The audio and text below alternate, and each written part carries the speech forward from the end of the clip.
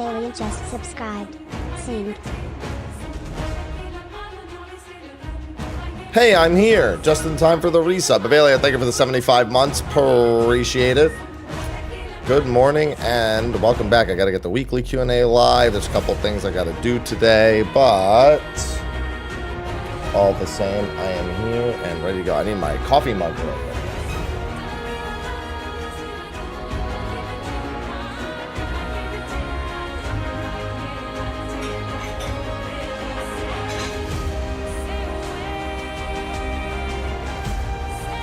All right, now I'm good. Oh, good morning. Time for another day of Throne and Liberty. Tomorrow I'll be doing re-clears in 14, so I'll have that on the docket. And then I kind of want to work on finishing 16 on Wednesday. I don't have any more days left. What's going on, Seabass? My hair keeps getting caught in my headset. Getting caught in like the battery. Gonna put the battery cap on. There we go. Much better.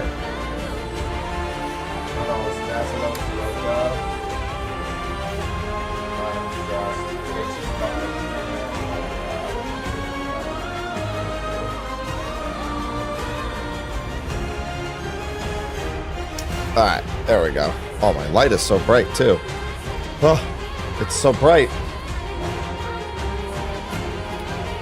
Hold on, let me turn that down. I did have to reconnect it, so it's probably why it's so bright. Why won't you let me adjust it? Interesting. It's like not letting me do it. Good morning, Aura. Why won't it let me adjust the light? Is it the firmware being screwed up? Let me adjust the light. It's too bright. I guess if I push the light back or like turn it against the wall or something, it's probably fine. Yeah, I think the program needs to be restarted.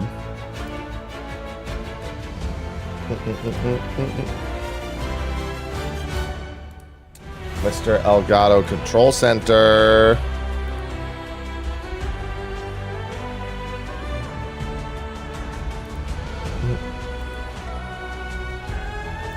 I want to change the intensity of the light on my face.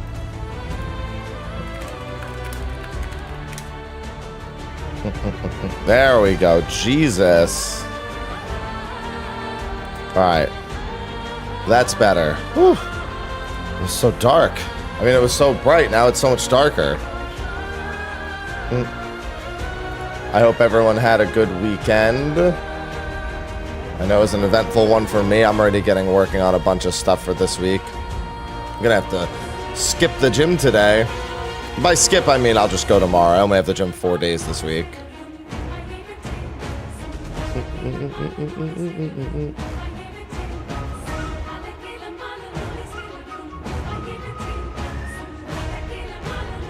Wait, what?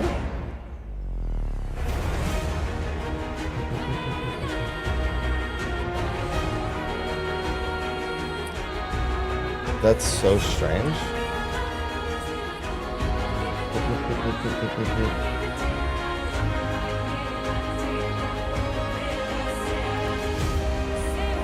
Okay. Yeah, I was just looking at something I was doing for one of my sponsorships, and it was like, wait, why is it not showcasing my thing correctly? I have to do that later today.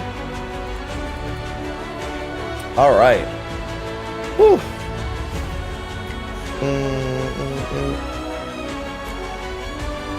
Hello, Robert. I think I'm good to play now. I got Stay of the Realm in a few hours.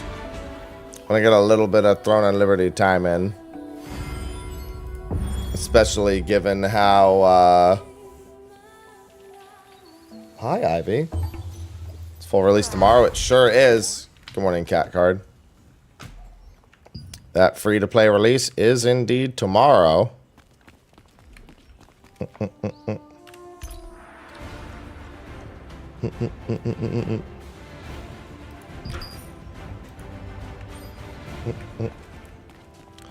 I hope everybody had a swell weekend. Alright, let's see. I needed to run a particular dungeon, but I'm going to do this first. Just to get it out of the way.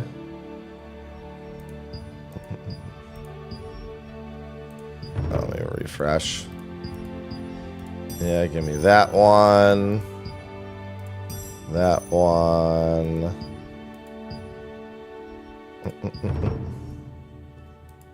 Oh god, please not 18 enemies, for the love of God. Alright, I'll just do that one too. Yes, Taylor Realm to go over all the goodies. Precisely.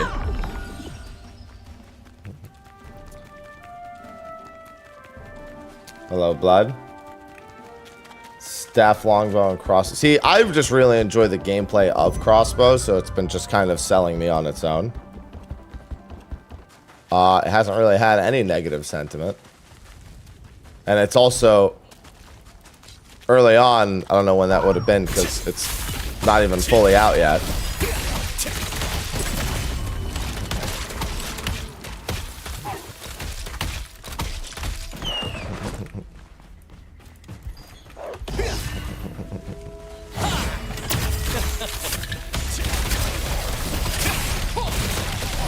There we go. Now that thing's dead. Most of the early sentiment was pretty good.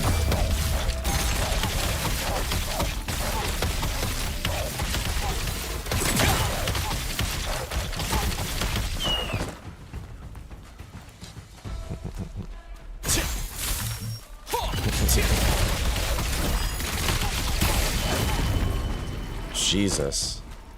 Yeah, this new weapon definitely making a pretty notable difference. Good morning, Deal. I've spent a lot of time in this woven plain.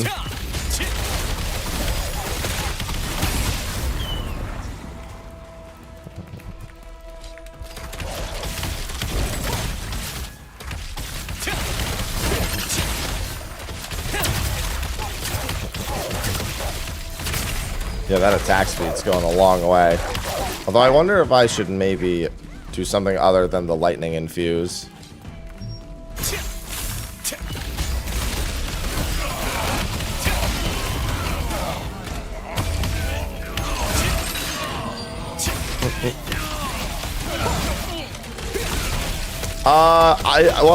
I think up to level like 5-ish, it seems like it's pretty quick to get the mastery levels. After that, it does seem like it takes a while if you want to like start over with another weapon type. I mean, it's just a matter of how many training dues it's going to take, because that's going to eat up days of time, you know? Which, to be fair, I say days of time, it's really more accurately, you'll just be spending your daily dues on that for a little bit of time.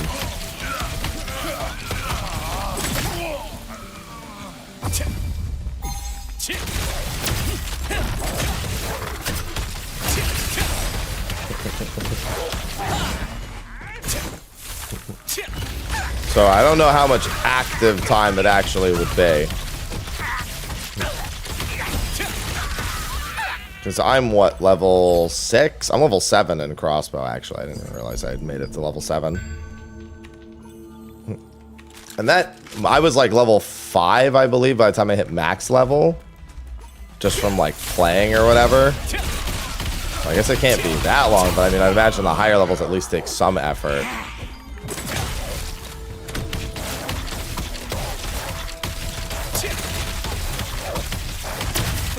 I mean, the game's been out in Korea for years, Blood Rain. But I don't know what the impressions would have been unless the person was someone who had already played it. In which case, they probably weren't negative about it. Whitelist, thanks for the 21 months. But that's one person isn't a lot of negativity. A lot of people have been asking me if I was going to play this for like literally since it was announced.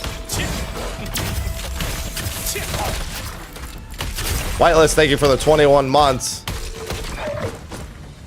I had a lot of people very frantically asking if I was going to play this. I was on the fence. I mean, even October is going to be so busy that I'm not going to have a whole lot of time for it regardless.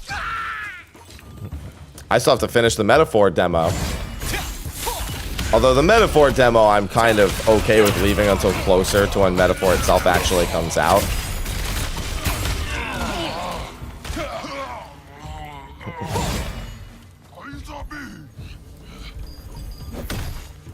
Oh, I'm literally nowhere close to it, sure. I don't live on the East Coast.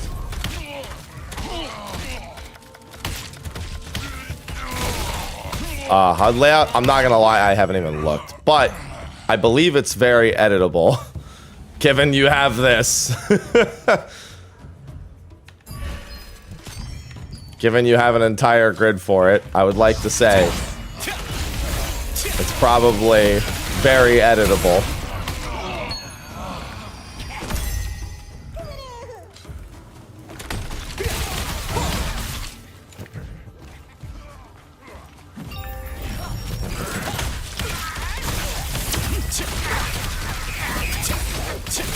I don't know if it's lucky. I've been in California for like 7 years now. I think luck stopped being a factor quite some time ago.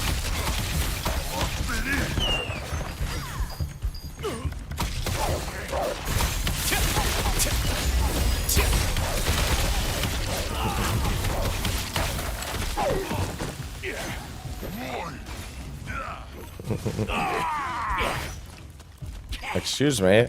I don't need a butcher.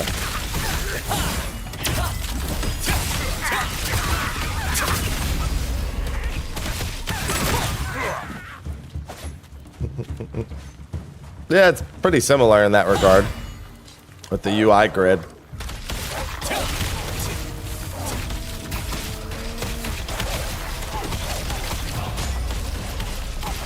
Start of the Abyss. A guild reward. Sweet. Get away from me. Ant nest raid start. Maybe I should go do that.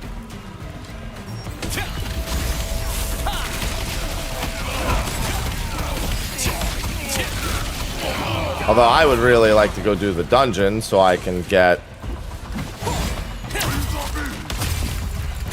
some more of the rewards that I need.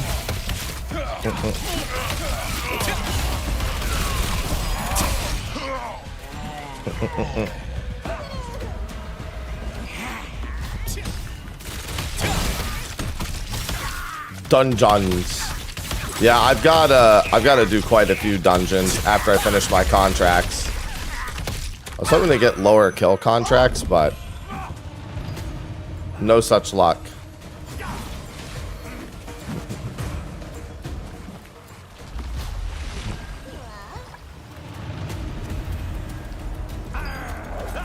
I gotta work with what I got.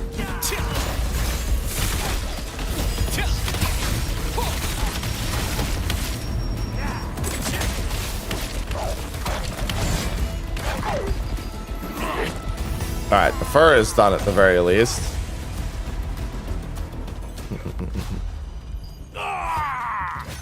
Leave me alone. What's going on, Mello?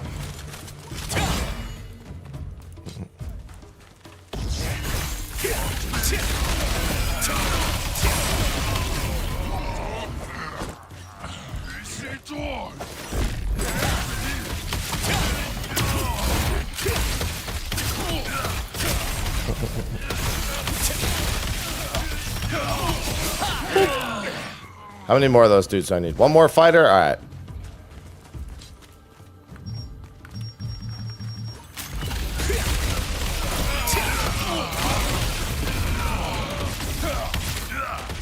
And then I need collectibles. Yeah, see all the training dues I'm getting from these all play an important role. It goes good. Hello, wee wee. Are there any collectibles back here? Most of the time, there's some collectibles in the back of the town, unless other people have been doing the same thing.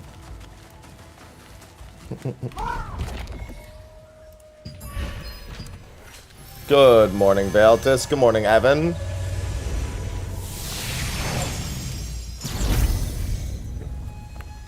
Yes, indeed.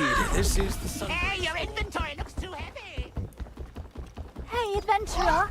Oh, wow! Hey, I'm an adventurer. Really skilled to come all the way out to such a dangerous place.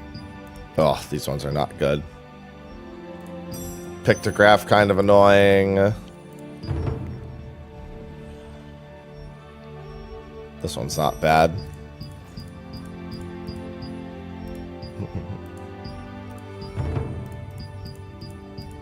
Yay, parent mail. Whenever I can get parent mail, I want to get parent mail. I need to drop that one contract that I have. That's for the... What's it called? Chase, stop sending me emails about being able to earn 200,000 points. I don't know any other business owners who need an account with you. No, no parrot. I take it back. There's no parrot mail. It's not a thing. It's not real.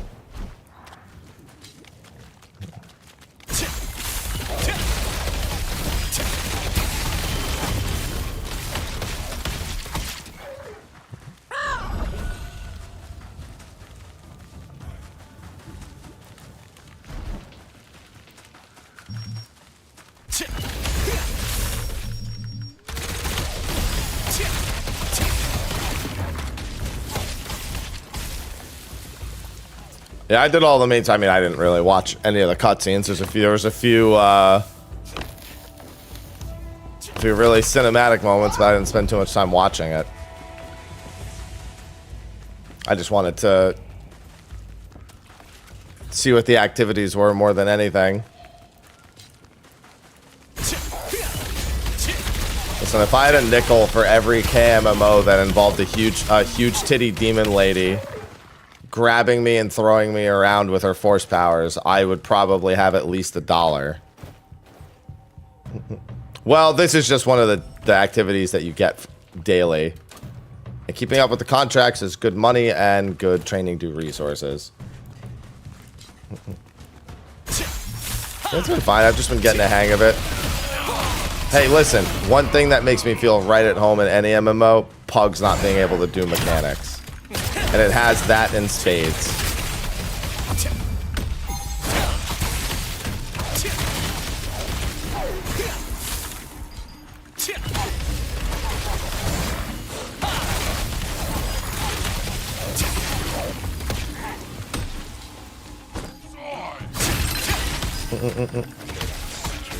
Kenrick, thank you for the 20 months. Where's the dollar makes you holla hot? What, for the solent? Yeah, for the money you make from the contract.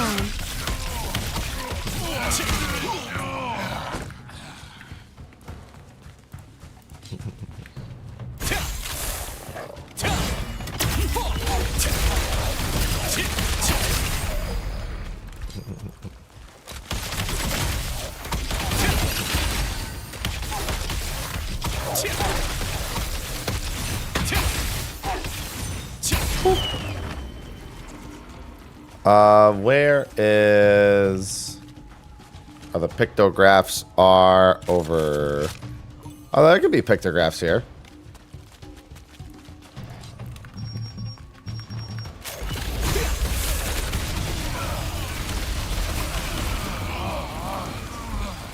Why, hello there.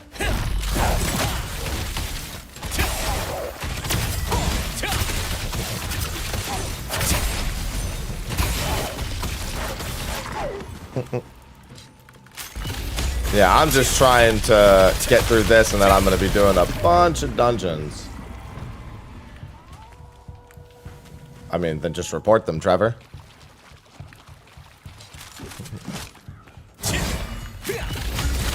Although, it's pretty rare nowadays, since most people would sooner use embeds than anything.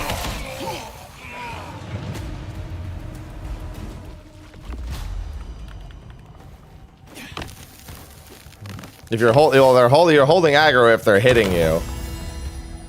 This is generally a good measure of it.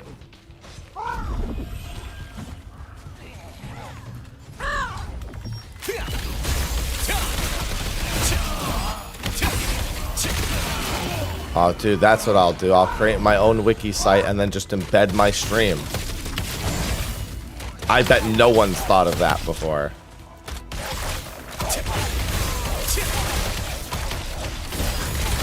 I'll be the first one to do it.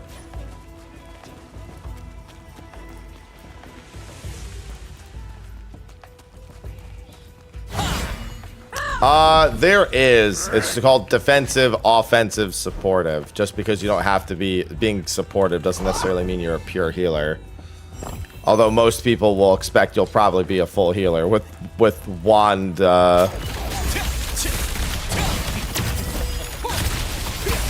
Wand longbow setup.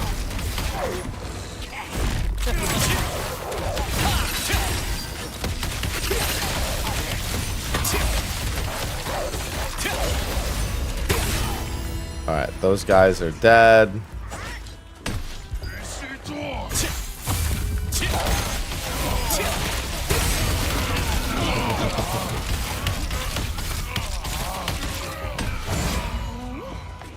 I need to go up that way. I should have never even come over here. Cuban, thanks for the 40 months. One crazy Cuban just subscribed. Hello, Cuban. Hey, chef.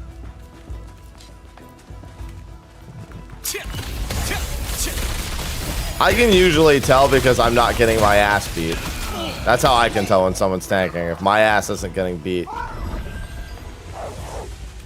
And I definitely prefer that outcome.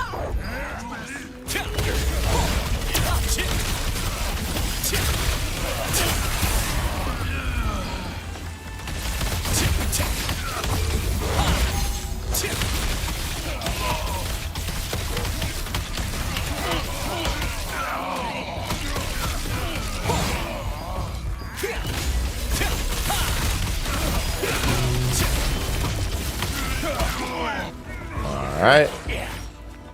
How many more of these fuckers do I need?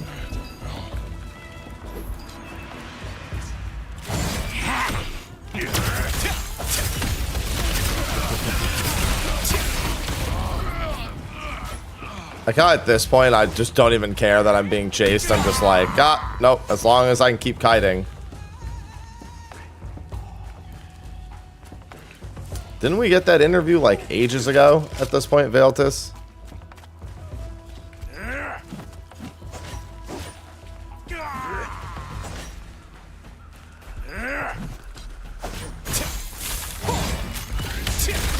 Oh yeah, I gotta keep an eye out for TGS interviews for videos today.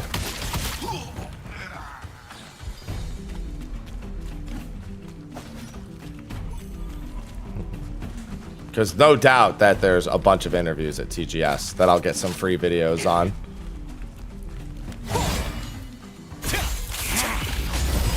Oh, I didn't mean to do that.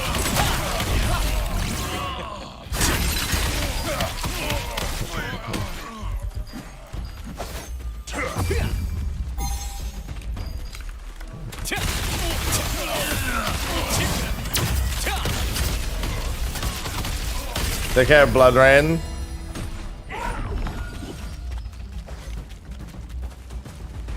Nap good. Nap always good.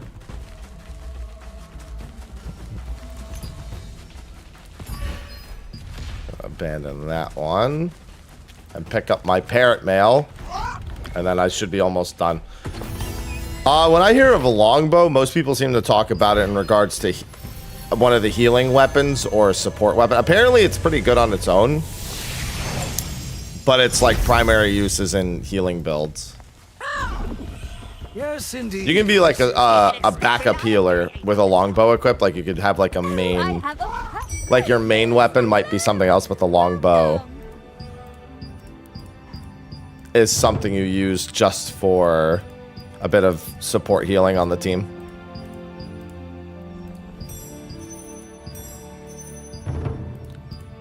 All right, and then parrot mail, and these are all my contracts. I'm all caught up. Donate into the game? What do you mean by donate into the game? I mean, I'm in a guild and I'm giving them some resources, if that's what you mean. I don't donate to any game, though.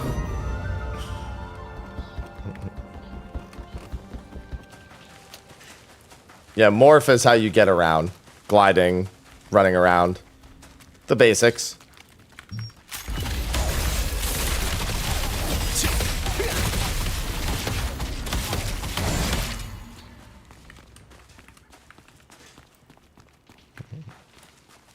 Oh, no.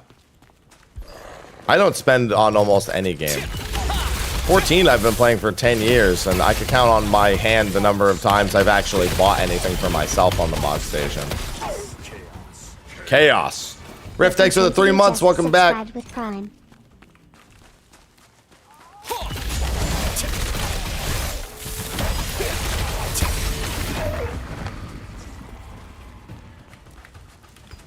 Donating is what Korean MMO players call pay to win. I think they got rid of all the pay to win stuff in the Western version. I don't really see anything that's egregious.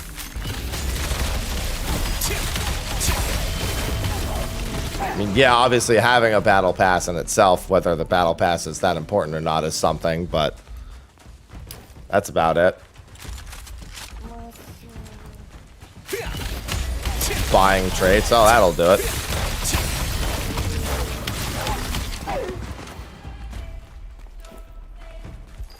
You can also farm the traits, as far as I know. And then trade the traits for real money as well. For the, well, not for real money, for the Lucent, which people buy with real money.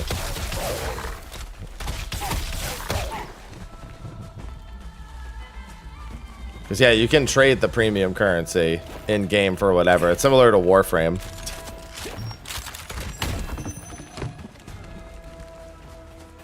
Where platinum is just a currency in the world. In this case, it's Lucent. So as long as somebody's buying it.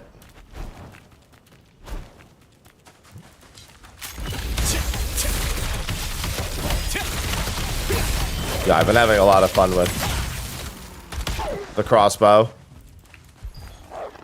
I can't put the crossbow down.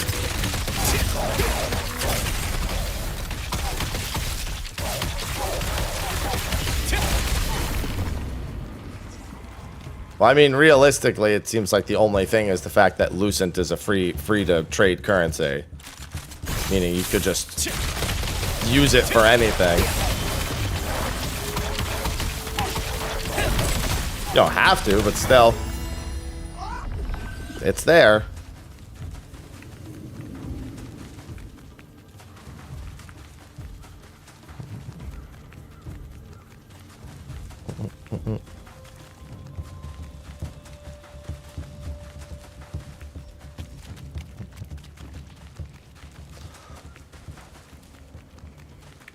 Sellout mode for the game. I can't choose what I sell out mode. The thing I'm going to sell out mode right now is going to benefit me. I'm never going to sell out for a game in sellout mode unless I'm in the middle of a sponsored thing. So I'm going to sell out for me because it's the last day of that Twitch gift sub campaign. Gift 5 subs. Twitch will gift anywhere from 1 to 50 subs. That's what I want. And then I match the 5 subs so we can gambit twice in a row anytime someone gives 5 subs. I want that. I'm not gonna try to make this game more money. I want to make me more money. Like I just did it for free. So you just ask questions about the game. Solid mode, exactly. Give me the 5 gift to see that. See what Cuban just did, and then Twitch gave me a bonus gifted sub. Now I gotta match him.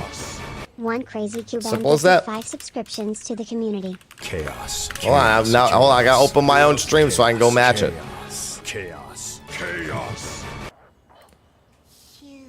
Match him. One crazy Cuban Simple as that. 5 subscriptions. Shut up, Happy.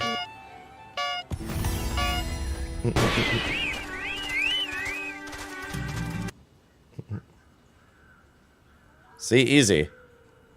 It's like infinite money. Look, and then I got 2 bonus gifted subs. See? We gotta win the gift sub gamba. Chaos. Chaos. Simple as that. That's what my sellout modes will be for. Happy 1227 gifted 5 subscriptions to the community. But it's the last day for the money glitch. it's the last day, then it's gone forever. All right, I gotta put some stuff away in storage. And I probably have to dissolve some stuff. Let's see. Do I have... I didn't mean to press C. Do I have anything that's transferable onto this?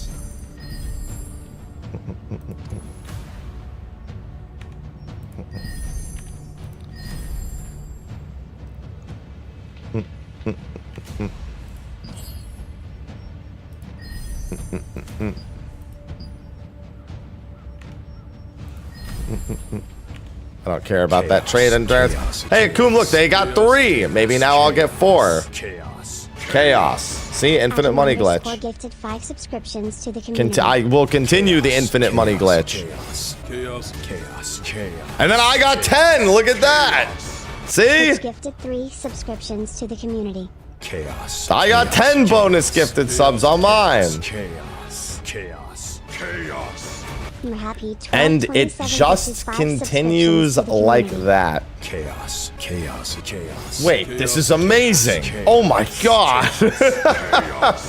Twitch gifted 10 subscriptions to the community. This is amazing.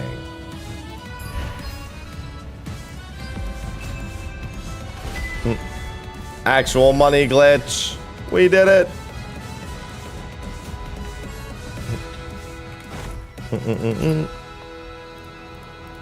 Hype train level 5. I told you. Yeah, big old scam train to boot.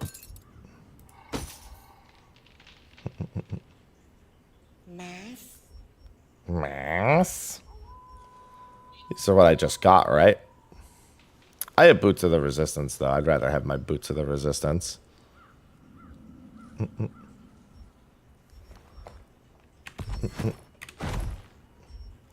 mean, it doesn't take very long to get max level.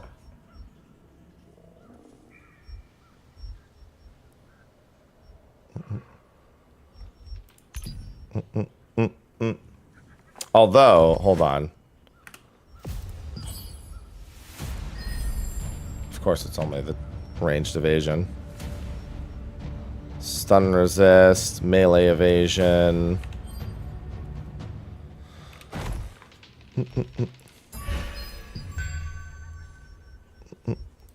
So yeah, scam train. That's my sellout for the day.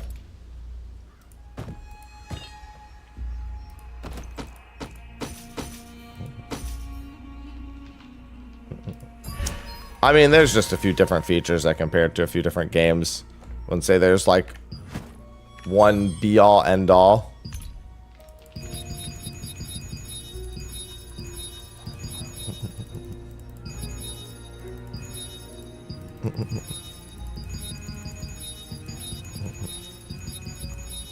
Jesus Christ, my level. What does this go up to? I just jumped up to like 38. Jesus Christ.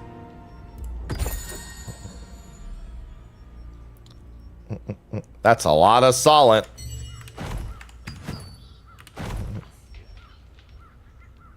Resistance contract count. Okay, I don't need to use the extra passes at the time. Those can stay. All right, I need to pull up that thing I was gonna do yesterday. Although I remember what it said, I probably should still pull out. Ooh, Gate of Infinity. Does this change tomorrow? It changes in 2 days.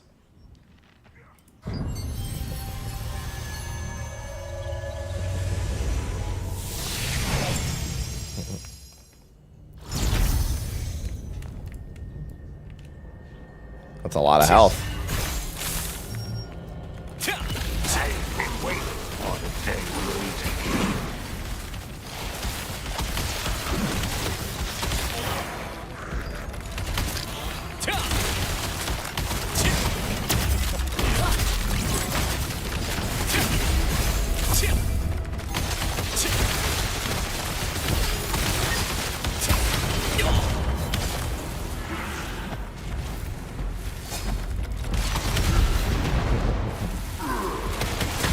I guess I just gotta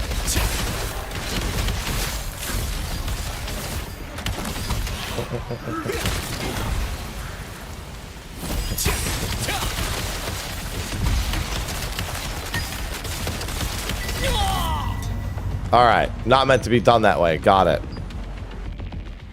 Probably meant to be done in a group. Thought it was good. I thought it was a solo activity. 171,000. That'd be a lot of health. That's more than most of the bosses have.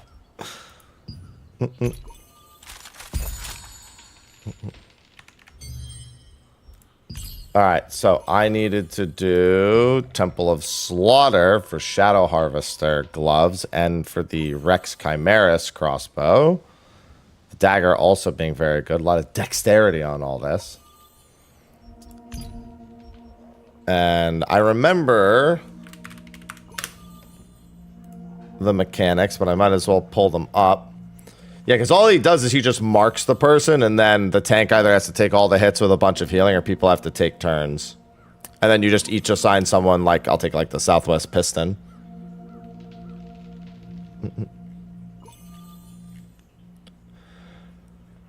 First mini-boss, you just have to cleanse off in the water, and then the second mini-boss is Fury Attack, Puddle, Fury Attack, or you just stun him when he says Suffer Endlessly.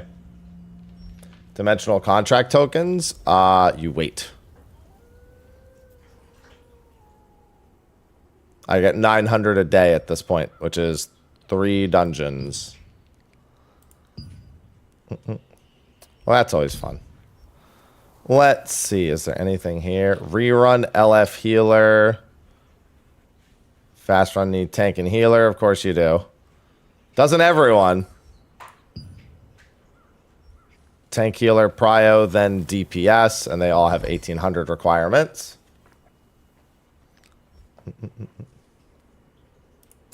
And I don't know how I would get to the 1800 requirement without doing that. Because I mean, I guess a lot of farming for crafting materials would do the trick. This body piece could still use a bunch of leveling up. That would get some power. Same with this.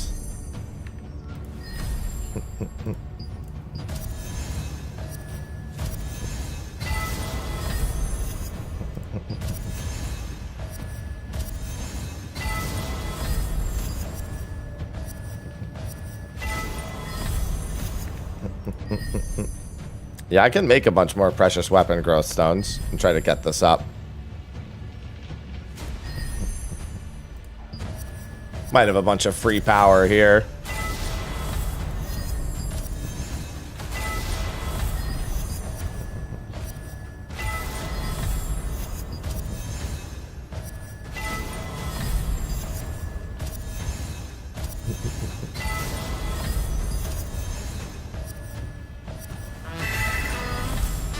Bam, bam. Hey, little, thanks for the 125 months.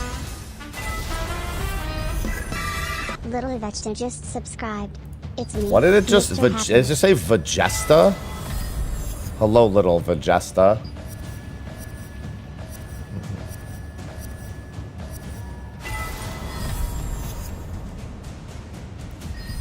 That's a lot of months. Goddamn right.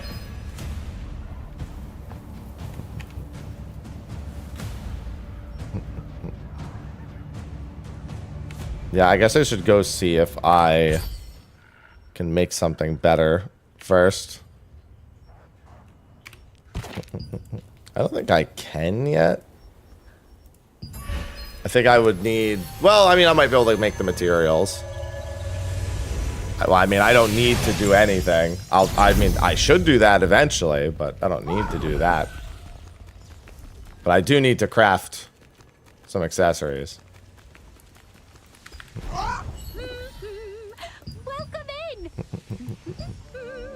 Alright. I was coming to look at my lithograph stuff, though. Precious parchment. Well, that's not a blue ring.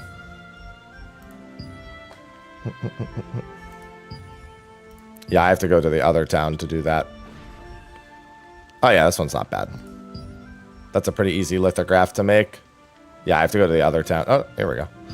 I just need enchanted ink, which I should still have my enchanted ink, I believe, for the contracts, and emerald, which I can't make my emerald yet. I only have 2 quality emerald. I could have sworn I had way more emerald. Oh, you know what? I might have put it away in storage.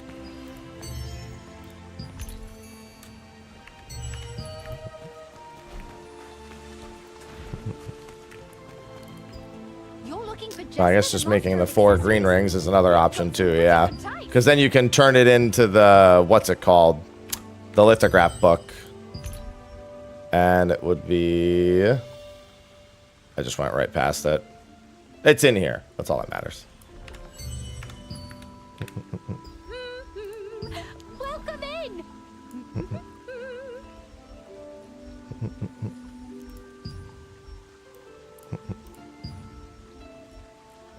Yeah, I just need to make all of these, which means I just need gold.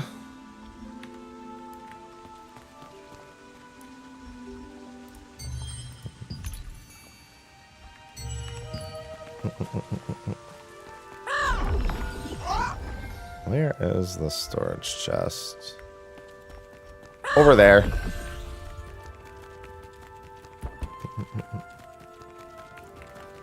Safe from the hurricane, still no power. Well, as long as you're safe. It's so weird being on the West Coast because you kind of just forget there's hurricanes. You forget there's rain half the time. I might have to actually go get gold since I don't have any. The war's about to begin. Let's see. You don't happen to have any. No, but you do have leaves, and I actually need leaves. If you need any materials for battle, go take... Are you here to buy items for your guild members? Well, no, but I was looking. Are you sure you're not missing any equipment?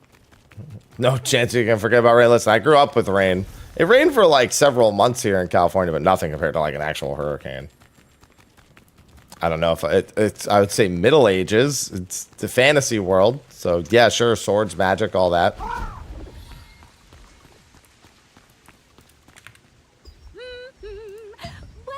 in. Oh, that's probably what I should do. Just dissolve this into, yep. Probably don't need to do all 11 of them. I only need 20.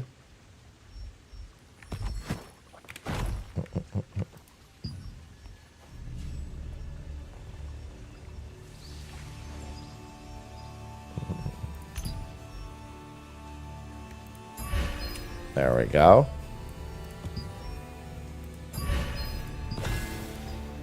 You're looking for And let me Jesper the just Master of double Accessories? check this.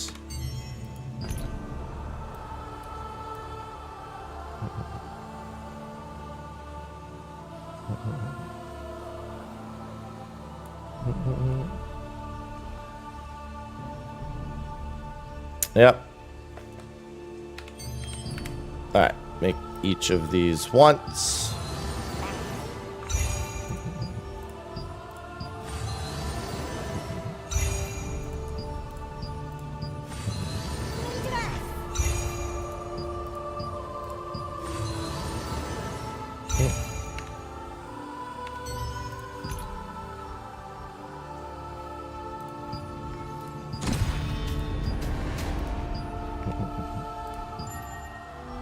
Then I just need the Imperial ring for the other one.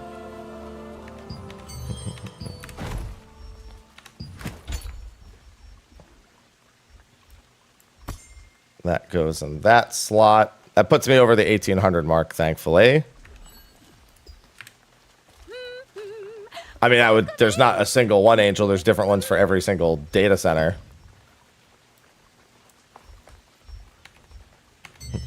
Probably not a bad idea to consider all the lithograph book options for all the resistance pieces.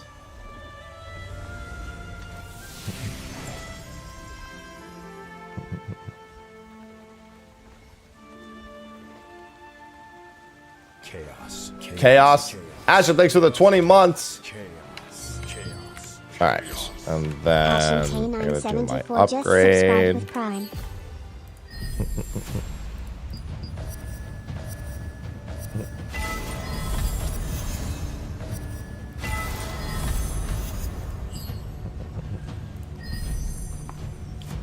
All right, just making sure.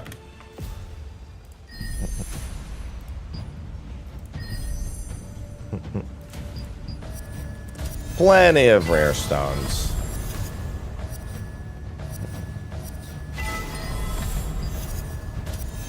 Do you have Give enough me materials? all the attack speed.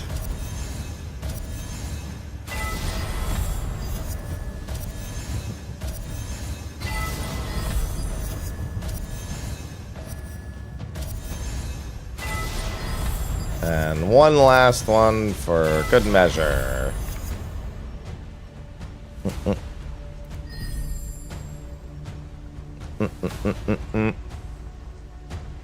Bam, bam, bam, bam, bam, bam, bam.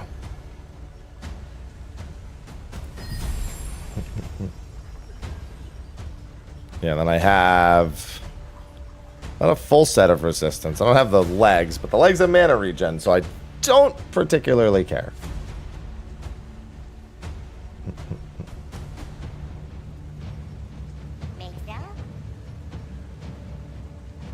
Yeah, I mean, there's nothing I can do about that. I don't have a whole lot of max health in a lot of places yet. So take your time looking around. Although I did actually want to swap my points over once I had some bonus dexterity. Oh, actually, I have enough now with the strength that I have.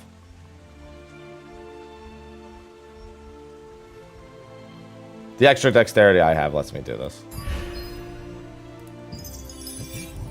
I was hoping to do 30 strength at some point.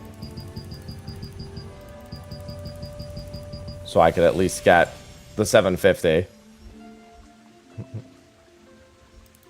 Wait, can I actually get to 40? Okay, yeah, I can.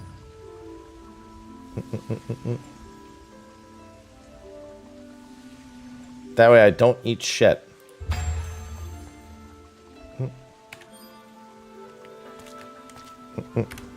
That's what I was hoping to do. Go to that one point into perception, probably. Good morning, Tequila. It goes well. I can't complain. How do you do?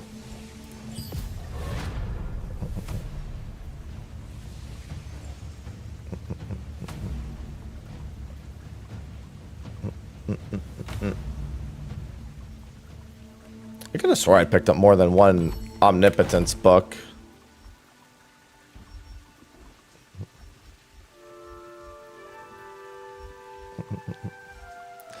Tequila. Oh, I also got this. I didn't even know I got this. Probably get the... What are the legs? Because I already have the weapon.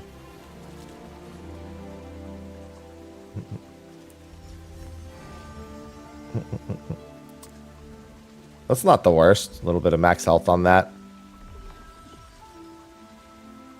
The leaf collar has health and mana regen.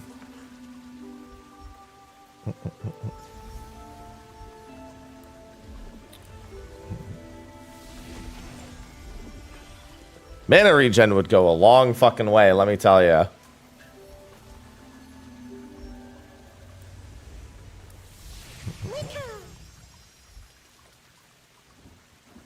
Or just the max mana, I guess, technically helps as well.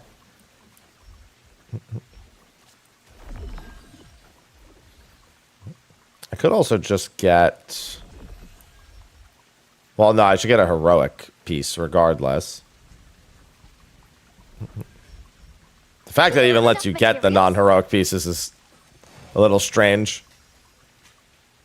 Yeah, the heroic boots just have melee evasion on top of them as well.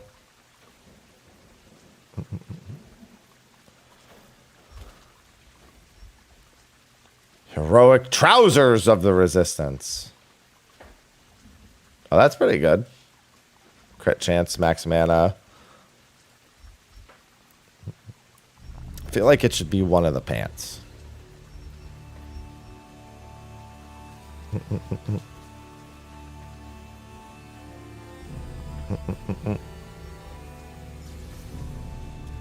Because the gloves of the resistance are pretty good. I already have the heroic tunic of the resistance.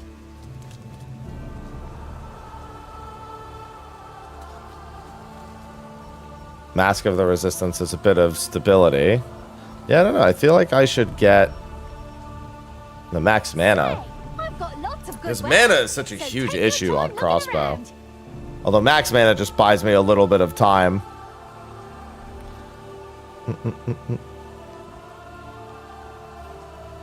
Oh, max health on the other hand. Yeah, I think I'd rather have max health because I can always just keep life tapping. And sometimes mechanics mean I can't even spend my MP.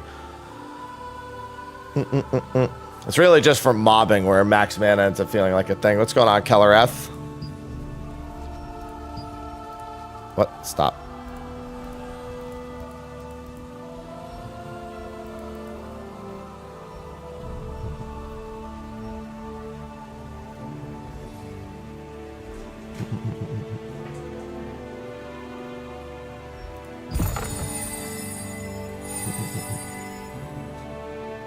Go ahead, take your Oh, time. I see. And then these. Okay, I misunderstood what it was even going to do. That's fine. It was just showing me the rewards that can come from the contracts themselves.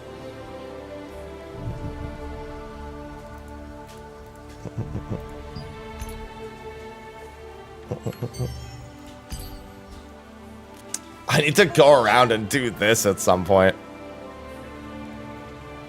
Oh, can I? I didn't even see these items that were at the bottom, the contract items. I haven't played controller at all, Maddie. Well, it would have been nice to get those ones instead. However, You're looking for Jesper? I do see something of interest to me. The war will begin soon.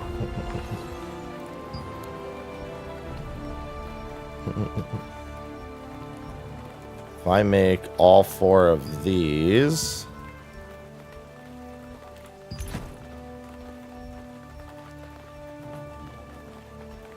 Alright, they make the ones I already have, so never mind. Well, at least one of each of those does. Alright, I guess there's not much a point then. Attendant, Incarnation. Yeah, because Pants of the Resistance is just... Alright, yeah, I'm fine the way that is. 1848.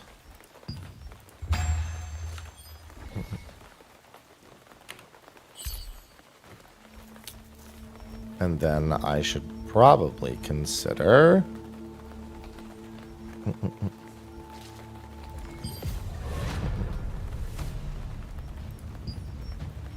doing some more upgrades here. Probably not with the Precious Book. Yeah, I haven't messed around with it, so I can't say much of anything at all for playing with control. I never really consider playing with controller very often. It's not much of an interest wheelhouse to me.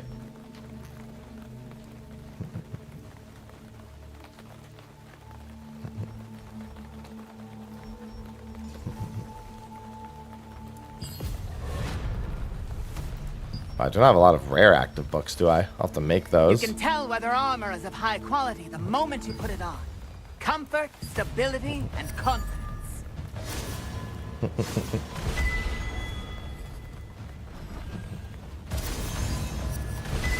Hey, no problem, Mo. I got plenty more where that came from.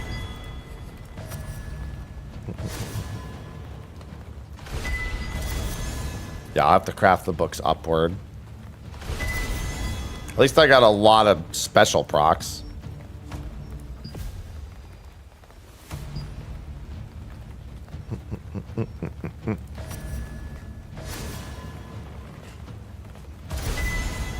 Oh, sorry, I missed a call from Spam. One of my favorite callers.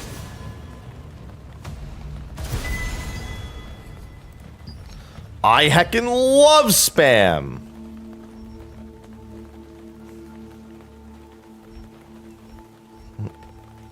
I'll take out and use the materials you've put in storage. They call me and I'm like, yes.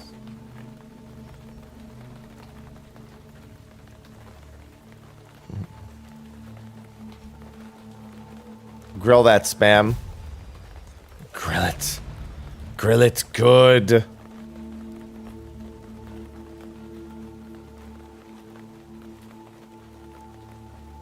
Oh, why am I not using Destructive Fang? In PvE, I should definitely be using Destructive Fang. Let me upgrade this.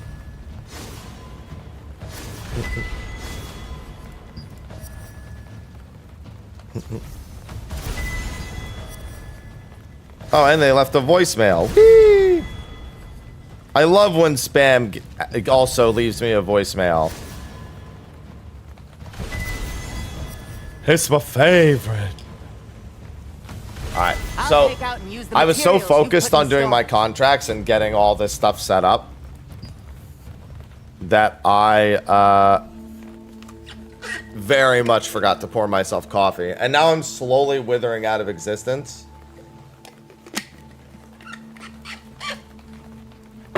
So now I'm good. I'm no longer withering out of existence.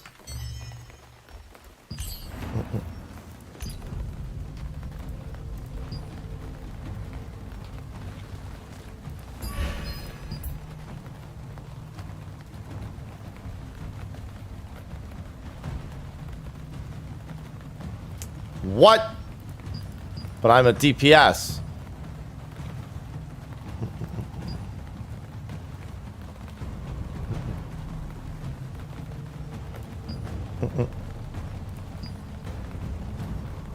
There's only one Temple of Slaughter. You can tell whether armor is of high quality the moment you put it on. Well, also stability, the color of it and the name of it, sir. You don't even have to put it on. You can just wait and just like kind of read a little bit, you know? Reading's pretty good. Reading's pretty cool.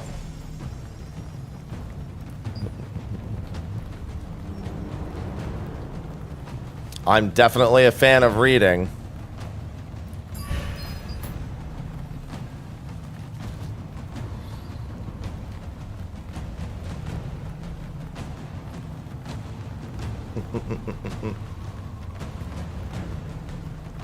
One DPS at boss.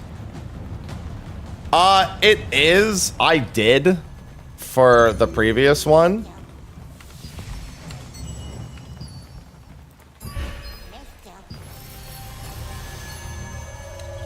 You can tell whether armor is of high quality the moment you put it on.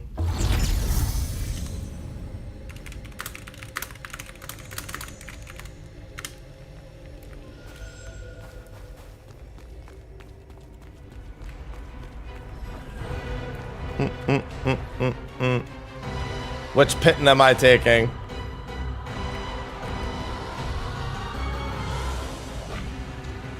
I'm colorblind. Alright. This is my pitten.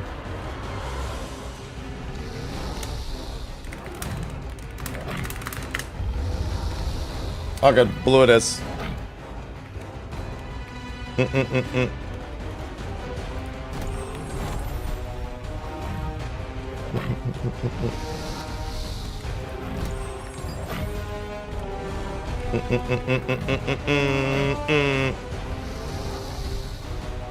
I found a pug that's at the boss.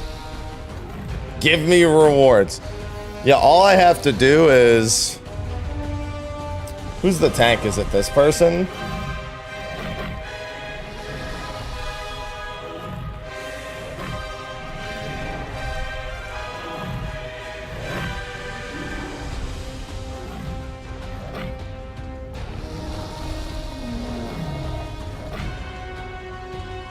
What the hell is this guy talking about?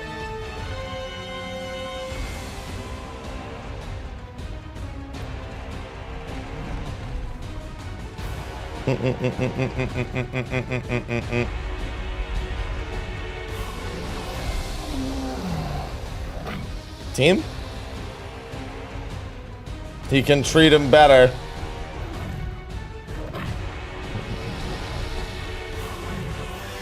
You can apparently parry the floor.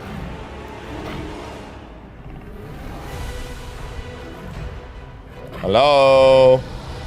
This game TBA's total trash.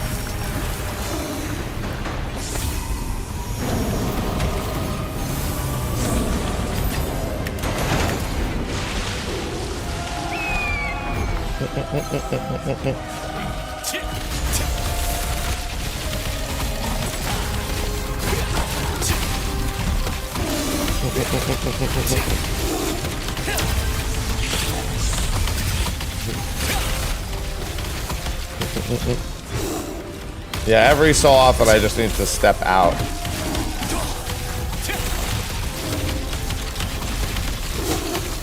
Right, I totally forgot he actually has that tail attack.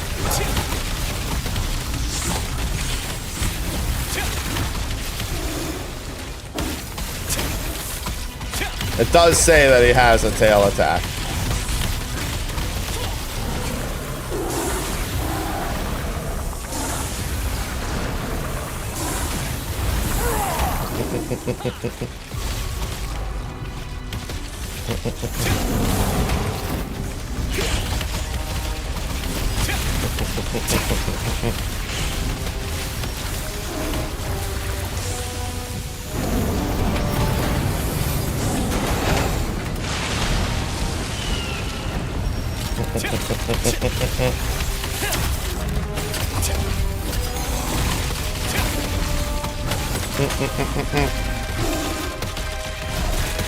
I think we're largely okay.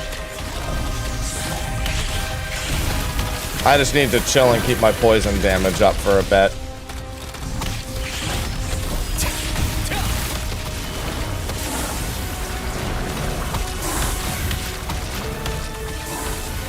Ooh, they were too close.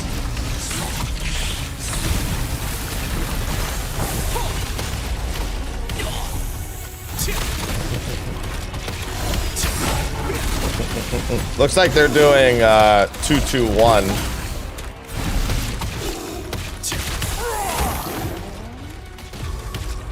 Why are you guys trying to soak? What do you mean? That's the mechanic. Alright, yeah, we might as well just die.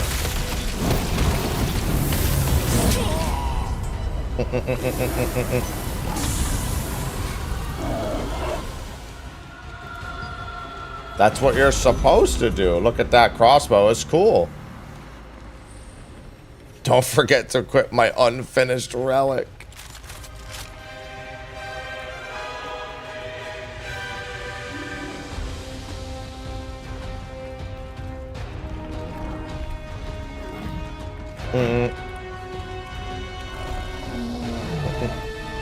Reacting too fast to get in.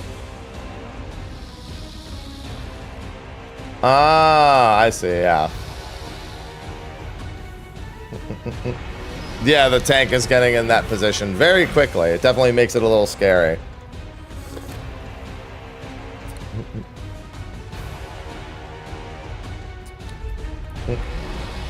We'll be alright. Just don't listen. I joined a random group that was on the last boss. We should be good now.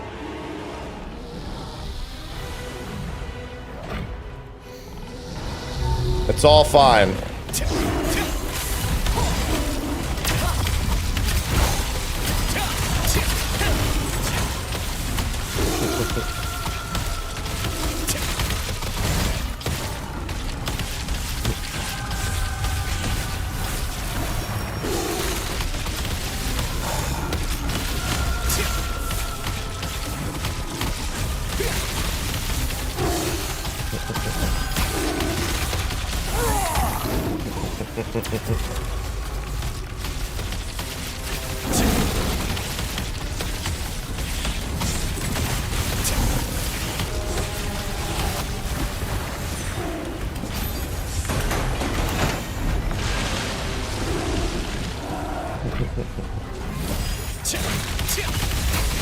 Yeah, I don't really like parrying the ground very much, so.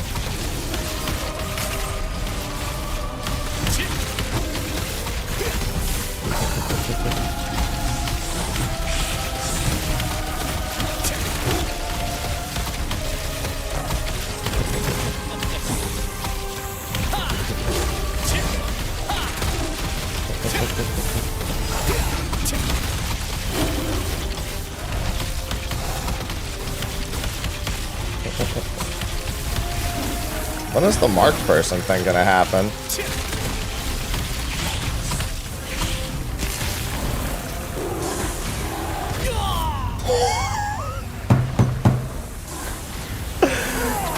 both missed me. They were both there, but they both missed.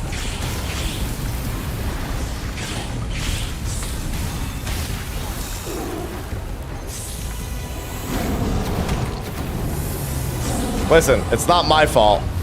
I was murdered, okay? I was murdered. Yeah, literally the only mechanic this boss really has is to block that fireball. It's one mechanic.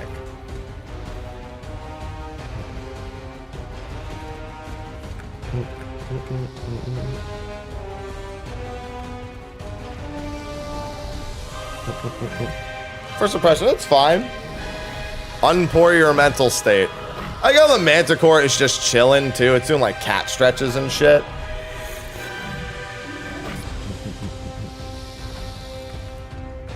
I like how I just got fucking stomped.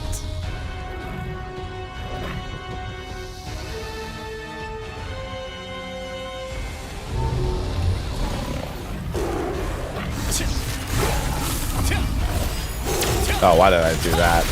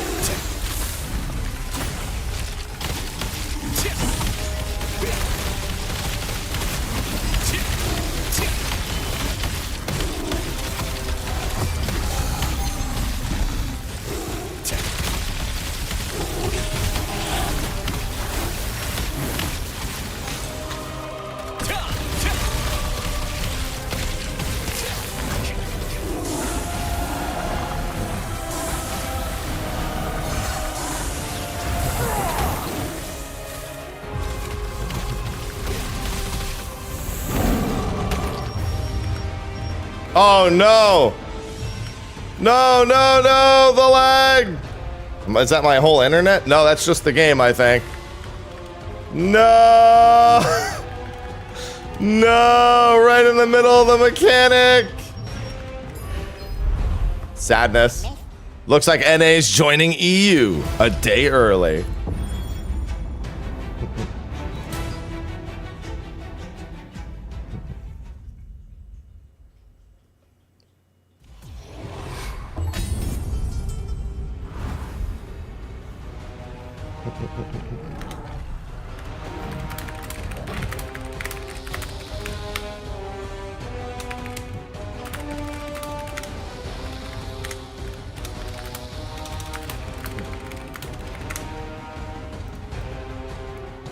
For no reason. Just a random DC. Yeah, they wiped.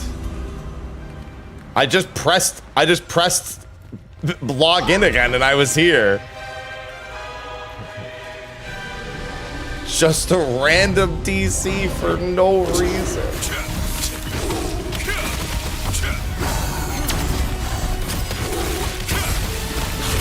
Of course, I do the I just sit there and eat the mechanic like I'm supposed to.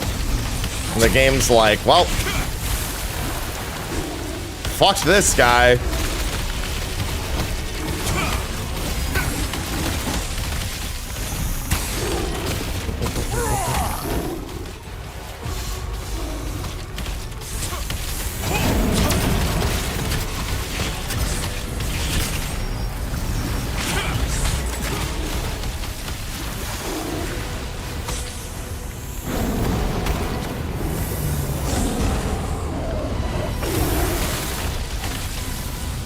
Apparently everyone else is saying they're buggy and lag. Yeah, I couldn't do the mechanic. It never popped up.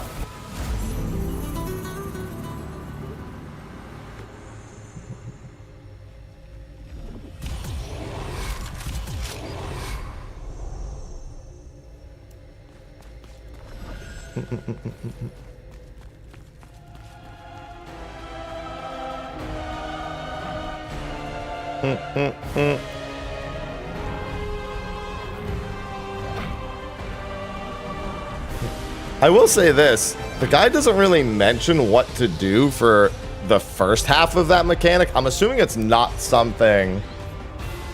The second pitten was an illusion, apparently. Yeah, my pitten also wasn't active.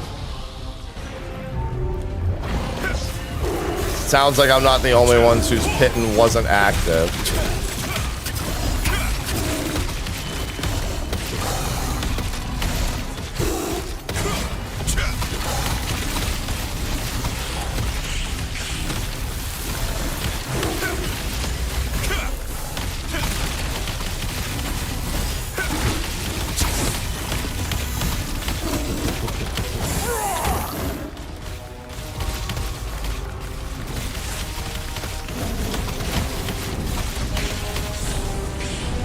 I don't even understand why these are here.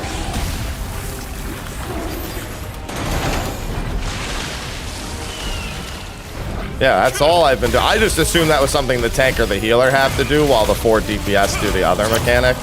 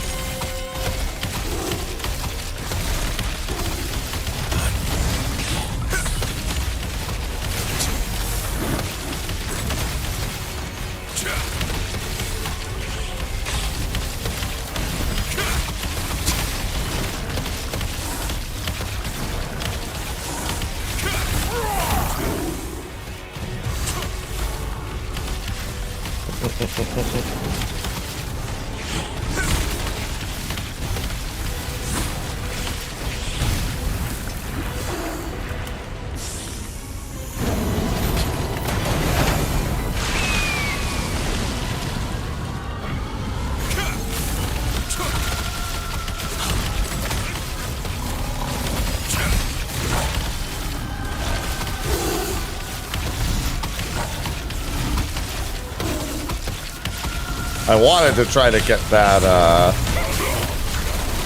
that thing.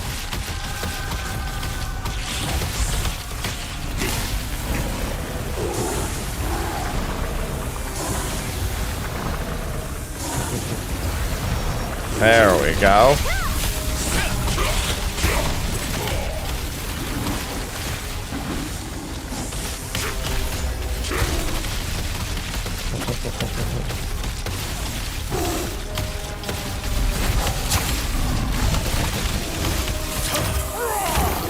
Because my MP is getting cooked.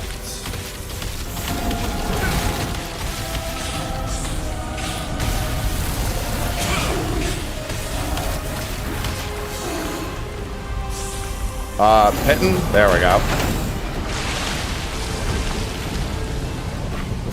I was definitely afraid the pitten wasn't gonna work there.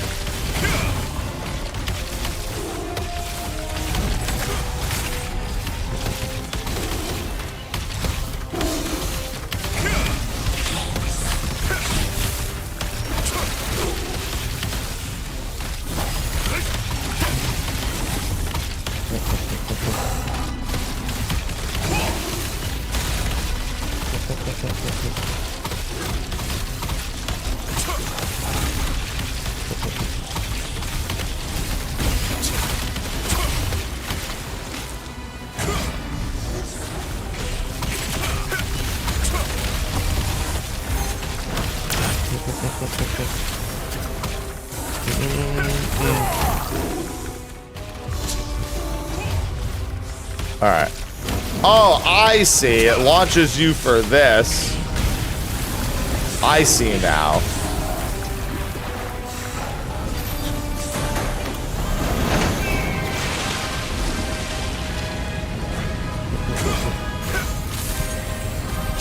Yeah, I see what it's doing to it now. I saw the other person use it, so I finally got to see what it did. Dude, my MP is just sunk.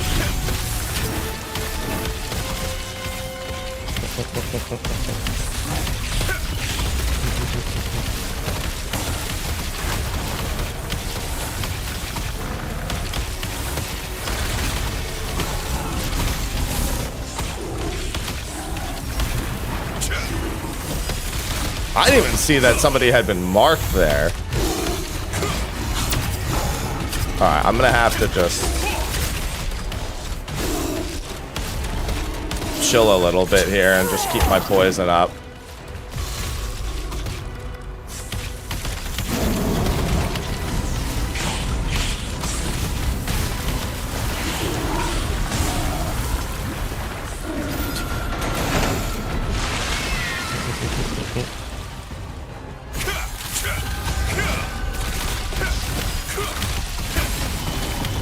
Why did they just type C? I'm gonna assume it was just them panic typing something.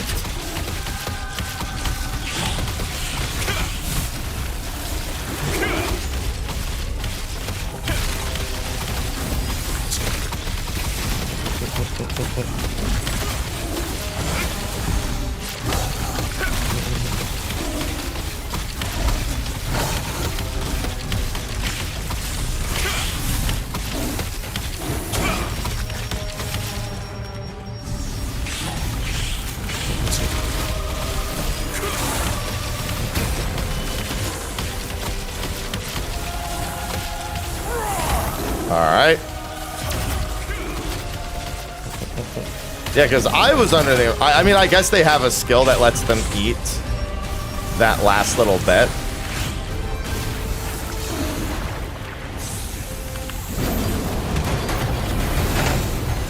Cool. That was weird. Alright. That should be it. Now to do it for however many times. This wipe brought to you by the letter C. There we go. Yeah, the double support run was certainly interesting. I got the daggers.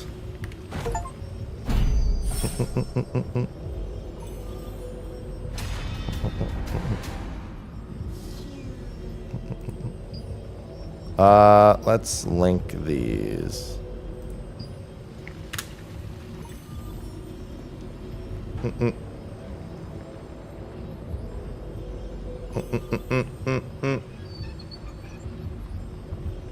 Precious parchment, beast fang, tokens. I got the dagger. It has a sort of one.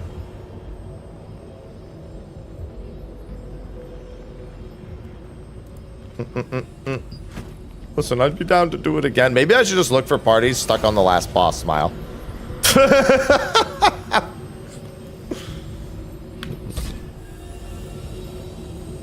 I am on Codex.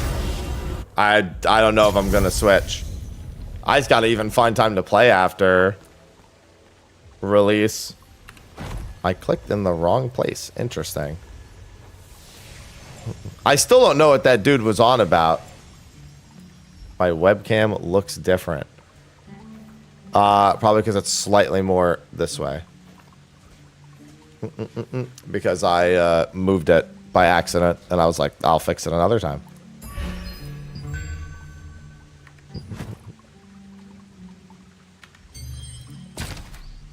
For your troubles.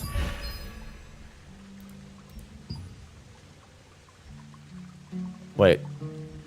Oh, is that still the same mail? Oh, no, I just already accepted it. All right.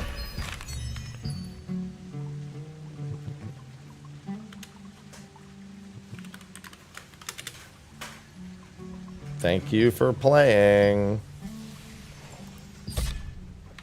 Doesn't look as clear today. Well, it is. I don't know what else says. Like, well, it is.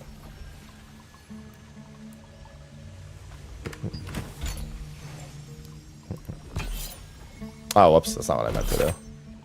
Boop.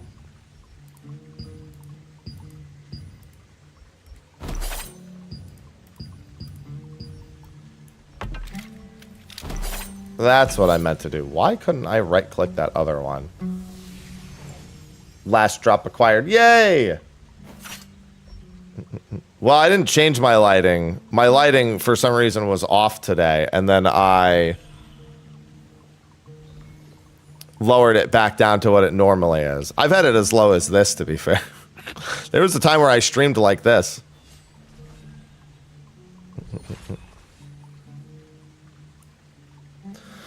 Use your special eyes. Wildling bonus damage.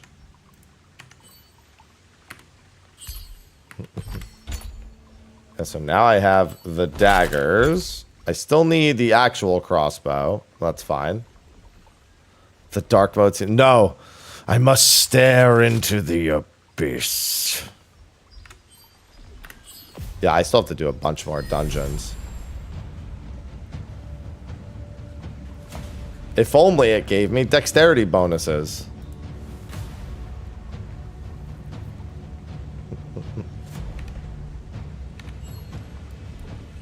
Oh, hey, that's the guy I was just on the party with.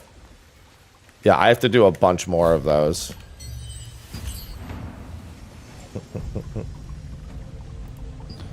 Wouldn't mind doing it from the beginning, but still. 1900. I'm so close to that, too. I mean, I could probably get to 1900.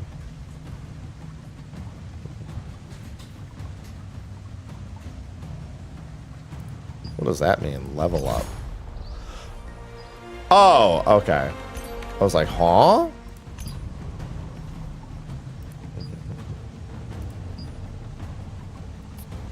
Yeah, I pretty much exclusively need Temple of Slaughter.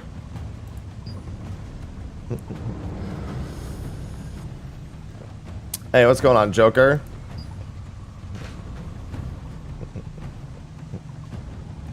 I mean, that boss literally just has one mechanic. Most of the bosses seem to just have one major mechanic and then just general, like, attentive stuff. Like, don't stand in the poison puddles. Like, the fireball blocking and the pit and pulling is all there was for that boss. Neither of those are terribly difficult. That doesn't mean people don't make it difficult. Does jumping in the air even do? If you're asking why I was jumping in the air to pull that pitten, it was to drop water on the Manticore's head. I don't rate games out of 10. It's so arbitrary. It's been a fun little thing to just pop into and check out. Well, at least nothing like that for the basic dungeons. It's just that if you screw them up, people will die, and if you die in a boss, well, you're not coming back.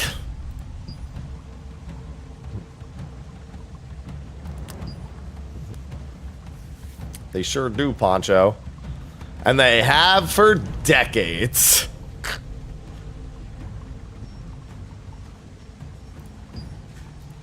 I just realized something.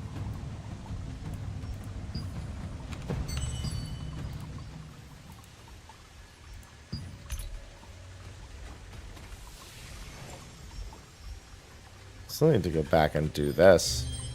Because that's not one of these, I just realized. Ah! Alright, I gotta get up to 1900 so I stop getting gear locked.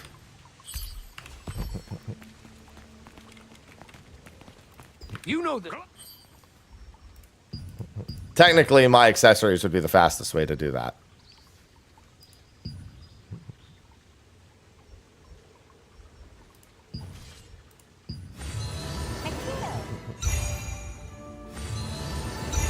But I have weapons. How's the gearing system? The trait seems to be the big thing that takes a lot of time. because you can take traits off of things and then sell them, and then you can place them on other things, so you can mix and match the traits. The actual earning of the equipment and the upgrading of the equipment is pretty whatever. Like, the RNG chance is just how many materials it'll take to upgrade. There's no like, oh, you're gonna fail your upgrade or lose levels or anything like that. It's just like, oh, you either get a little bit of progress or a lot of progress. So it's really the trait mix and match. That's the big thing. And you can either go out and grind for your own traits, or you can buy traits from other people. What, ahead of the DLC next year, Valtis?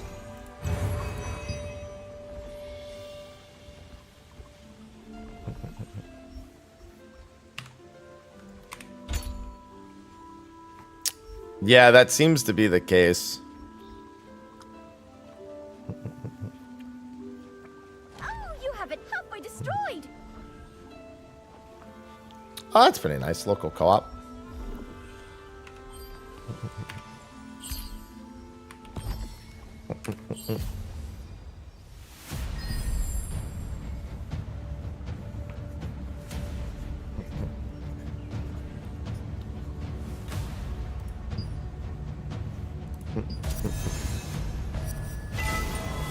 Get that special proc.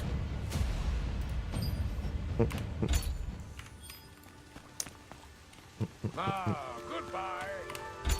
Alright, so let's see. I wanted to look at my lithograph book.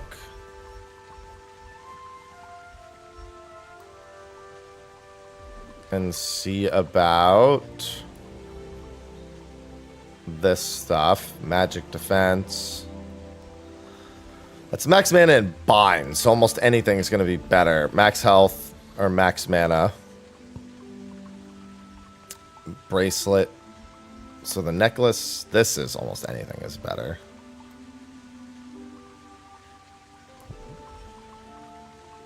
These are heroic pieces, so that's going to be quite the endeavor. So this stuff we won't really look towards for now.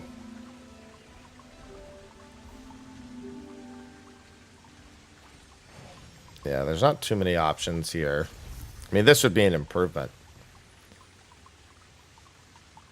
It's all melee endurance.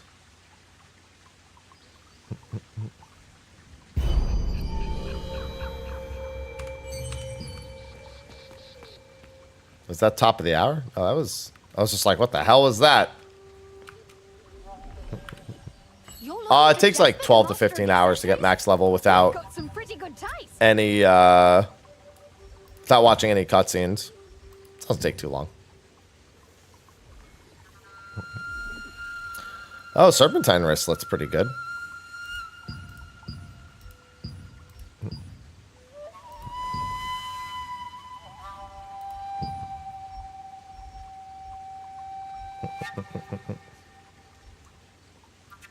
They do be chain healing. You can't blame them. They do be chain healing. These you can also get as drops. So, like, serpentine wristlet would be from a specific spot.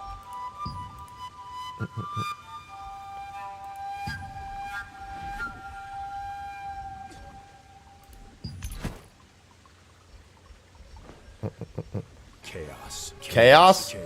Tuck, thanks for the 57 months. Chaos. Chaos. Tacky Neander 13 just subscribed with Prime. Or are you more interested How in do me you... than the accessories? I guess the real question is, this is a blank lithograph. How do I put the lithograph to make that item on this? That's something that wasn't really explained.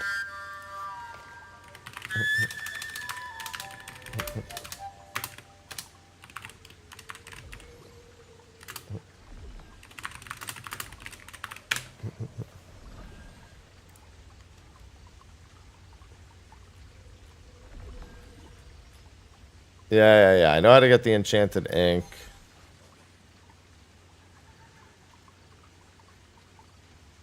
Hi, Alice.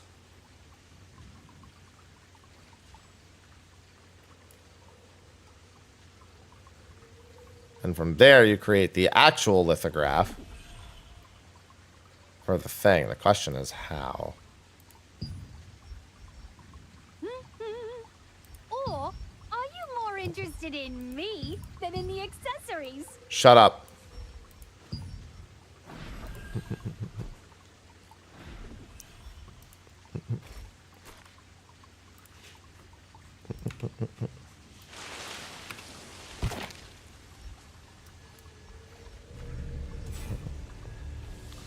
Sundry, skill researcher.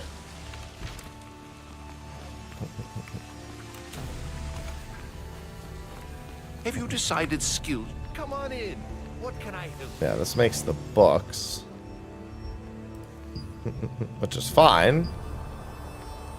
But I want to know.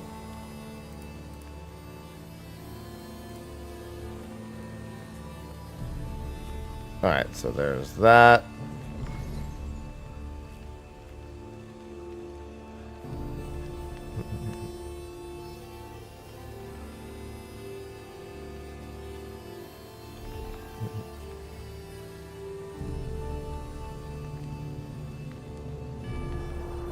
So they need to be infused afterwards.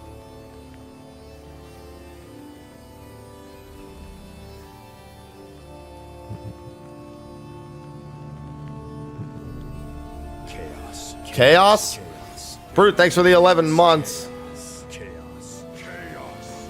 Brute_hollow just Oh, I have no subscribed idea about to that, Kitchero. That would be funny. Serious about skills than me. Spencer. What an odd twist of fate. Yet don't forget, today is also the last day for the Gift 5 sub gacha on Twitch. If you gift 5 subs, Twitch can gift anywhere from 1 to 50 subs. I matched somebody's gifted subs earlier and got a 10 roll. I think we had 20 gifted subs earlier, and Twitch matched what? I think it was 16 of them. Yeah, there was a 1, 2, a 3, and a 10. So out of 20 gifted subs, I got 16. So I got 36 gifted subs out of 20 gifted subs. And every time somebody gives 5 or more, I'm also doing it. See, like Void just did. Void got 1 bonus sub. Chaos. Voidden gifted 5 subscriptions to the community. Yeah, it's the last day for that. And then I go ahead and match it because we like to gamble. And I only got 1, 2. That's fine. They can't all be winners, but we're here. But I'm here for the gacha. Chaos. Chaos. Chaos. Chaos war's about to begin. What was I about to check? You? Of course. Happy 1227 gifted 5 subscriptions to the community. Chaos. Chaos? Chaos. Chaos? Chaos. Chaos. Chaos? Chaos. No SSR pull. Yeah, we haven't had an SSR pull. We got an SR pull. I got 25 one time. That's an SR pull, as far as I'm concerned.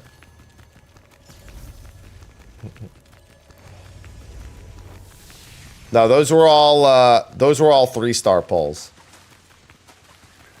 We need the 5 and 6-star pulls. You're looking for Jesper, the master of accessories? You've got some pretty good taste. Thank you. Wait, did I not just buy? Maybe I didn't actually click purchase. Oh, I see. How close are we to hitting pity? No, dude, this is fate. There is no pity. You've got some pretty good taste.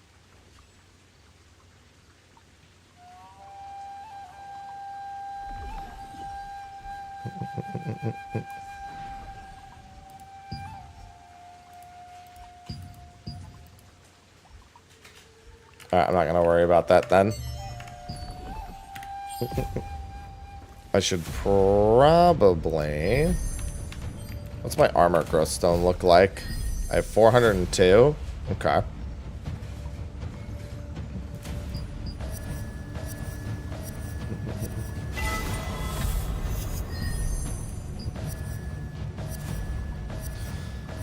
The fate and nightmare. Someone out there is feeling PTSD hearing about. They're like, no, these are fate rolls. They're like, stop it. He doesn't know the pain he inflicts.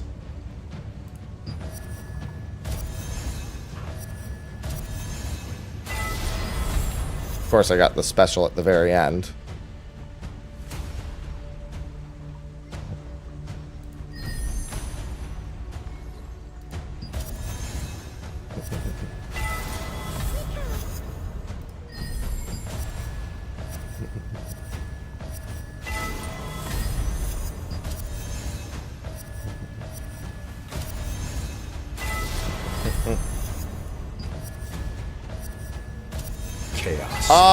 No, because it's not. Oh, God. Brute, thank you for the 5 gifted subs.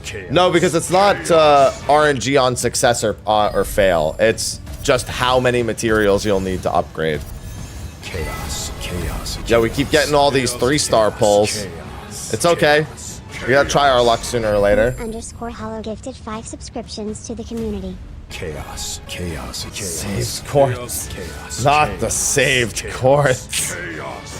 Happy 1227 gifted 5 subscriptions to the community. Chaos? Come on, thanks for the biddies. No longer free to play Twitch account, yeah. What a damn shame. Oh, the dexterity does go up. Sweet.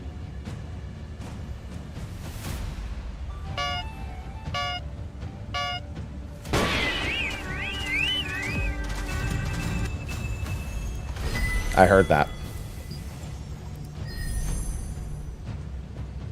Oh, the dexterity will go up again. Actually, that puts me at a new tier of dexterity. There's no point in upgrading that further.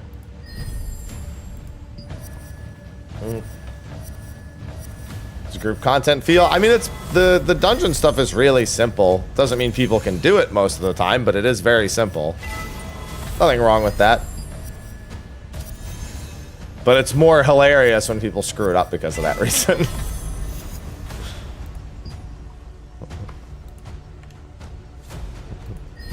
It's even funnier.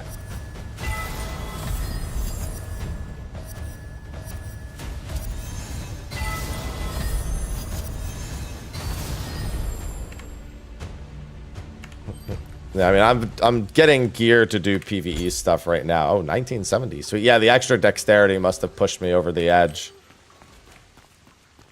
Have you decided skills you will use on the battlefield? If you don't prepare in advance... Sir, I just want this book. I appreciate it, Brute. Anytime. Hey, the gift subs aren't required. I'm just trying to take advantage of the Twitch campaign at the moment. Guess you have pretty high standards when it comes to weapons.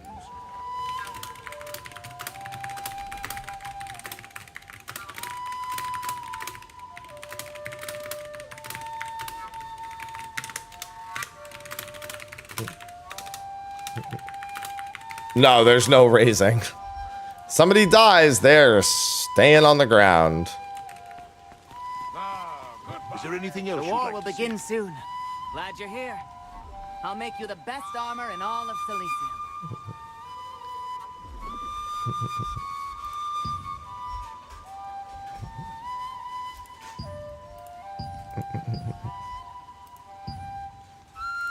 Alright, let me craft a handful of these.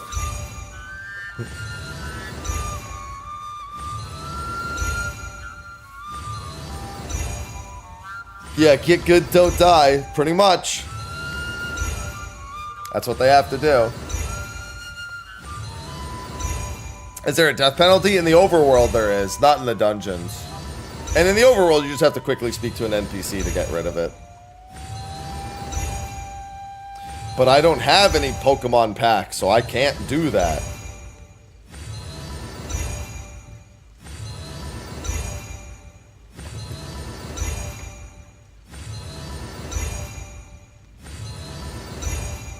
Can I, sure can. As great as that was, I was like, you know, there's an escape option on the top right.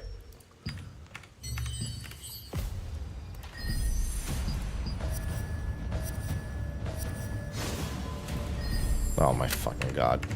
Of course, I got 3 common rolls. Turner's armor. You're not a typical adventurer, are you? No.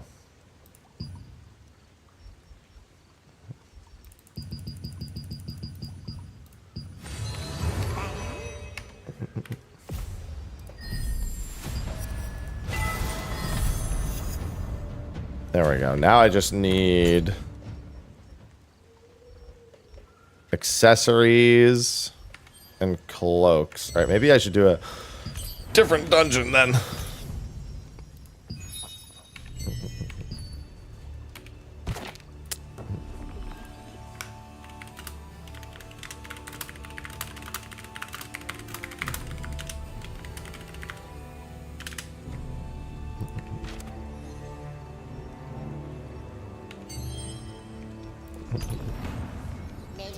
Let me look at the loot table. Abyssal. Damn, that's actually insane. Abyssal Grace Band.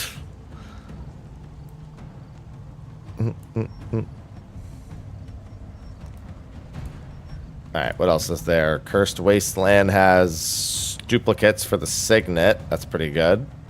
You can tell whether Oh, that's also really good. the moment you put it on. Eldritch Comfort, Ice Band. stability, and confidence. I've been having a fun time with TNL. Oh my god, I want that. I want the Serpentine Wristlet. I was looking at that earlier, and I already knew I wanted it.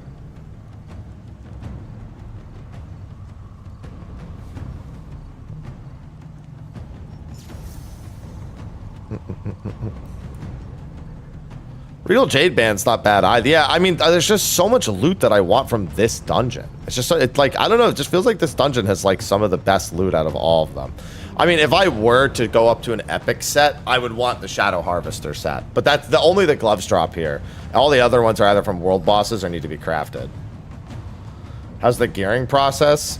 There's a few different things that you need to do. They make you kind of dip your toes into a little bit of everything. But there's some pretty good basic sets in here.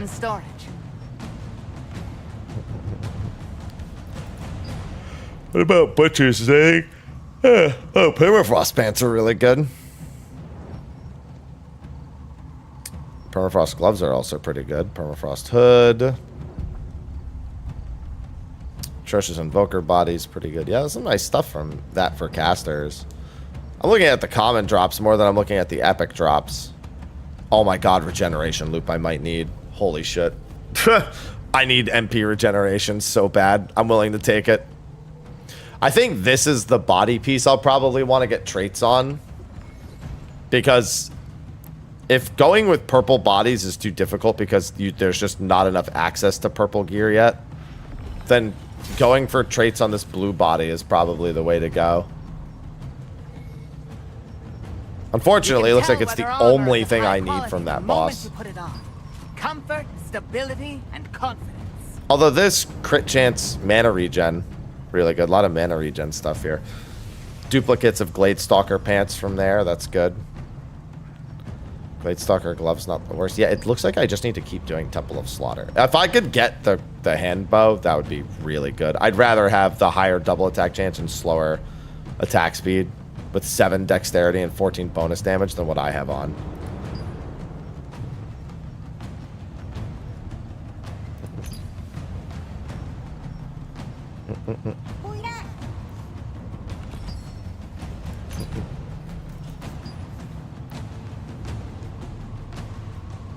Ah! Every time I find a party, it's always just off. It's because I don't have accessories. I wonder if there's a method for me to get some of these accessories that doesn't involve doing this. Because, like, I can't really craft the items yet.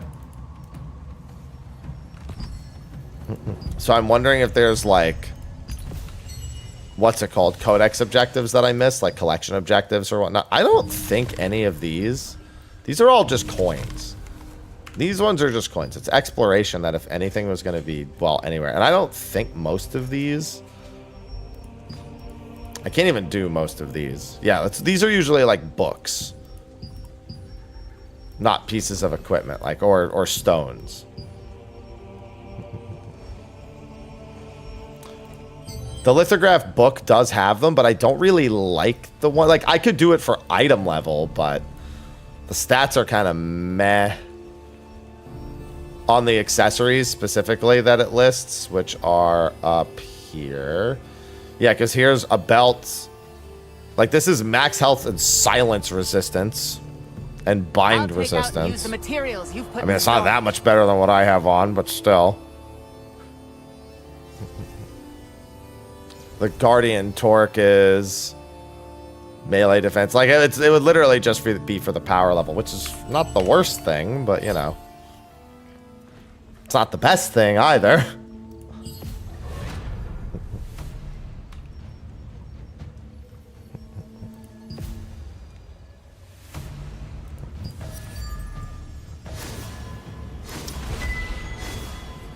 The NPCs you just go to with the materials and just craft for them. I could check the other appendix options. I still have some, like, main quest-ish appendix options.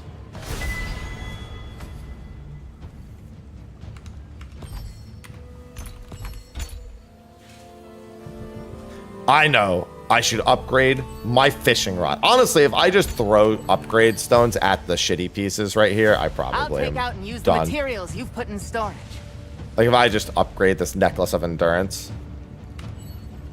All right, let me see the other appendix items in the Codex.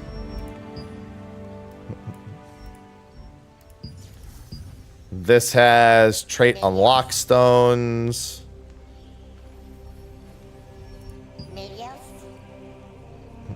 That's a straight line, Jesus Christ. Participate in Stop the Mana Frenzy. Yeah, no, I don't think there's anything I don't have really here that's of much importance.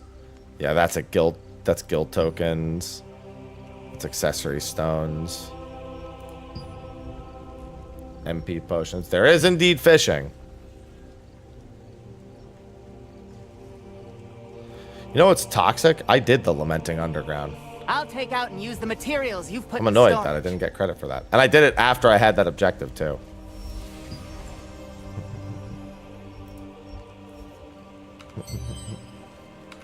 I'm indifferent. I don't really care if I have to go to an end. For me, it's like, I don't really like care if I can craft out in the field very often or anything like that. It's just not important to me, I guess.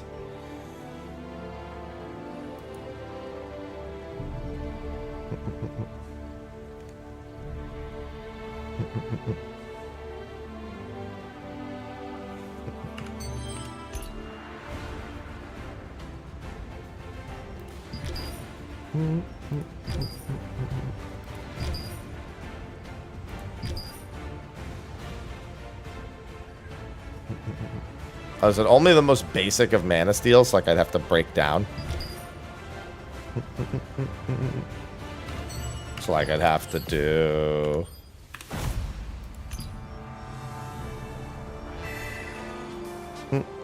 Yeah, it can't be the quality ones.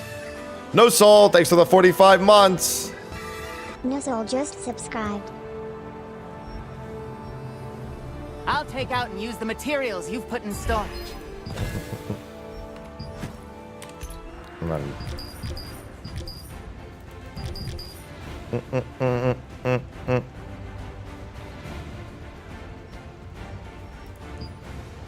Rewards. Oh yeah, I guess I should be doing these guild contracts, huh?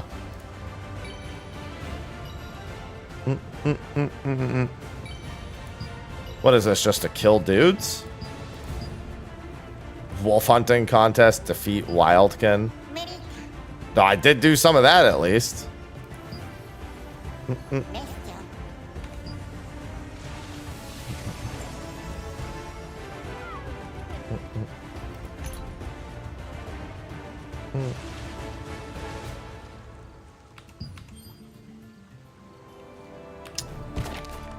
Alright. So unless I'm willing to throw upgrades at that, I think I need to accept. There is also the cloak. I hadn't considered getting a new cloak. Let me see what the lithograph book has for the cloak. Now you can smash the Archean to bits as you wish.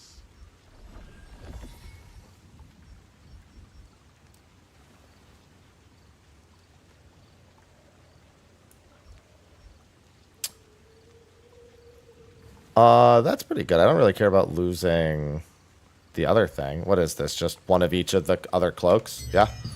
That's not too bad. Glad you're here. I'll make you the best armor in all of Silesium. Bye now.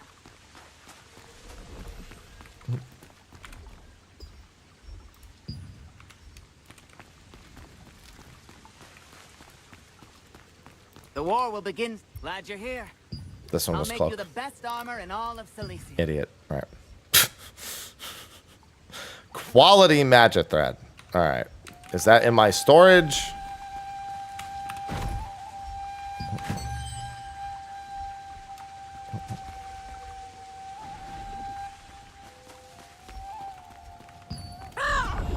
Or am I just short on that? No, my magic thread is definitely not quality. Can confirm.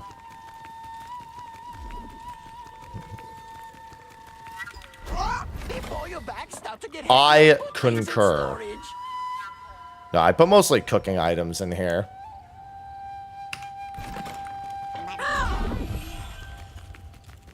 Let's see if I can make anything quality magic thread related. Because it'd be nice to just be... Oh, you know what? I'm fucking stupid. Of course I have quality magic thread. Durr, I have all this shit. What do I need? Like 16 of them?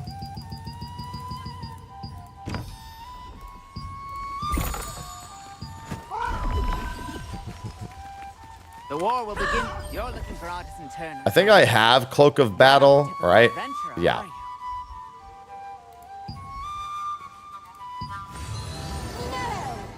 Now my magic thread is quality.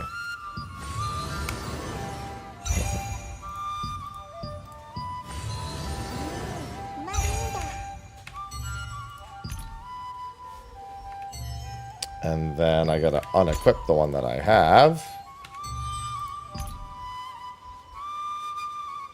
That'll give me a dead eyes cloak.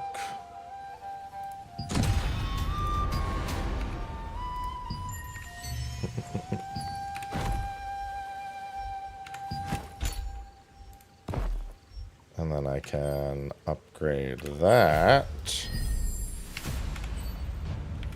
You're looking for artisan turners armor. You're not a typical adventurer, are you? Shut up!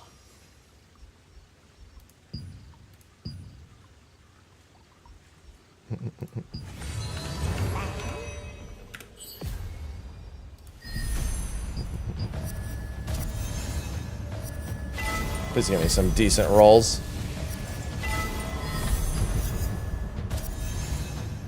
Hey, there's a special roll. I'll take it. It's a lot of intermediate rolls.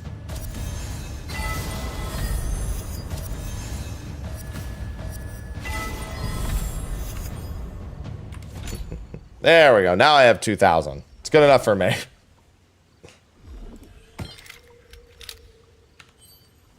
Do I have the other?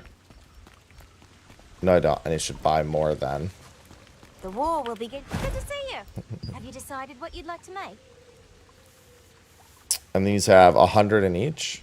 And then quality stellar, right? Yeah, I'd sooner probably make those upgrades, wouldn't I? Monster bone fishing rod. I should actually get the stronger one. Well, the difference being that I don't have a chance of failing any of those Divinity. I'm just hoping for a good roll so I can have more leftover materials. So like you have a minimum amount that you will absolutely need, and then if you get good rolls, then you need less of them. But it's not pass or fail kind of deal.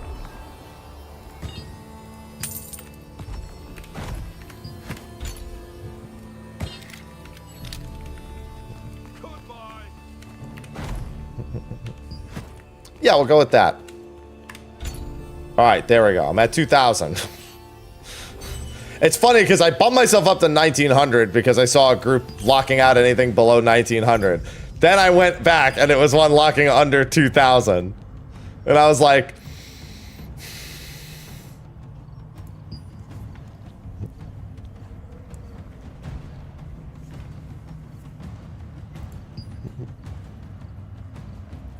I'm going to look for something that's above the 1,600 at the very least.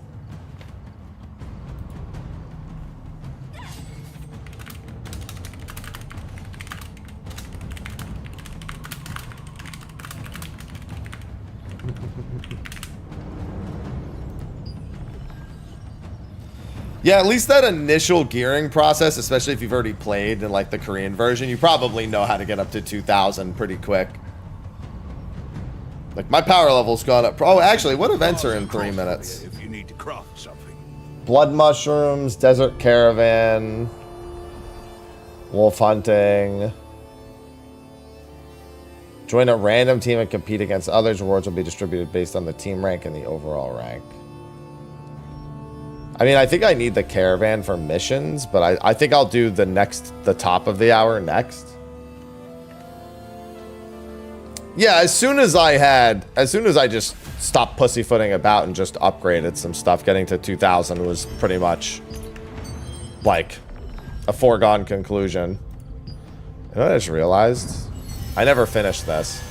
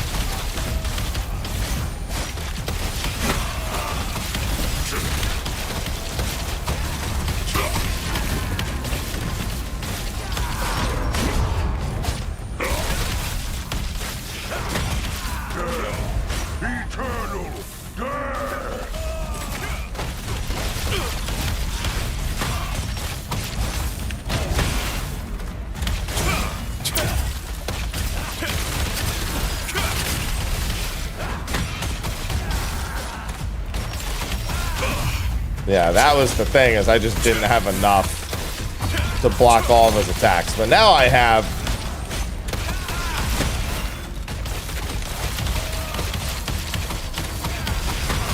so many stats, it's like, it doesn't even matter.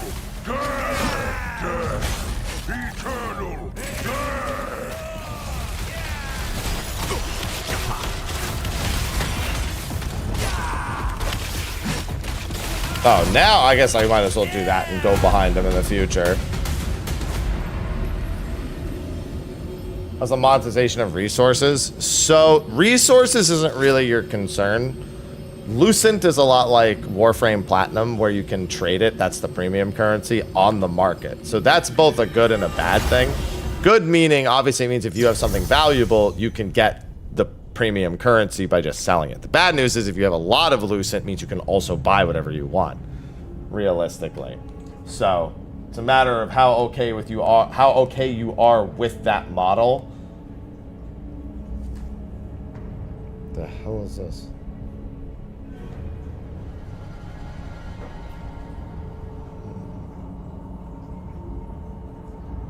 Hold on, sorry.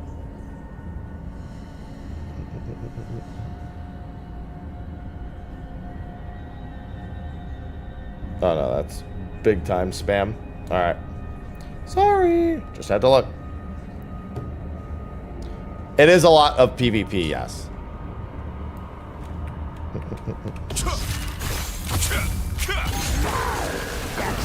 Somebody was just saying earlier that apparently the most recent expansion is a little bit more PvE on the Korean side. How do I even...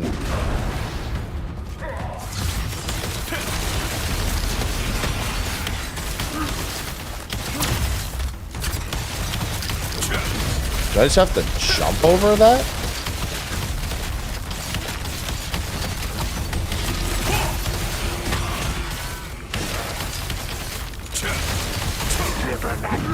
That is exactly what I need to do. I was like, there's really only one logical way to avoid that attack.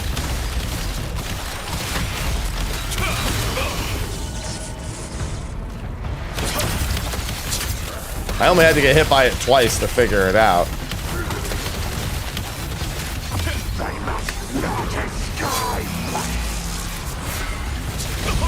Oh wait, isn't that the stun attack?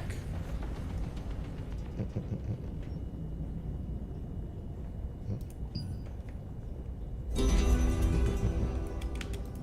think I might need a stun to do that one.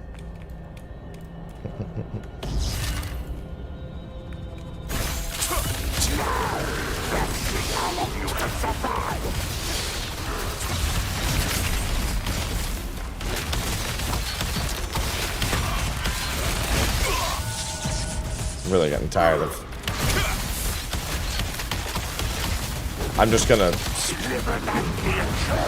sprint whenever that happens.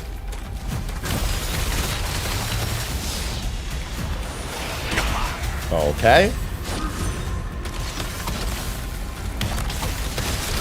It was so slow that my timed block was not timed well.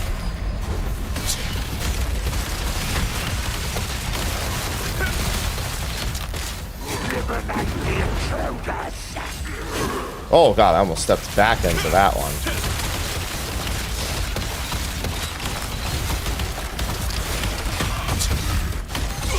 What?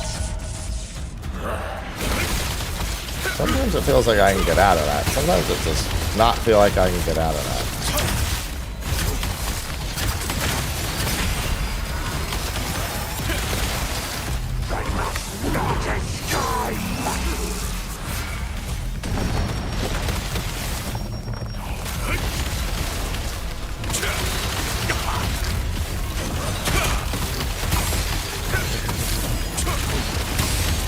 Alright, he's done. I don't like that his corpse exploding pushed me back, but that's fine. Yeah, it's a little solo tower. A lot of KMMOs have the solo tower.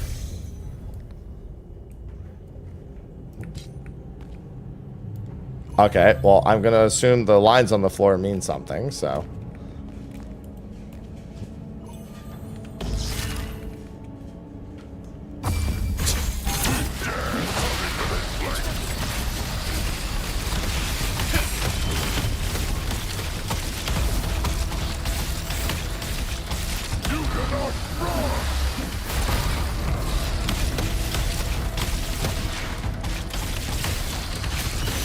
Bro, I can run in circles. Like, you're gonna have to come up with something more creative than that. I don't even have to use my guard on that.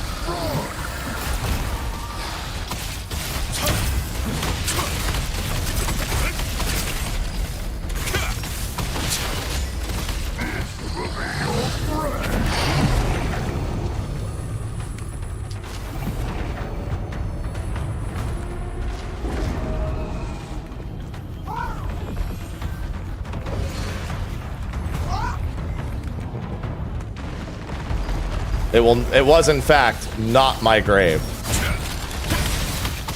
It was, however, kind of cool.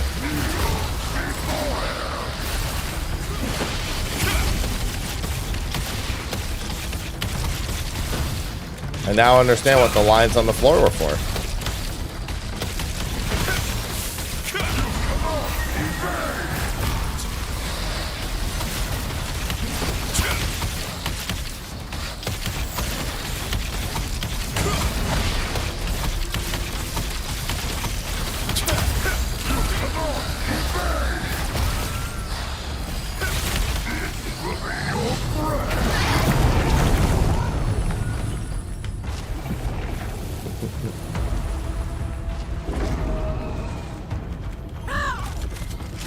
Caw.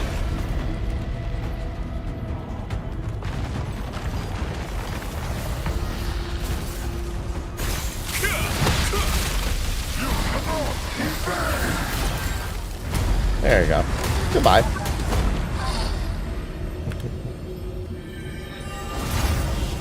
I love seeing in Rage. Oh, what the hell? Oh, it's gonna be like that other boss where I have to like, yeah, lure into the sand trap, yeah. And then I'll have to do that for...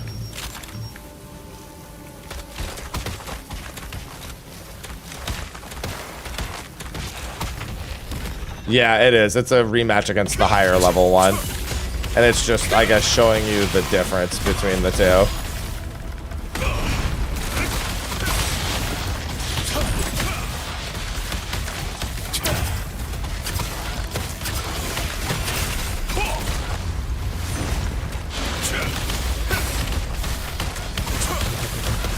Stay the realm is at noon PST. That is when I always do it. Alright. Alright, that's my fault. Oh, I didn't mean to do that. Noon PST is when I... But regardless of what day, we try to keep it at about the same time. Alright.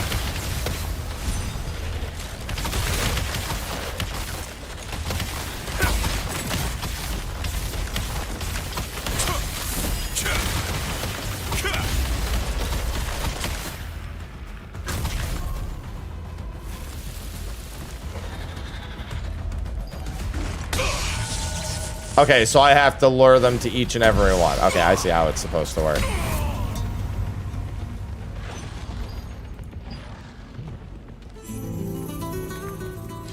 So I was right that this is teaching this mechanic, but...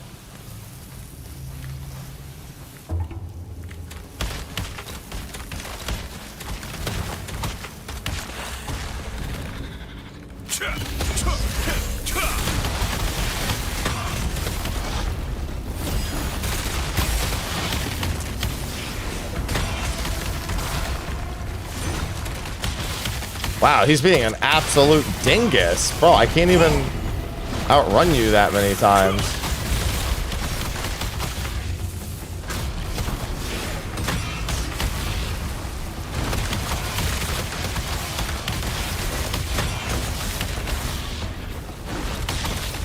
Bro!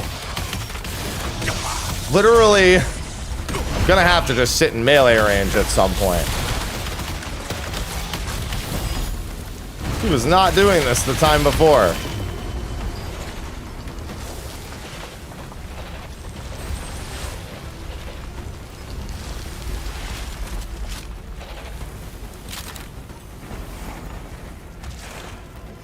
Wait.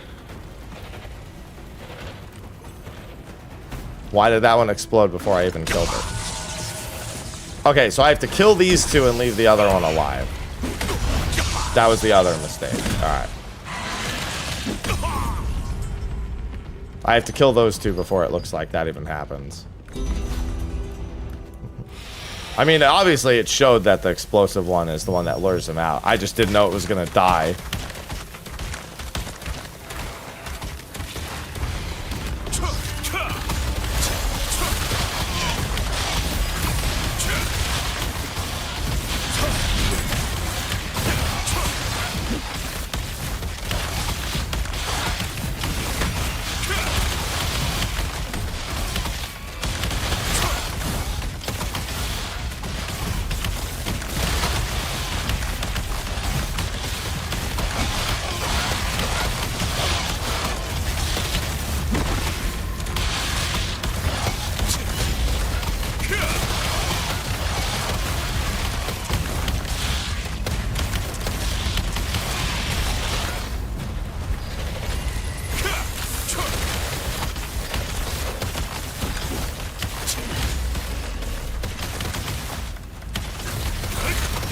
Well, that's not what I wanted. I guess maybe the tower, the other one just has a time limit. I didn't want that. I was trying to get it over to the other side. Looks like it's still technically winnable. There's no reason to try after that.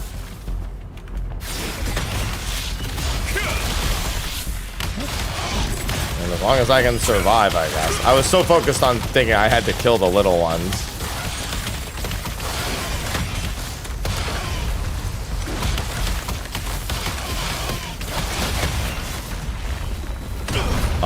Alright, you can stop doing this stupid shit. I just have to worry about killing the little ones eventually.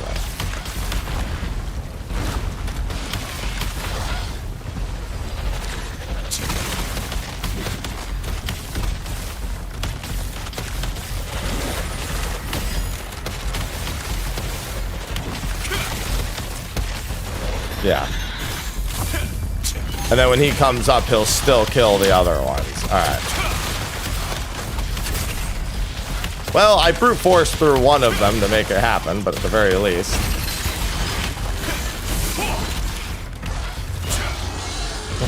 He is dead.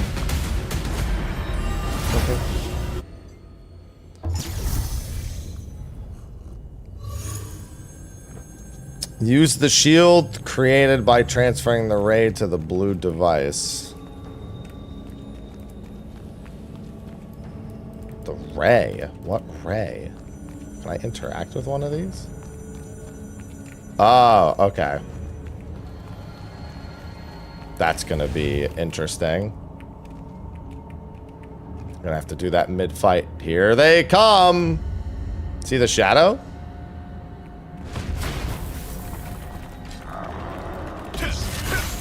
Intruder, defeat.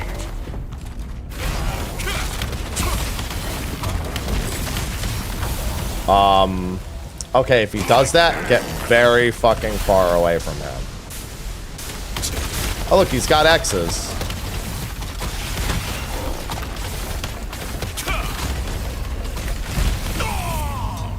Okay. I assumed maybe I had to jump.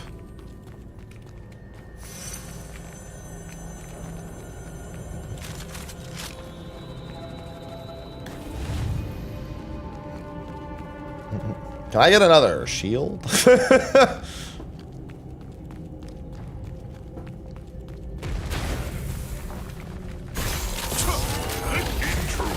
defeat.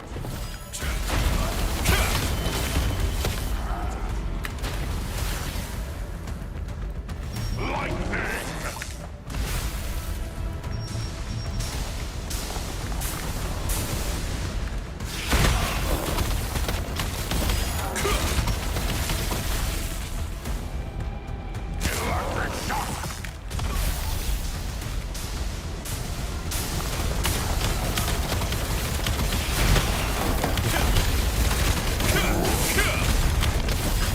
Yeah, that was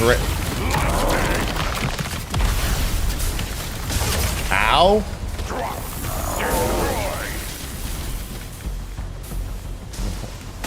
Okay, and then there I have to do that. So he summons those.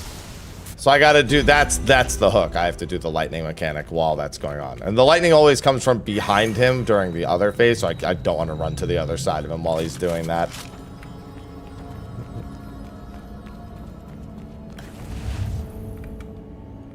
I just noticed it was actually waiting for me. I saw the shadow looming.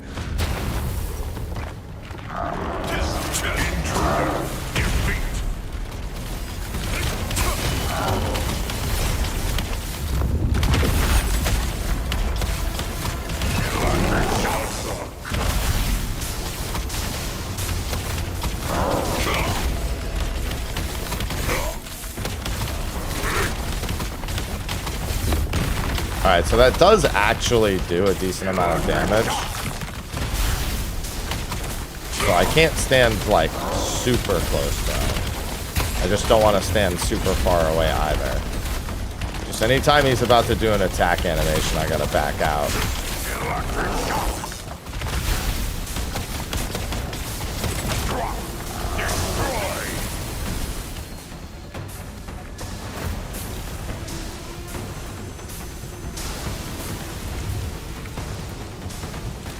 Oh, there's another set. It was a little delayed compared to the previous ones.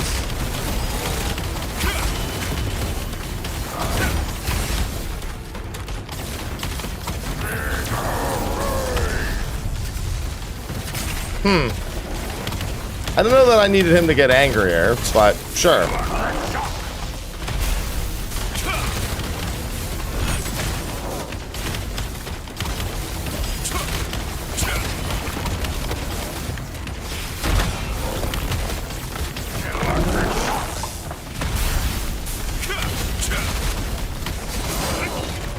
Alright. After that, he kind of fell over like nothing, so that was fine. Give me free upgrades. Oh, for fuck's sake. The Tower Awakens. I fought one of these things in the overworld, and it was just kind of annoying. Good morning, Miso.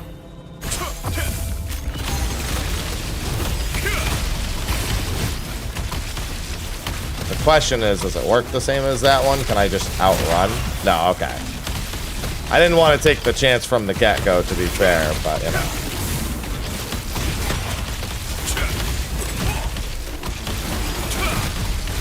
This one's not as bad as the one I fought.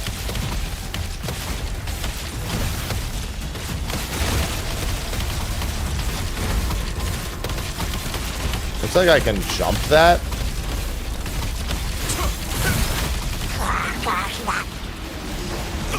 Alright, and that's either look away or just have to quickly get out of it. I assume it's just a look away. Because it slowed me so massively. If I'm close enough to him, I could probably get behind him. I didn't see any reason why I would even stand far away on this boss, though.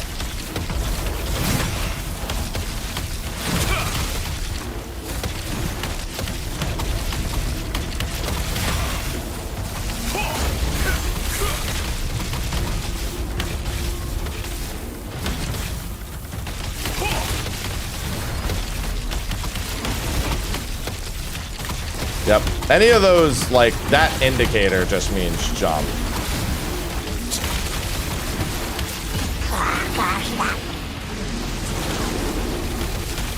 Yeah, honestly, I think it just means stay close. I mean, maybe it's intended that you're supposed to look away, and I'm just, like, doing it my own way by doing that, but I don't know. Seems like common sense to just save a dash and get behind him.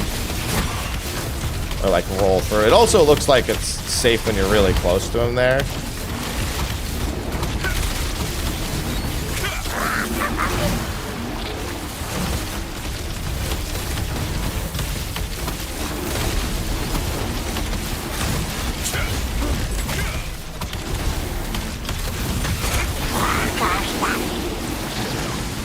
Grrr. I like the way you think, chat.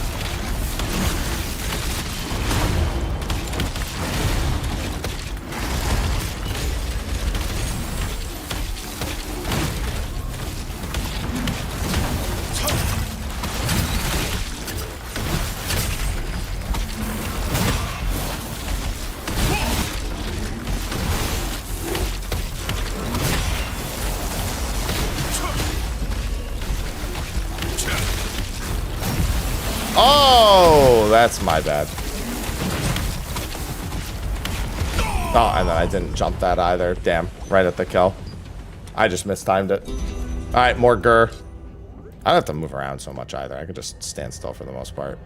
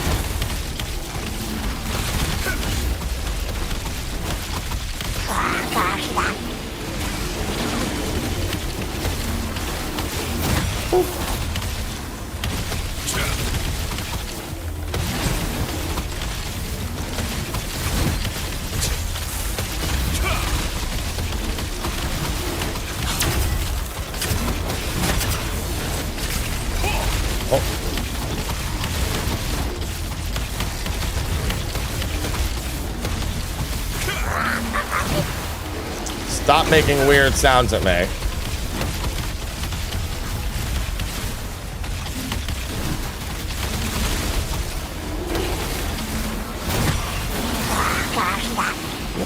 That was actually close.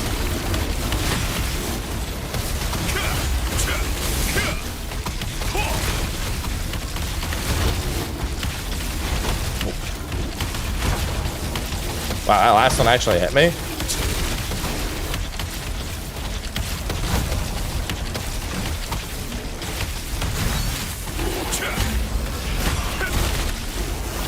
And goodbye. She not so bad. Why? Thank you for train. Waking up.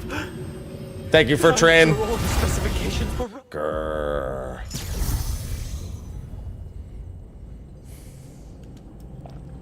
After operating the light, attack to awaken the tower. Oh boy. That's gonna be a thing later. A new toy. Only the death on the intruder's last days.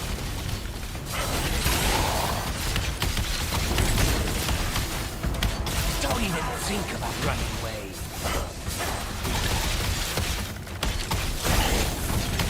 Feel the despair.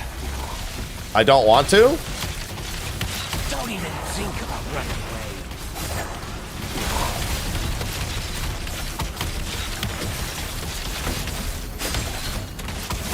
Don't even think about running away. Oh, well. Feel the despair. I deserve that. Do you think you can recover light? Okay, I see what you're supposed to do. Damn. What are you looking at? I don't know how necessary it necessarily is, given that I just walked through them all, but still. Don't even think about running. Yeah, I think it's around... Oh, sorry, I was reading chat. I don't know why I'm apologizing to you guys. I'm the one who's gonna fucking eat shit. Yeah, he can still technically grab me there. Don't even think about running away. Feel the despair.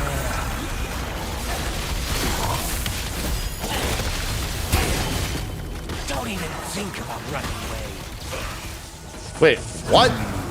Oh, it's because he's doing the phase.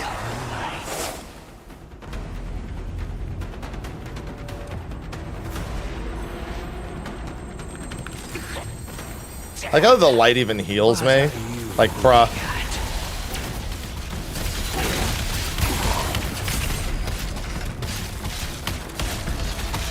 Don't even think about running away. Feel the despair. Goodbye, sir.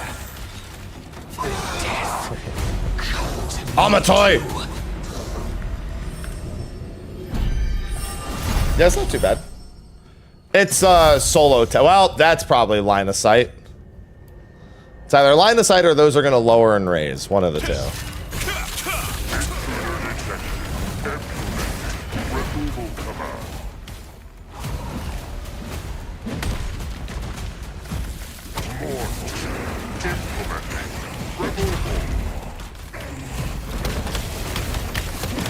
Yeah, so we just have to jump over all those strikes. Which, again, tells me that we might need to go up to those.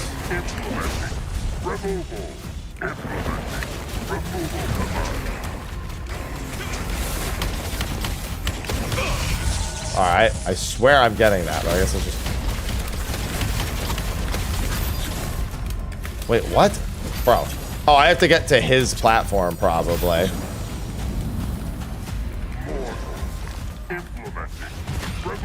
Yeah, because otherwise I won't be able to even hit him.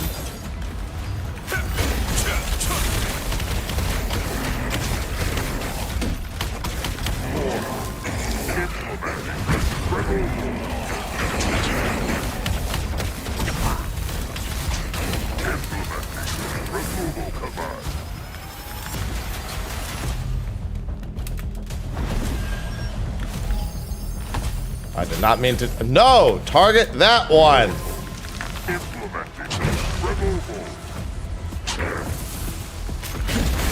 And then I just don't want to be caught in front of him during that attack.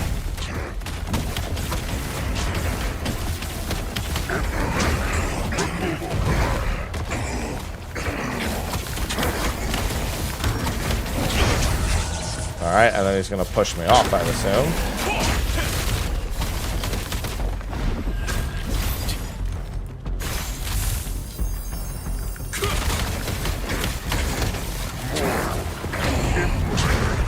I really need to...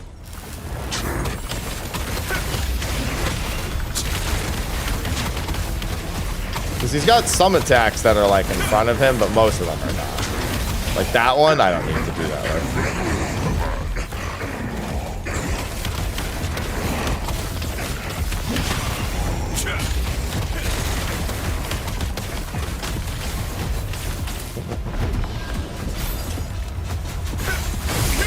You think he's implementing the removal plan?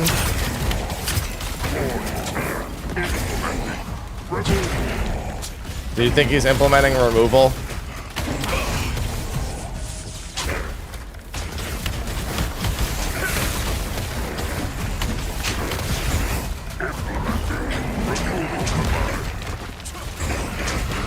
There we go.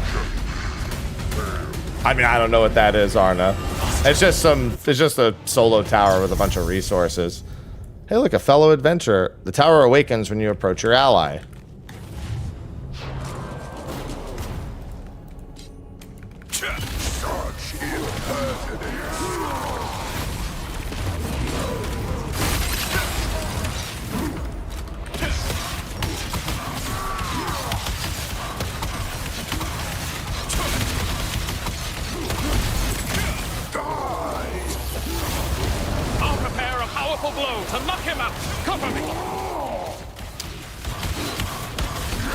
Oh, okay, so whenever he does that, I have to block an attack for him. Got it.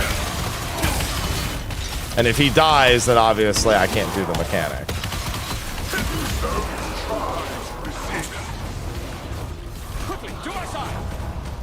Alright.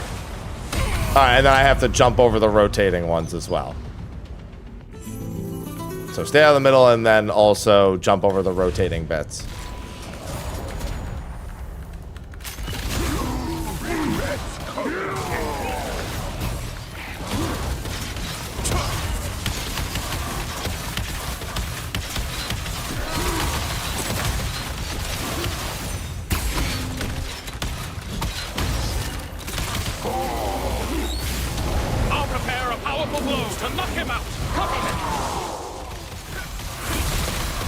Yep. Oh man, does a lot of damage.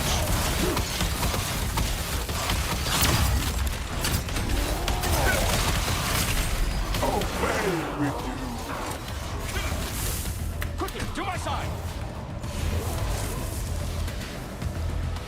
Help me. Operate your shield. All right. So I looked like I tried to jump over those and it didn't work, but maybe it could be because of just the hit detection on me going back the way that I came.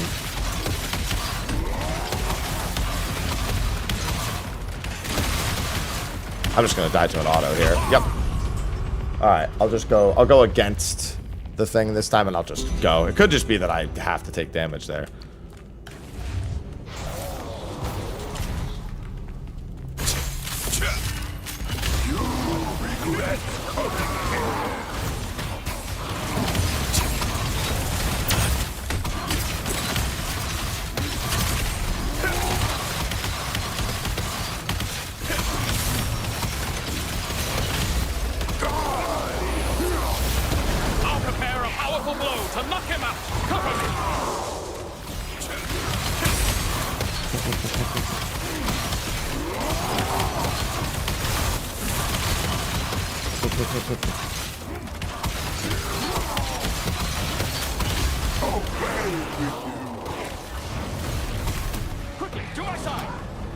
No, it works. It was just because of the... Help me. Operate your shield.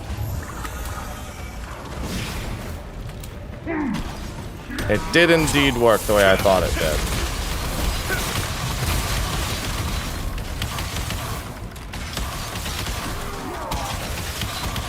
This guy still does deal a lot of damage though. I'll prepare a powerful blow to knock him out. Cover me.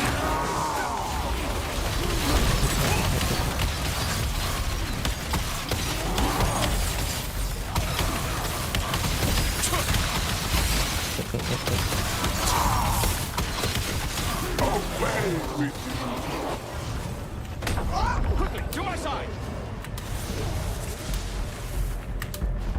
Help me. Operate your shield. The hit detection on it is very strange though, I feel.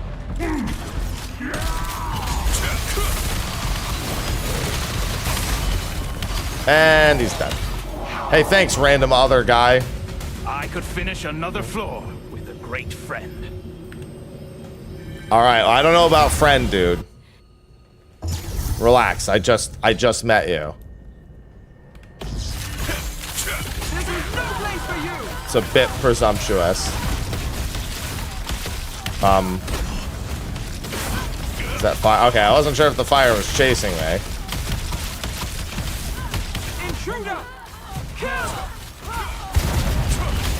Oh, interesting.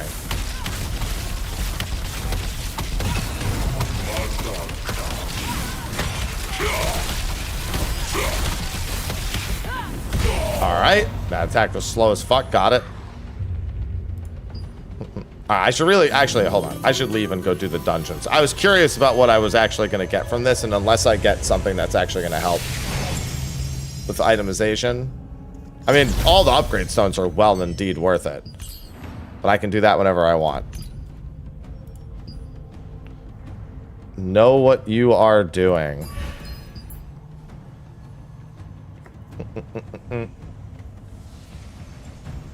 I like how these two people who are two different groups I was playing with before.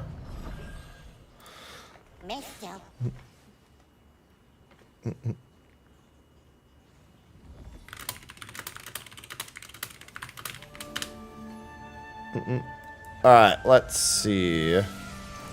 Just as the reminder, I think it's just dip into the water. What is it? It's just dip into the water as well as block 2 fury attacks. Yeah, that's all it is. And I already know how to do the last boss.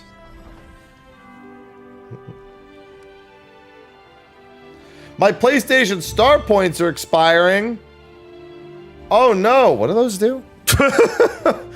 Isn't that just used to buy like avatars and shit? That's like my Steam points. Bro, I have like 200,000 Steam points.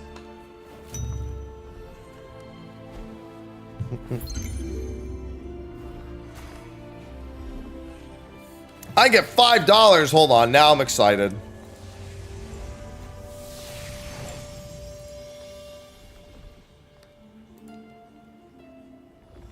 Do I have my PlayStation app on my phone?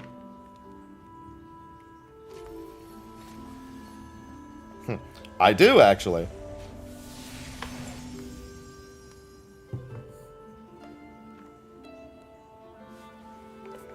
Star points, star points. I don't even check my star points on this fucking thing.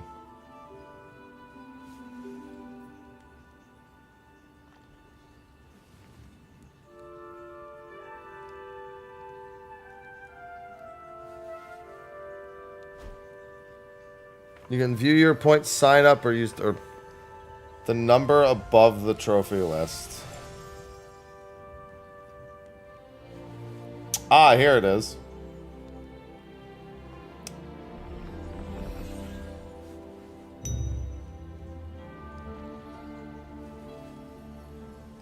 EA Sports. Oh, yes. Oh, well, my dungeon's about to begin. These look like... Oh, those are campaigns.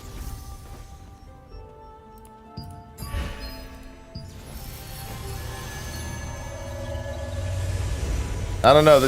Oh, yeah, here's some full games. I can get Doom and Doom 2 for 2,500 points. Wow.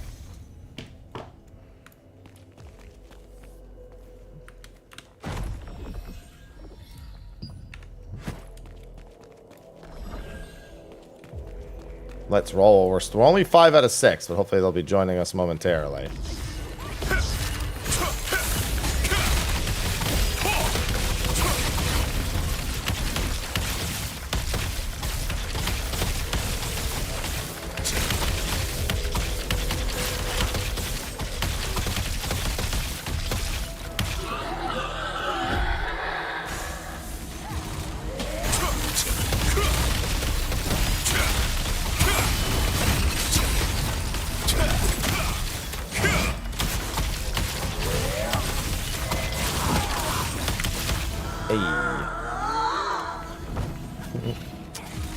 From what other people tell me, for strictly PvE, no. Maybe after the next expansion, people seem to imply. But for now, it was mostly be just like dabbling in PvE stuff. Seems to be what most people are telling me. Like you'll do quite a bit of world PvP related stuff.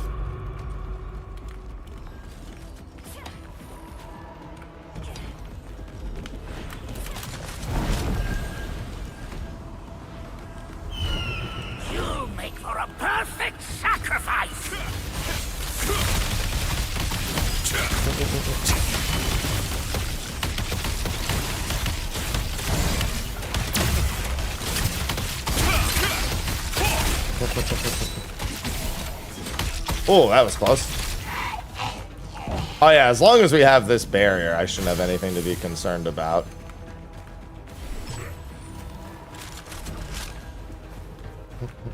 Dude, dungeons, yeah, tier 2, yeah, because the 2-star dungeons aren't even in yet.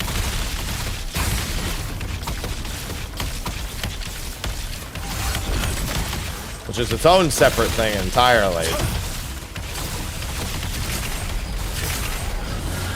Ow.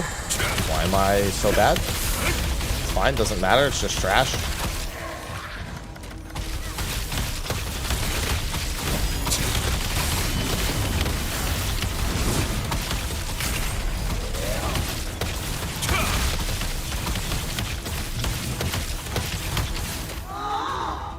Yeah, it's a lot of like large-scale PvP, so it's just about, you know. How dare you trespass here? Just trying to stay alive for the most part.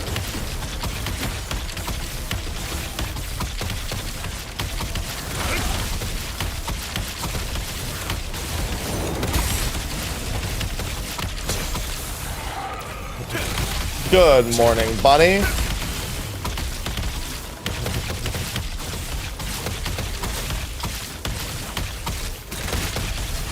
This thing hits pretty hard.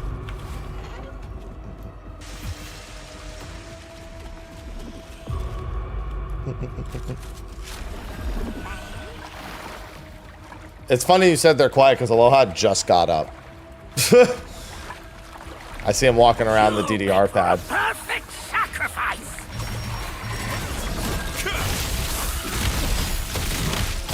Look what you did, Avelia. This is your fault.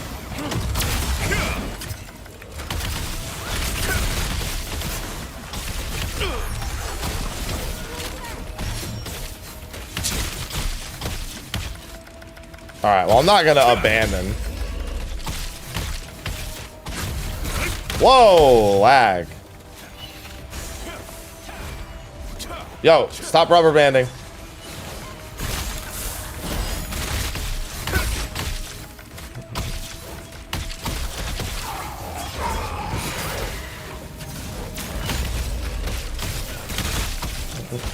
Good morning, Tiny.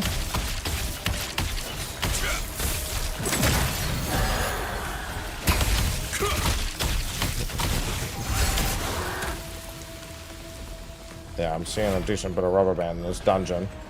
I think I was actually hitting the mob and rubber banding back is what was happening.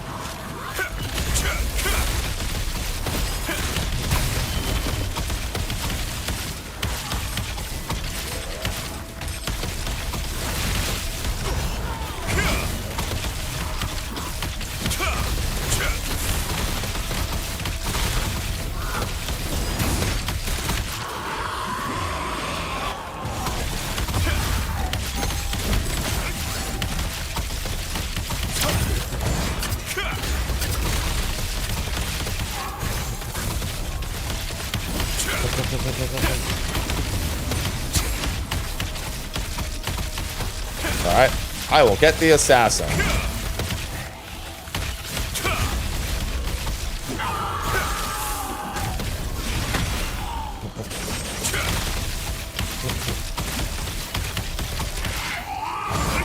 I gotta be life tapping on fucking cooldown, man. I gotta put it someplace where I will undoubtedly life tap on cooldown.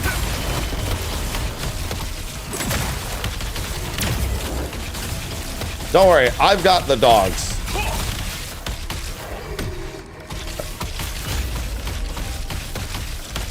As long as I don't get bit by them. No, seriously, that's like their only mechanic is to try to bite you. I think that fears you if they do. Yep, playing Expo Dagger.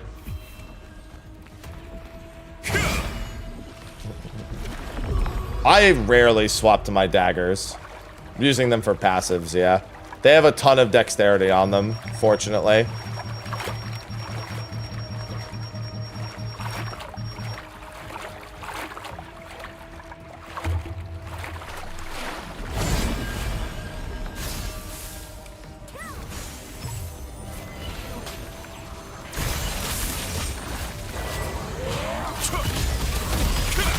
Hey, Expo Dagger is a lot of fun. You can't fault people for wanting to have fun. I see crossbow greatsword. You make for a perfect sacrifice.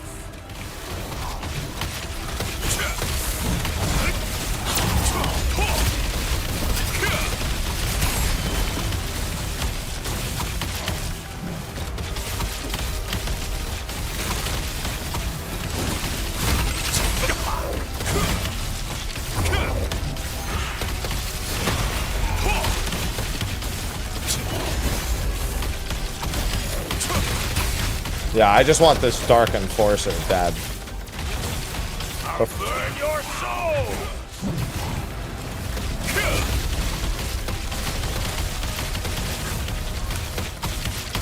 Yeah, I've got 3 stacks of burning.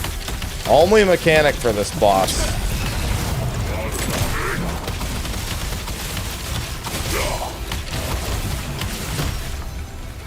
I will kill you all.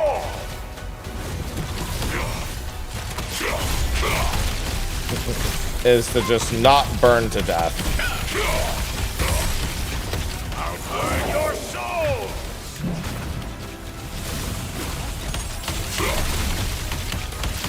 Which, as long as we have our healers doing work, shouldn't even be a problem.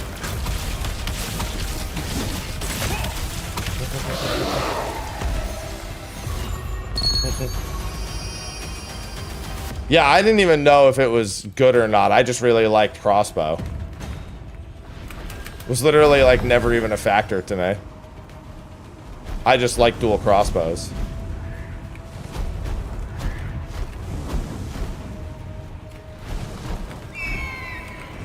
How dare you trespass here?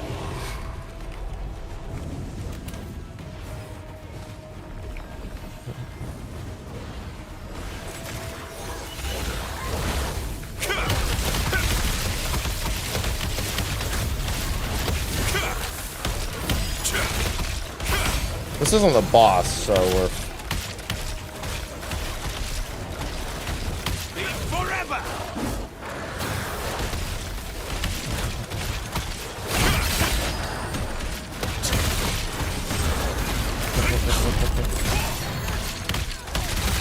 I like that that mob just gives up. I mean, no, you don't have to go back down there, I don't think. Although we probably have to fight him when... Oh no, he's back. We're good. You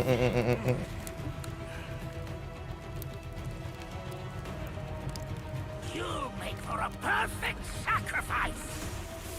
Hey, I was getting my MP back. Hold on.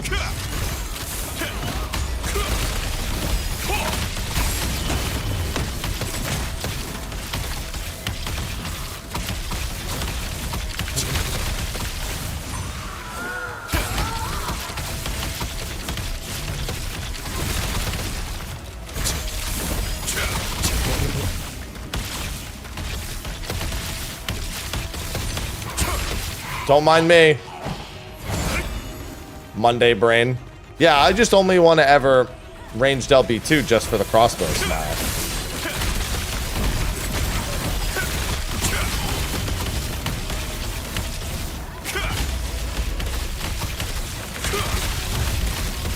Boop.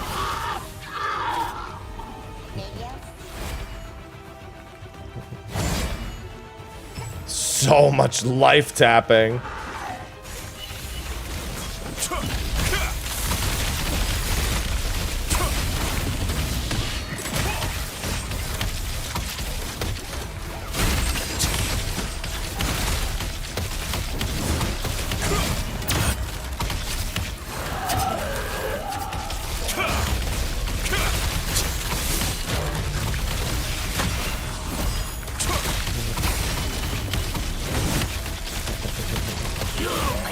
Perfect sacrifice. The Pats.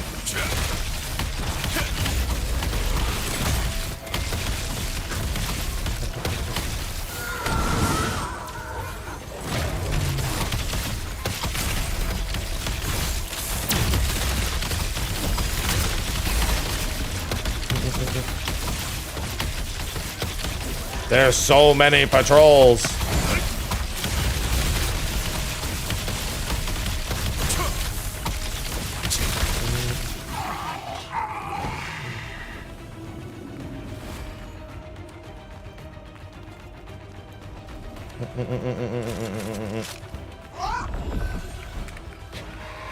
Alright, well, it wasn't me, so...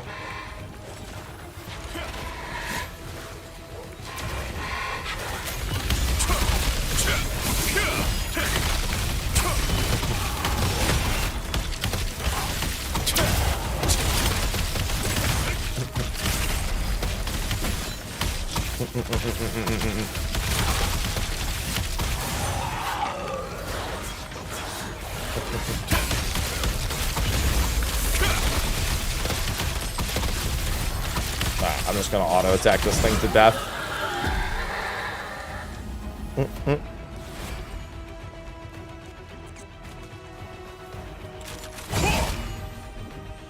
I feel like this is one of those places where people try to avoid aggroing mobs, and I honestly don't see the purpose. Just like, bro, just kill everything. It's like, it's not that big a deal. Because that's what it looks like. People are trying to avoid. That person was murdered. It just genuinely looks like everyone's trying to avoid like one mob.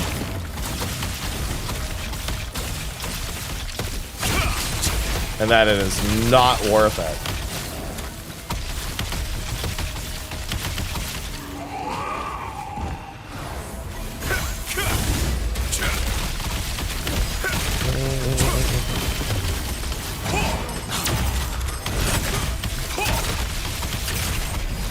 Nope.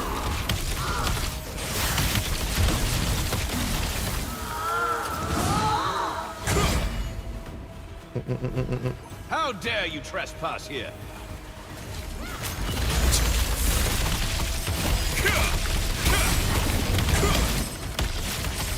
I'm actually gonna turn this off for this fight and just get my MP back.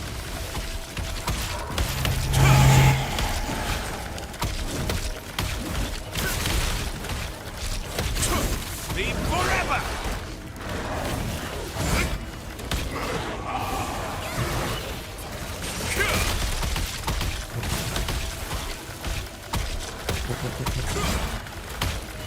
Because my MP is suffering.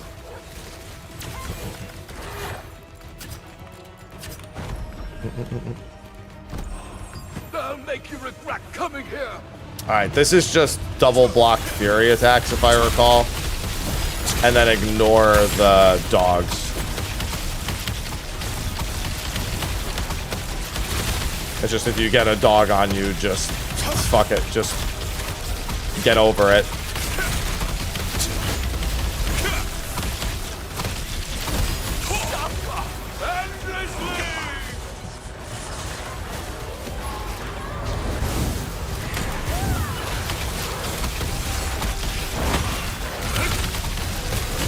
That attack is so slow. Holy shit.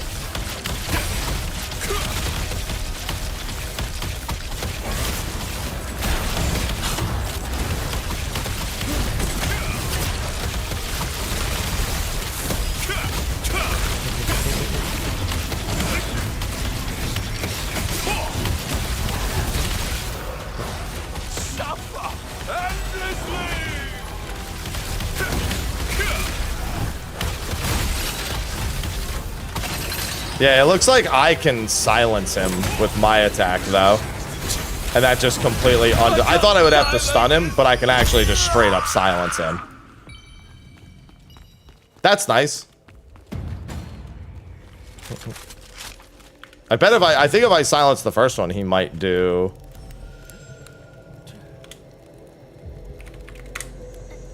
blue.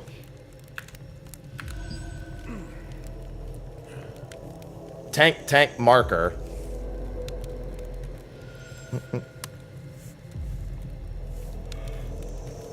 Alright, I will be blue again. Wait, you're gonna make the marked person do it? They must have something to give them then. Because if I take it alone, I'm gonna die.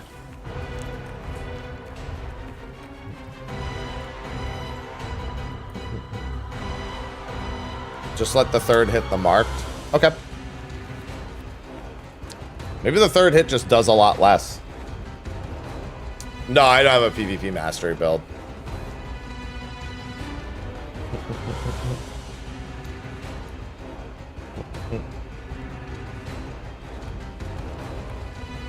And I'm blue, I'm that one.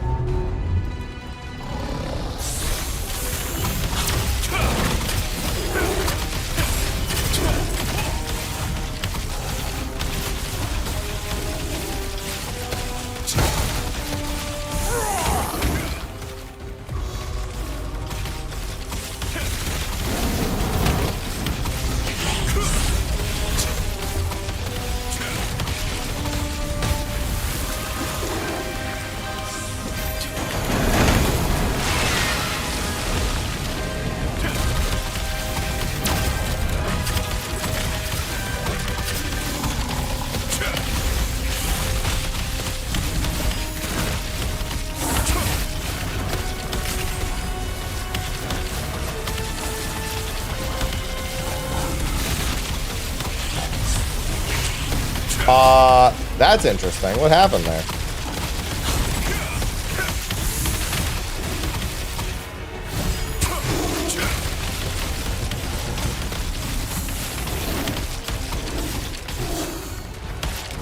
That was... It looked... Did somebody use, like a purification? Yeah, because he got a triple fireball and just ate shit. That was very interesting.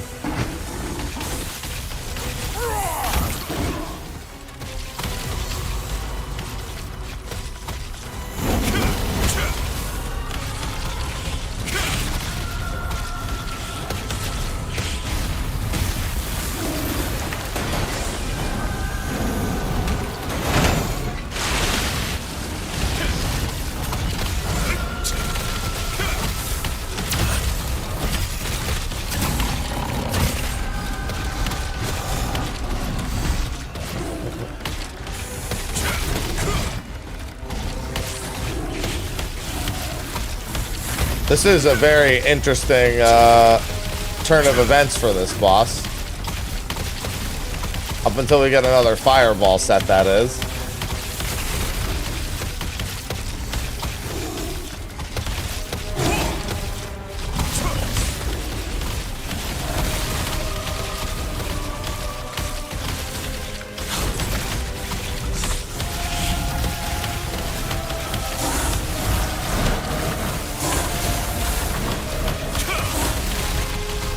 Look, see, we still technically did the mechanic.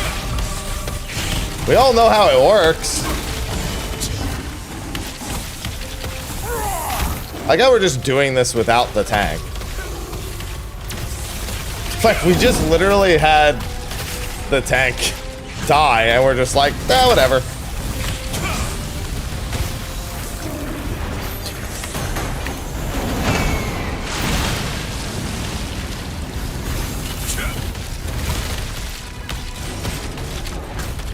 I mean, hey, good party is good party.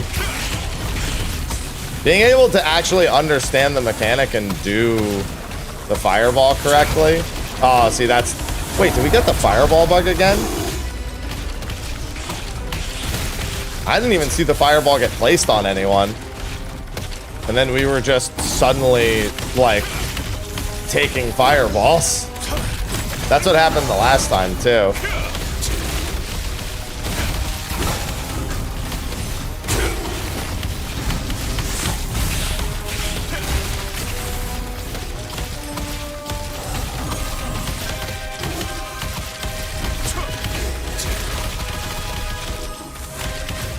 Very strange, because that's happened multiple times now.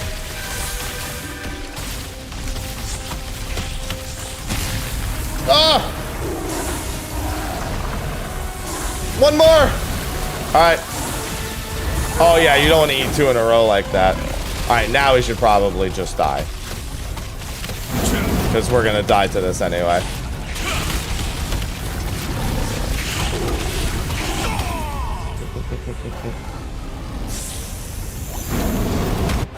Yeah, we had a couple of bugged fireballs there, it looked like. Listen, technically I do need to hide behind something. It's just not boulders. I need to hide behind another player. Yeah, it's so strange, because I've never seen that, that mechanic happen that way. What? What? Why? It was fine. We had the tank get a bugged fireball. Why? Alright, well, now we need a fill. The fireball was firing without marking anyone.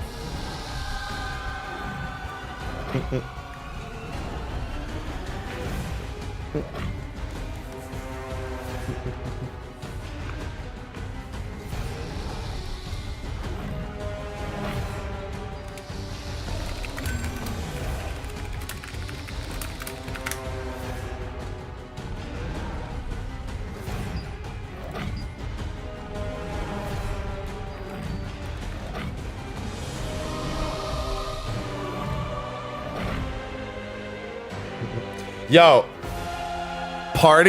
the person in my party said, I'll get a rando from PF. 14 players spotted.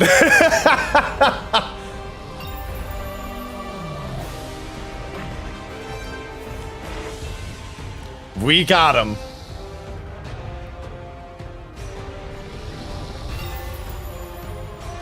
New milestones just started too.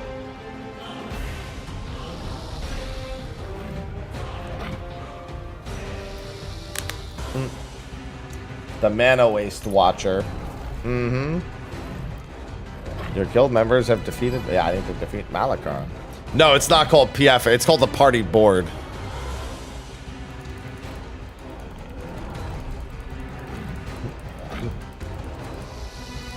Maybe we should just go into the party board. Well, he said he said get one from PF. This would technically be DF if we're queuing in.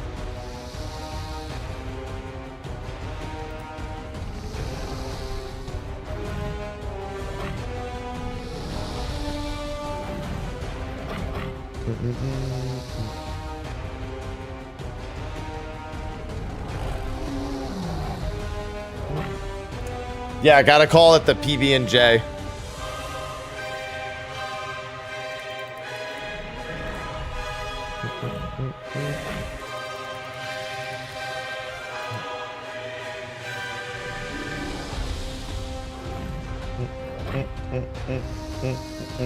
God, I can't believe dude fucking left. There was no reason. It was we had a bugged fireball. And we actually almost lived because the tank just ate all 3 fireballs. And then just died.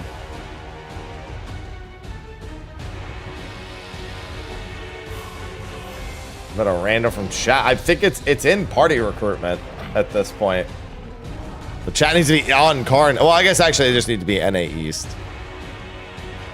Yeah, I mean it's in party recruitment.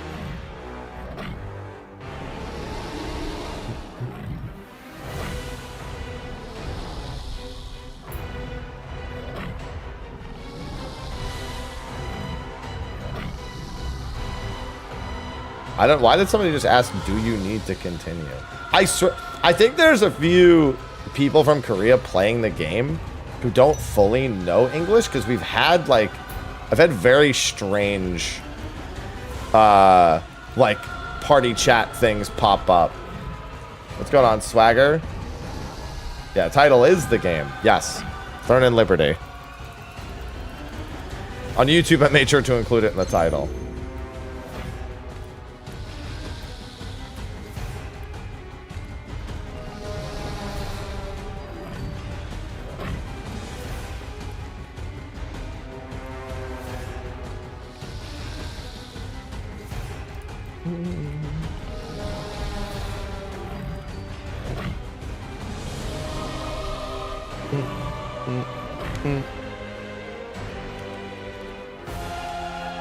It's very epic music for a boss, but it's not that difficult.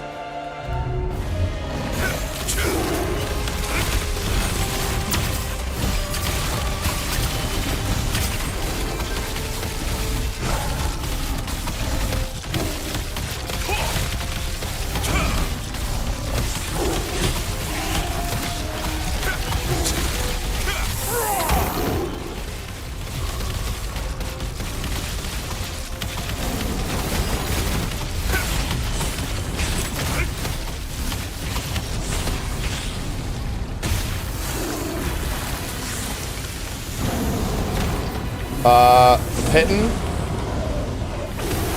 Oh, we're in trouble. Oh, yo, that's funny.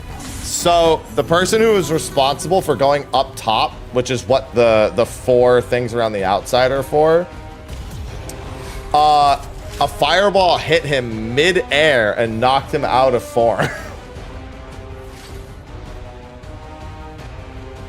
I was wondering how they died there. They just got hit by a fireball in the middle of the air. I guess you gotta wait until the fireballs go out.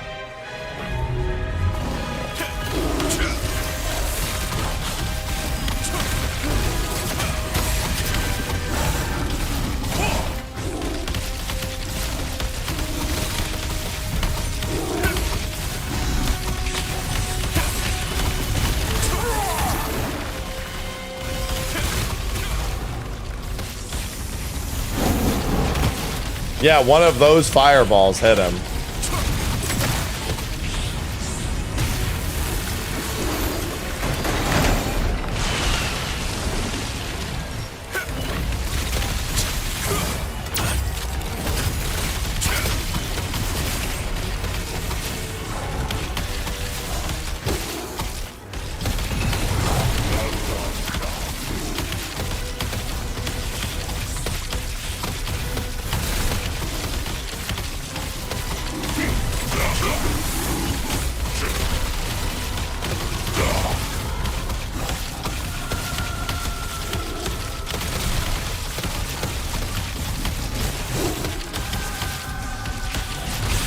Surprised he doesn't mark someone for the thing.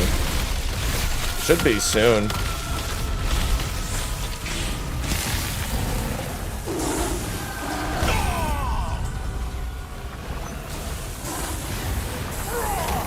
I was murdered.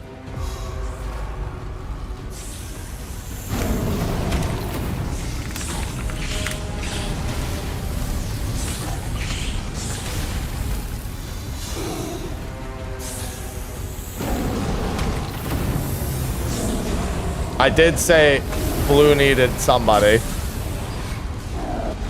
All you have to do is block the fireball. That's all you have to do.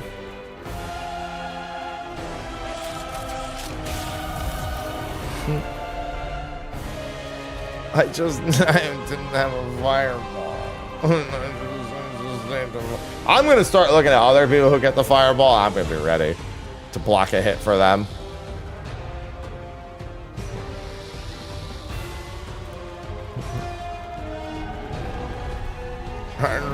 Our damage is so good too. Flynn, thanks for the 38 months. Just subscribe to Cloud. Morning hacks. Good morning. You can't take the first or the second hit. You can take the third because they get progressively weaker, I guess.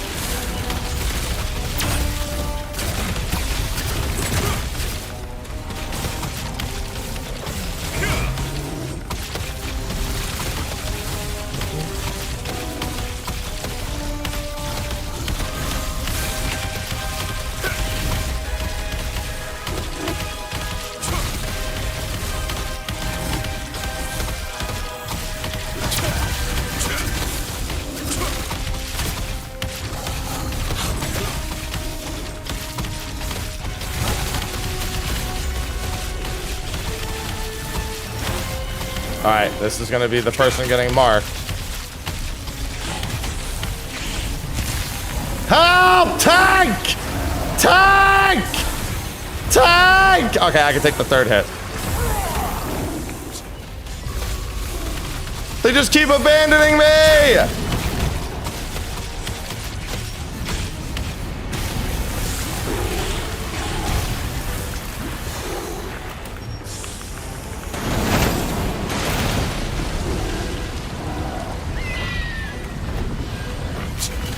Alright. Because I'm noticing the tank's not doing the mechanic, I'm gonna be very, very... I'm gonna just go here, and if I get marked, I am following them wherever they go.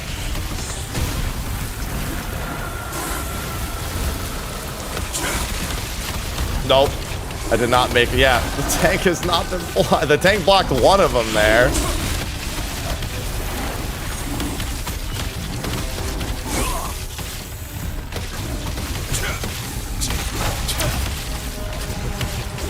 Yeah, the tank hasn't been blocking.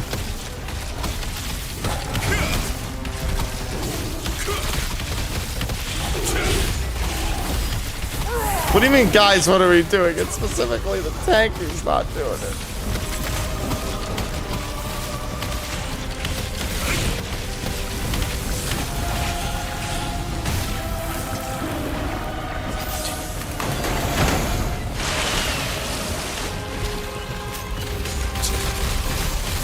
I can't get more behind the tank.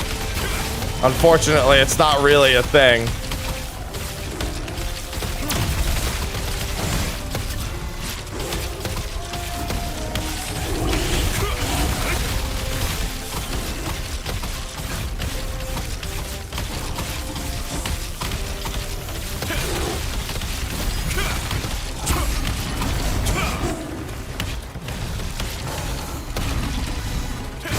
Listen, I need some of that MP, pal, alright?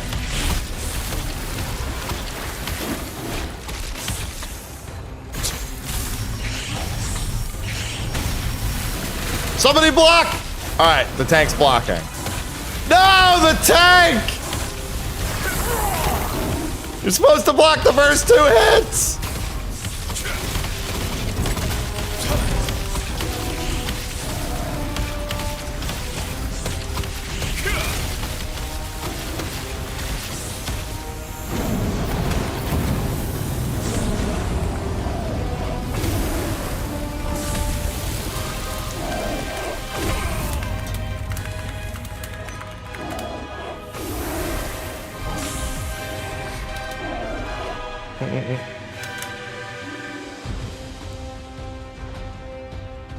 So just watch if he doesn't feel like blocking. Yeah. Honestly, that's probably the way to do it.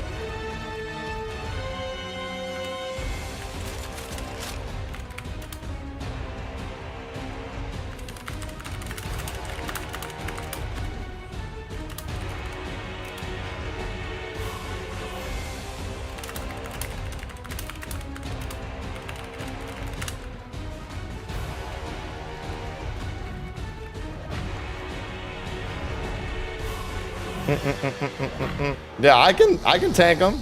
I'm good.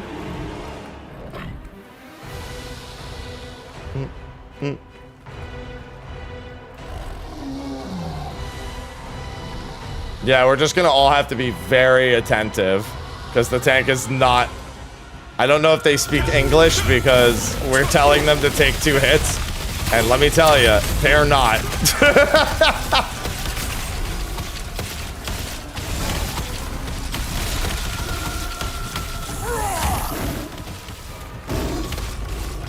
Any negative effect? Well, there's no way to resurrect, so if you die in a fight, you're out of the fight until your entire group wipes. So that's pretty negative.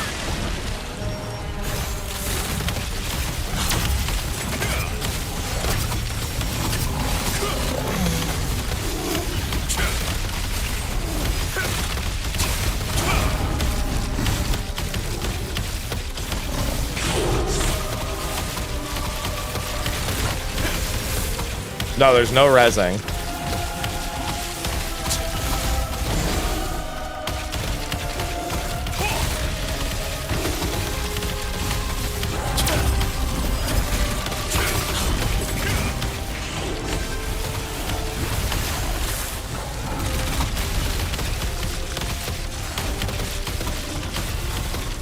All right, here comes the block.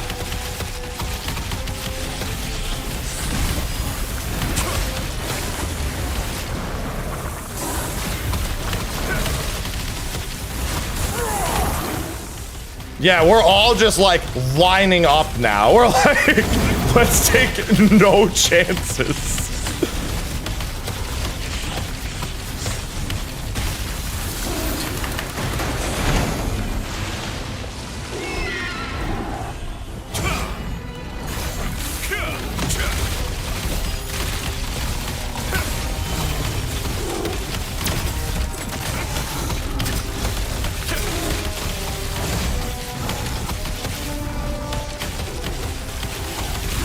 How will I block?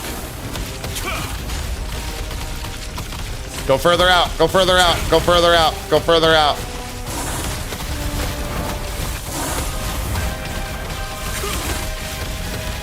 I think they were just low on health. The tank has been doing everything imaginable to just not do the mechanic. Like, if they even just take a single hit, it would largely be okay. They're taking none of the hits is the actual problem.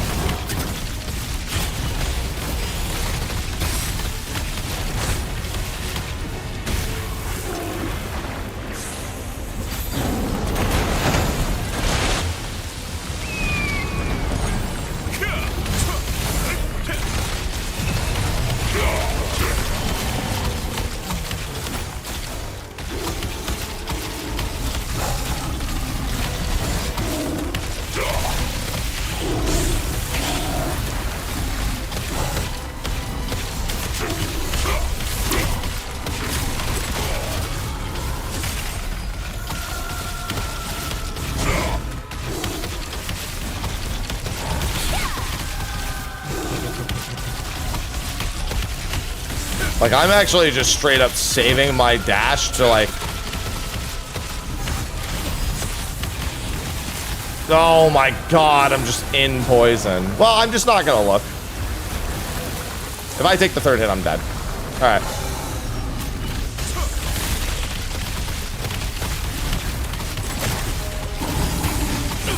Oh boy. Alright, don't worry, I've got this.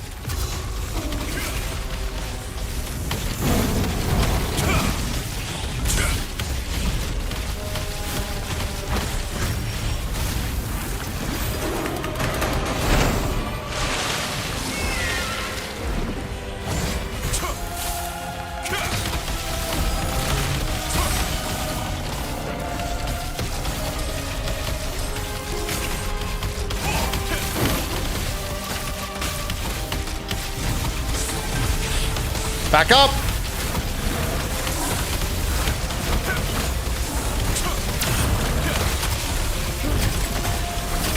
Alright. Yeah, they were kind of close, but it's fine. Alright, I really wanted to make it over to that.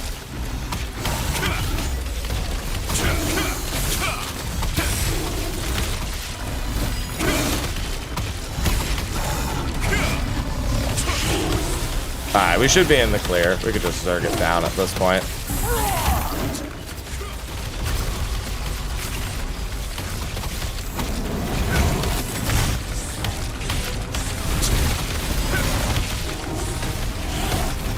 Yeah.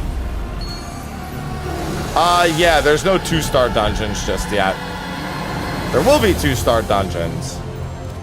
I think they said in November we were talking about earlier. I didn't need pants. What pants are those? Those are the wisdom pants. I don't need those. It's fine. Oh.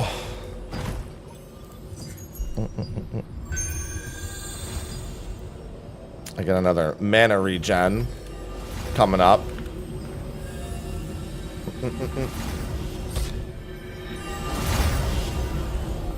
Alright, they want to go again? I can go again.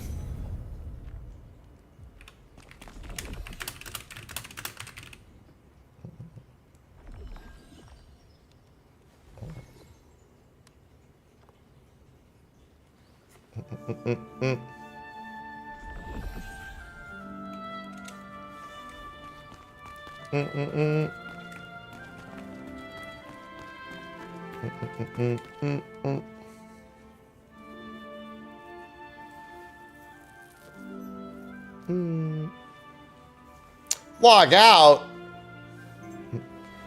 Oh, that was a time and a half.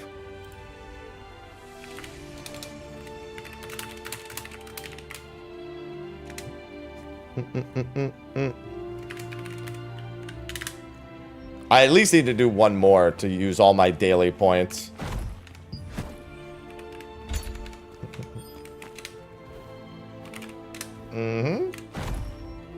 Yeah, I'm down to stay.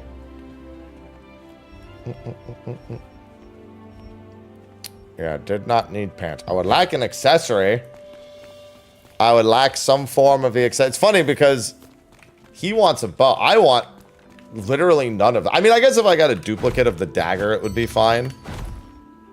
But getting the bow with the dexterity and just straight up damage. Although the crit hit chance on this has been really handy as well.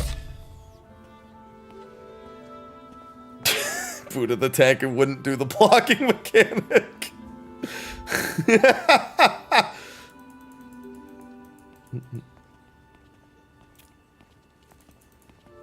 Yeah, that was something.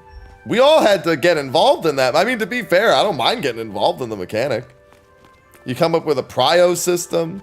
Technically, your prio system should have the fucking tank in it regardless.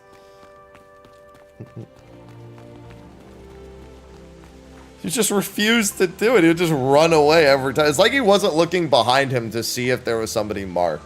Even though the mark happens at the same time, and generally you can just stand in the same place. Oh, God, I've had so little coffee today. I'm going to have so much for State of the Realm. State of the Realm's in an hour and 40 minutes, by the way. And don't forget, today is the last day for Twitch's sub-gift-a-thon thing. I'm not doing any long streams today, so we have until just about a little bit after the end of State of the Realm. Hello, Shiro. You gift 5 subs, Twitch can gift up to 50 bonus subs. And I'll match any multiple of 5 as well. So even if Twitch gifts like 50, I'll gift 50.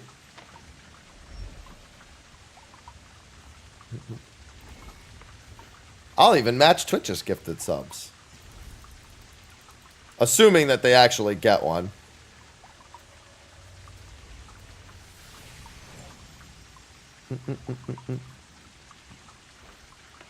Hello, hello, hello.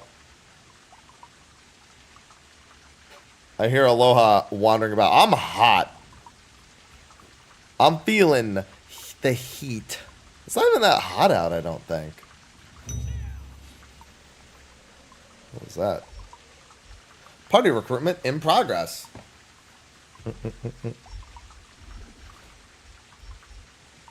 Aloha, why you gotta run around? He got mad at me the other day.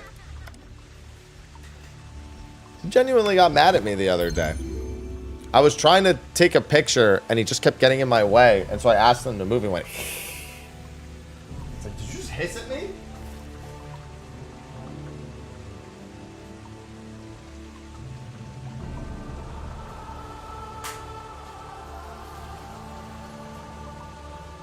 Then again, he fucking hates the pills. Yeah, he wants to be a part of the picture. I've been getting better at giving him the pills, though. To the point where he can't really fight it much anymore. I got invited to Vegas next month, and I want to go.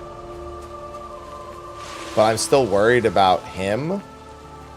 I gotta get one of those, like, pill shooter things and maybe board him. I don't think both him and Ivy need to be boarded, but I wouldn't want to leave Ivy home alone, too, so I probably have to board the both of them.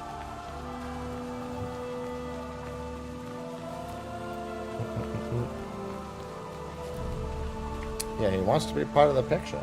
I have no problem with that. I just need to buy him one of those, like, pill guns. The problem is not getting him to get the pill in his mouth. The problem is he spits it out. And he's not, like, ultra cooperative. And now that he's getting back to normal, he has the energy to fight back again.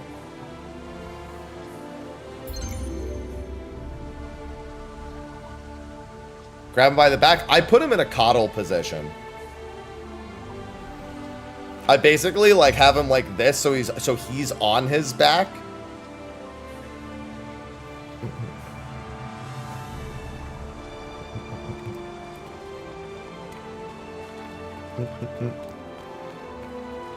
Alright, as soon as somebody enters, I'm gonna enter. I'll follow them in.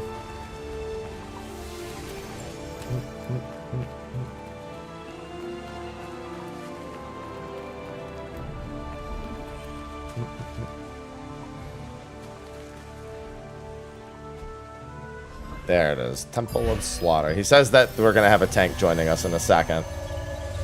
Yeah, I can't. If I crush it up in a minute, he doesn't eat food at a reliable enough pace, and Ivy tries to eat his food.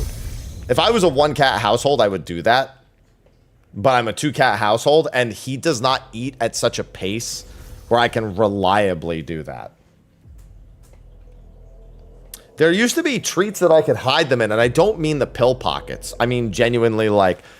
they're called churro bites, and you can kind of just shove them into the churro bite and then shove the churro bite. Like, I kind of want to go back to just shoving the churro bite in his mouth instead.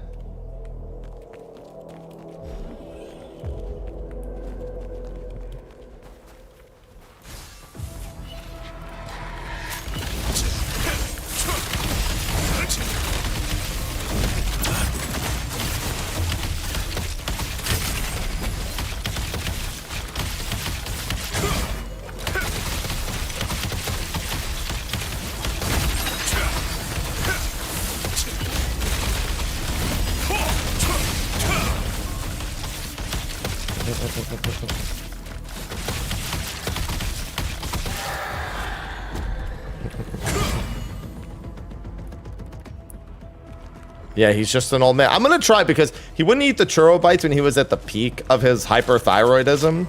Now that his behaviors returned, because he used to love them, he might actually be receptive to them.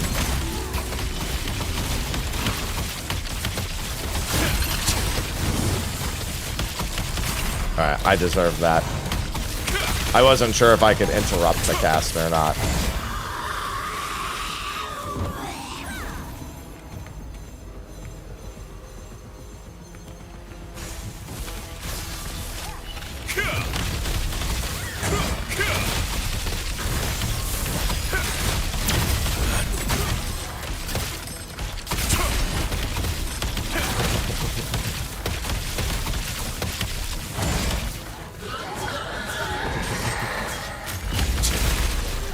Jesus.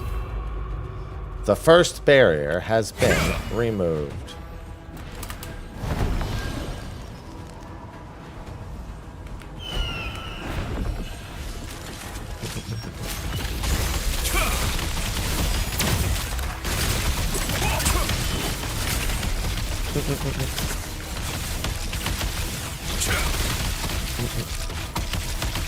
It won't, even if it opens for him, Ivy will stick her face in. She'll hear it and come running. She is the problem.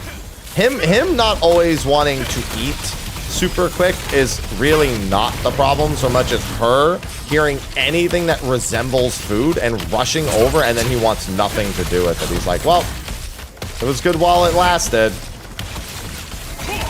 Hello, crazy. She's the angel. She's the greedy angel. She literally was like sleeping between my legs last night. And like I couldn't roll over or do anything. I woke up like around 3 a.m. to like, you know, use the restroom. And so I had to reposition her at that point, but you know.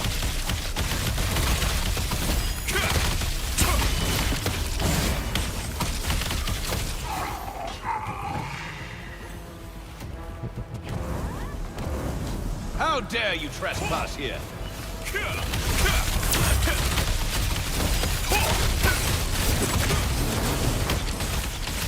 Actually just straight up missed.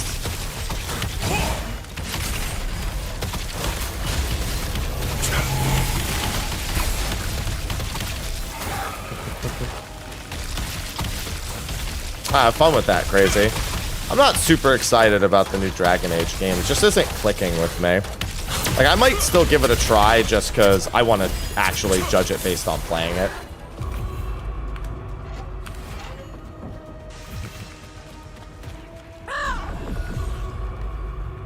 But it definitely doesn't make me want to do a You know, the thing is, if I played through the old games, even with some of the jank they have, I'd probably realize that I actually like those games.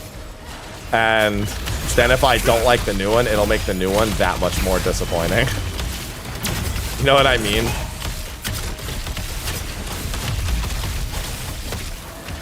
Genuine concern.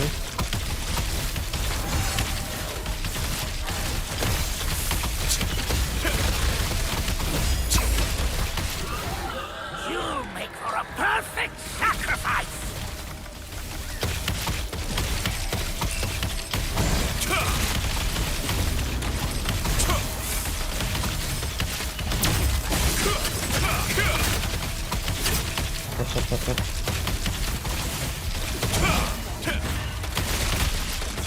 Alright, I'm gonna turn that off.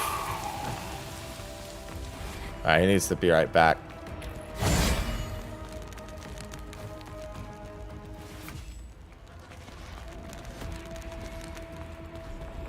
Wait, where are you going?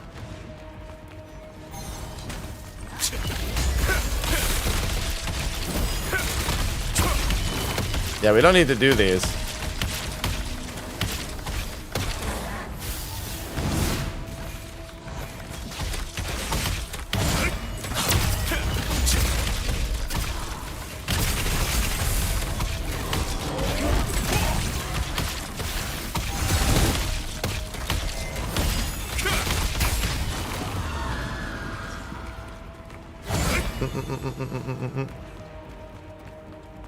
If I like it, I like it, yeah. You'll make for a Pretty perfect much. sacrifice. Ain't nothing else to it, really.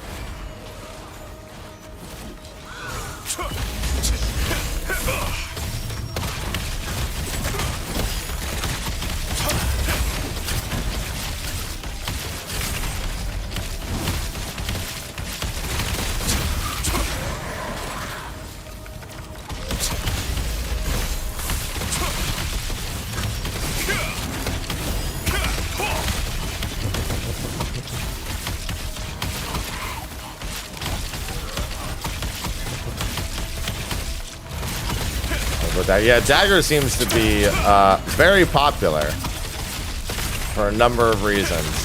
I definitely like the poison application with the because I also have a defense reduction for when anything that's poisoned, so How dare you trespass? feels like a pretty good thing.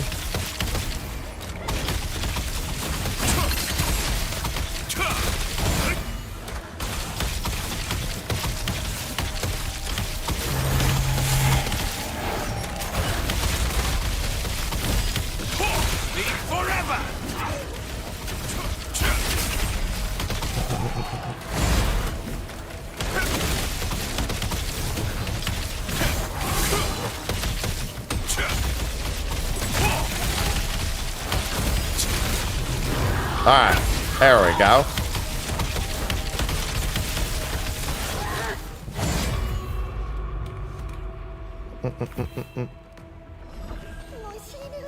Must keep life tapping.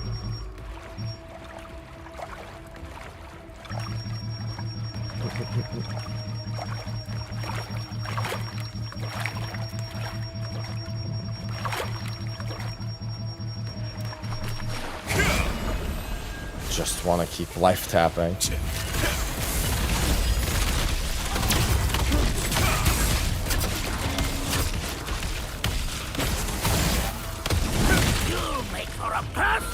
Alright, I'm gonna keep that off.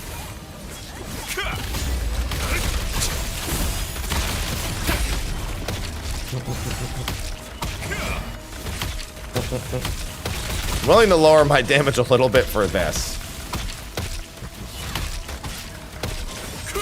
Just to not tap out right before the boss, MP wise.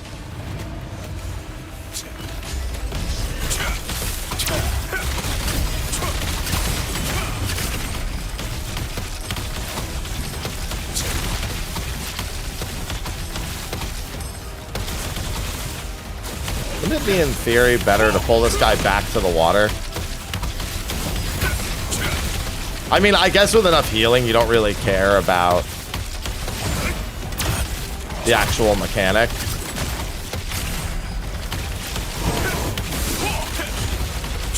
Burn your soul!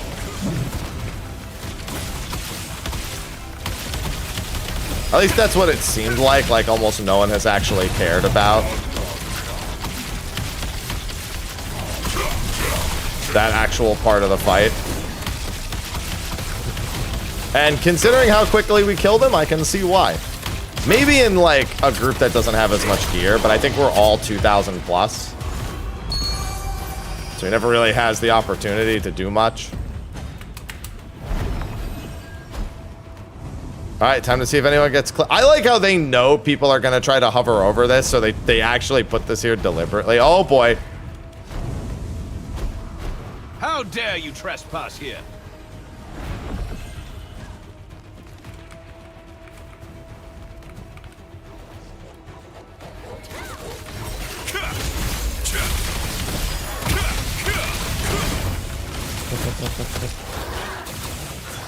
I think it's a fun little detail.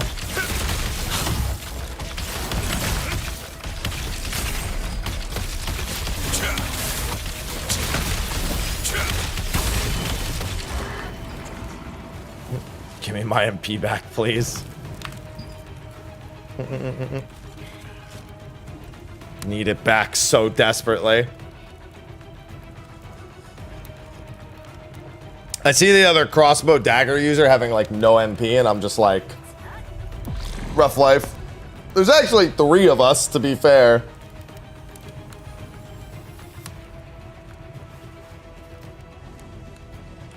Hello?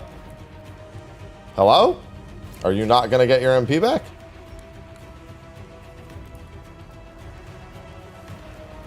Yeah, that's a good idea. Would definitely advise that.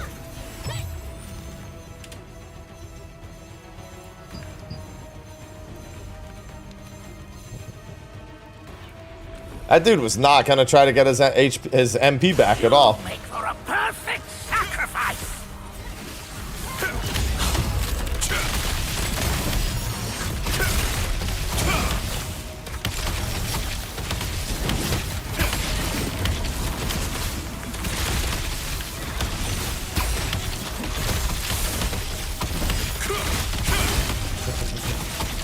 Quick recap, pros and cons. Pros that if you don't care about the story, you can get into endgame stuff pretty quickly. It only took me like 12 to 15 hours to get a max level character.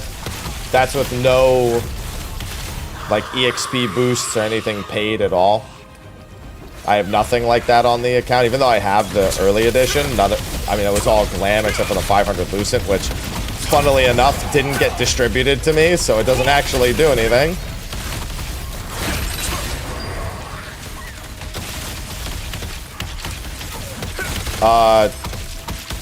The progression is fairly straightforward thus far, but there's not that much PvE content yet, so it's a lot. If you're not into like big guild stuff and world PvP and doing like cooperative objectives with your guild, that might be less appealing now than it will be later.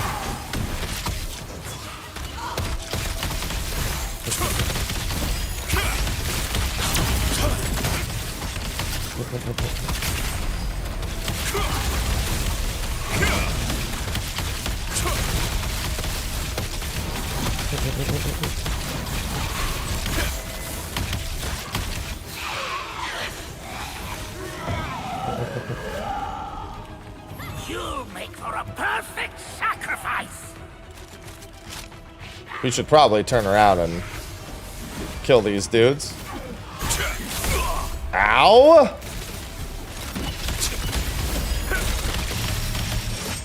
Are you sure we want to do that? Yo, let me down?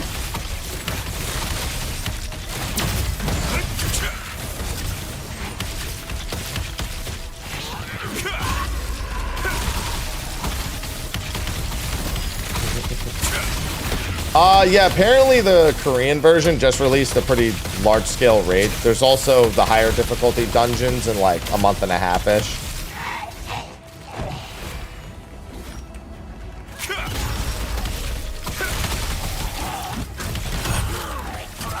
This is an interesting way of doing this.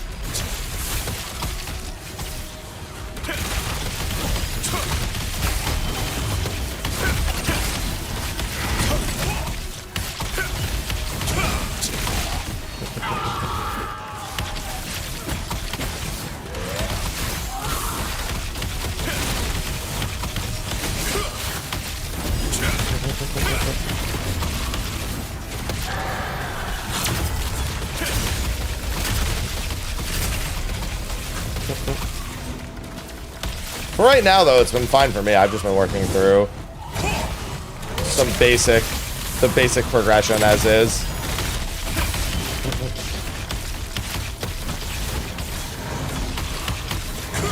These crossbows a great deal of fun.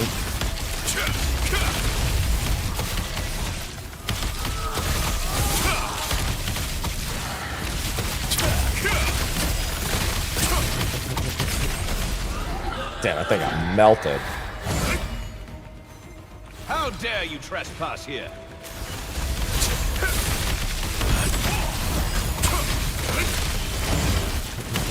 I'm actually gonna turn this off for this.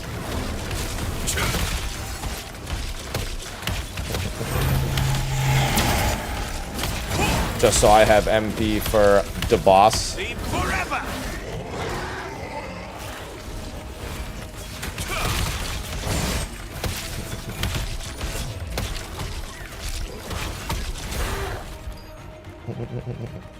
Turn it back on. I'll make you regret coming here!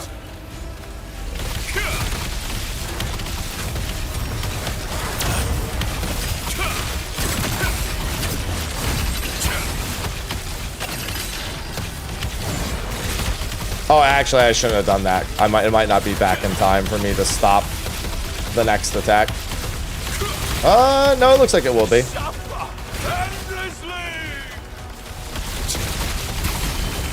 Yeah, because you can outright stop that attack.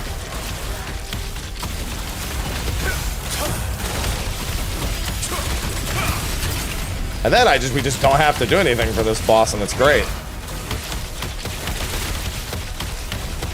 When he says suffer endlessly. Normally he teleports though. Say?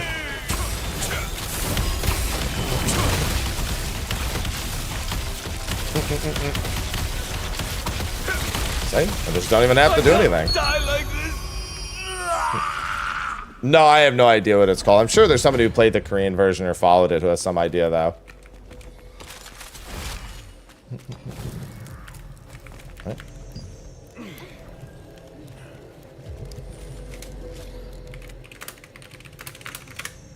Blue pin. I'm just gonna keep taking blue as long as I can.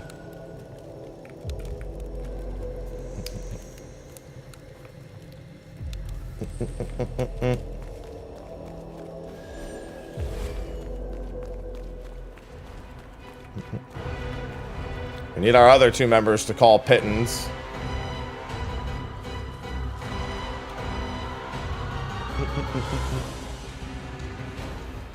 Tank, Mark.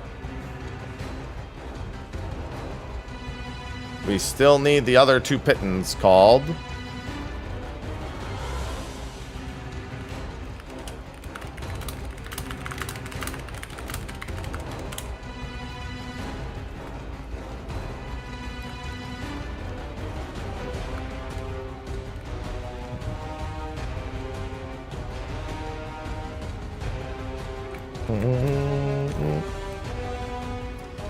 All right.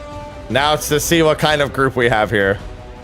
I know I can rely on at least a handful of the people in this group.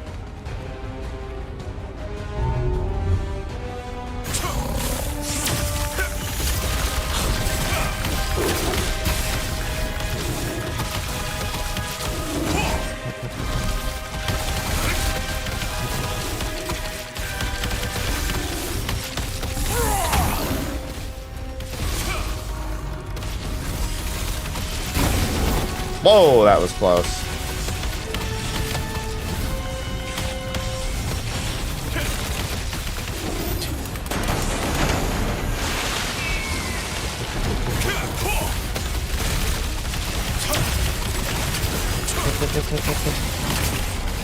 I'm not gonna lie, that fireball always makes me think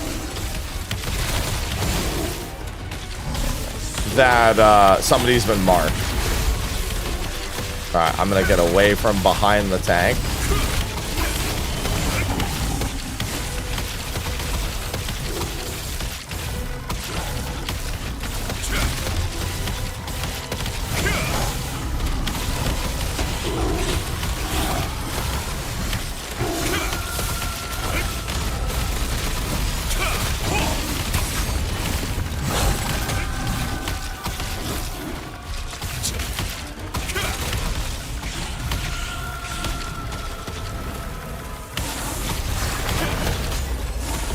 That's fine.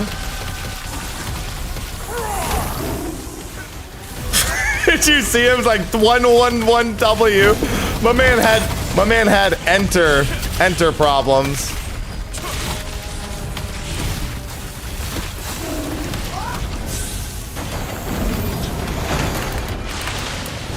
Whew. Almost forgot where I was.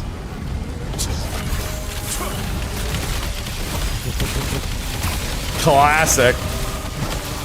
My man pressed enter at a bad time.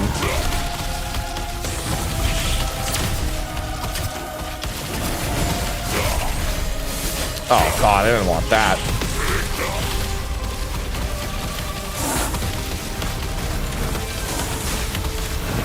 I saw that it was gonna be late, so I took it. We're fine.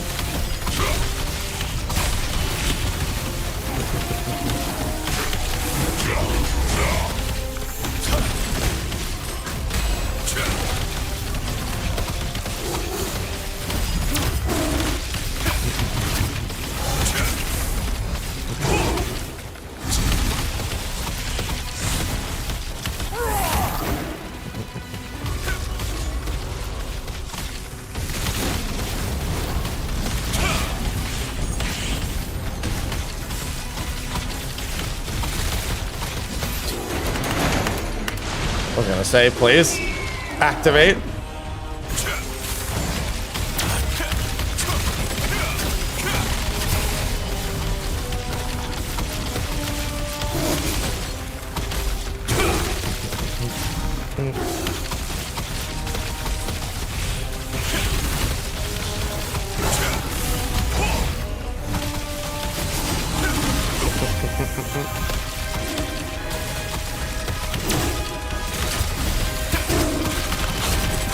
Holy moly, we just rolled through that boss.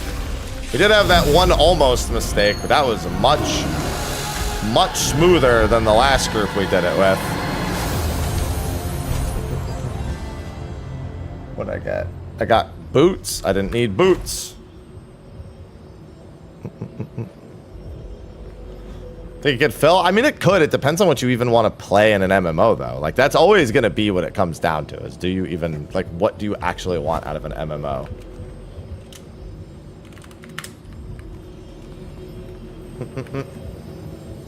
I mean, it's been fun to play. It doesn't really speak much to, like, how it will be to play. And I think it's important to note that.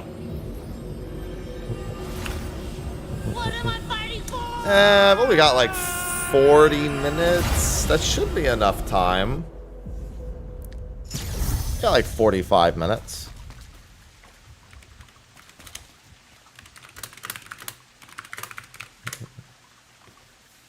Yeah, the big thing is starting and stopping. Like, I mean, then again, the worst part is that you'll probably get kicked from a guild, need to find a new guild. But other than that, like, I don't know. I don't really see the importance to actually playing like, it's not so much that you fall behind, it's that you're not as progressed.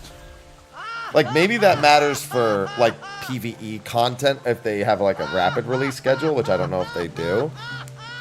But it's like, when you're doing these massive world PvP events, is it gonna matter that you did your dailies? You know what I mean? But I guess it's about how it'll feel more than anything else, because if you come back and you see people like doing that, but that's about it.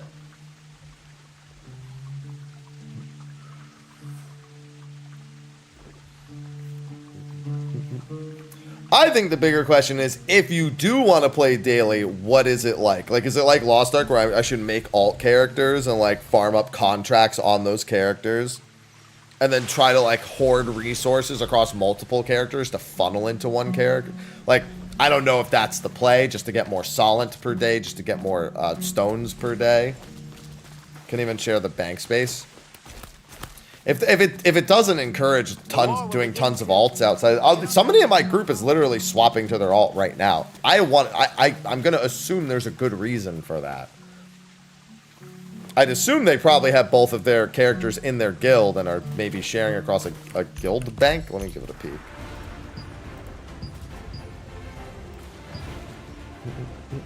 I don't know if that distribution, item storage chest.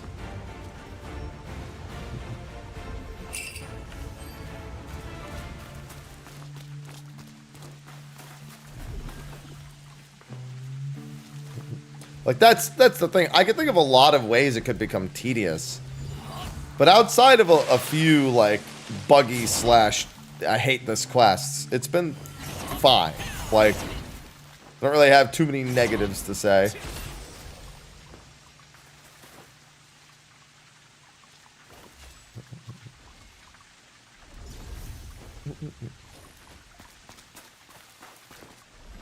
Hi, Ivy. You getting big stretch? Game run well? For the most part, probably run better if I wasn't streaming. It has a little bit of rubber banding. Hard to tell if that's like a problem with the game versus volume of people playing the game. In which case, have fun tomorrow. Tomorrow, I'm doing weeklies in 14 tomorrow. I know what the right play is.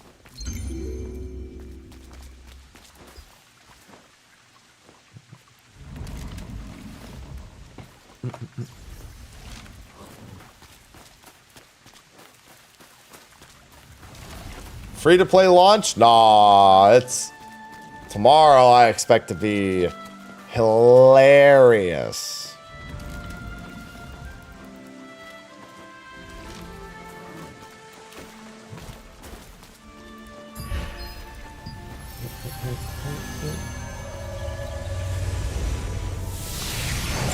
I expect it to be absolutely hilarious.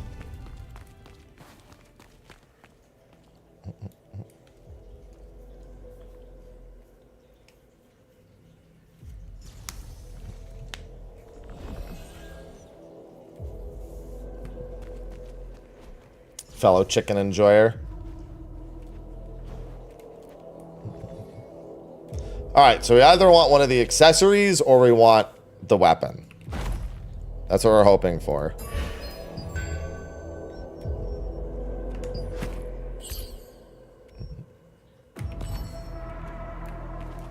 We already got the daggers, so we don't really need... I mean, a dupe of the daggers, I guess, wouldn't hurt, but... only if I got a good trade unlock. Yeah, exactly. Tomorrow's servers are it's gonna be a disaster. I see no reason to expect it to be any other way.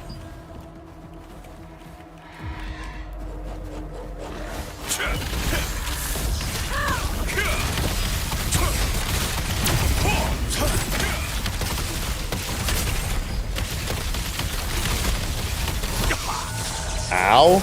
Deserved. I didn't see the thing.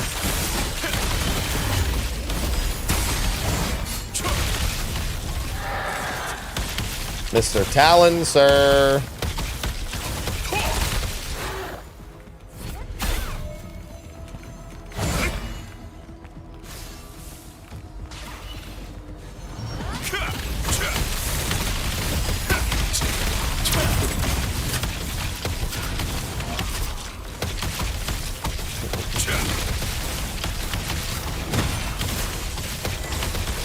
Well, at least I didn't take the damage. Mr. Tank, sir.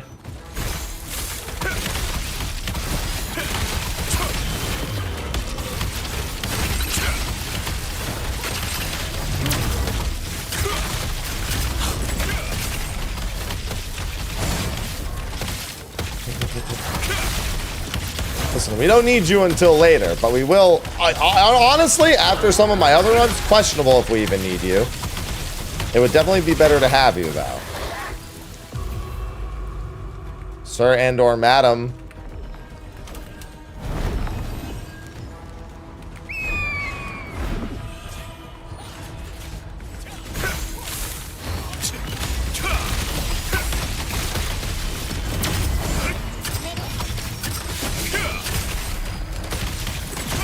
This is a dungeon. You make for a perfect sacrifice.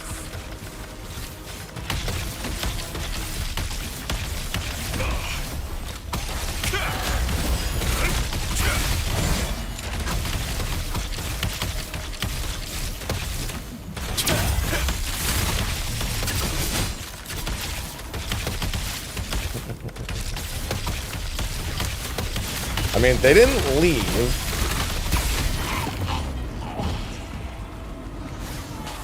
I kind of want to be like, hello?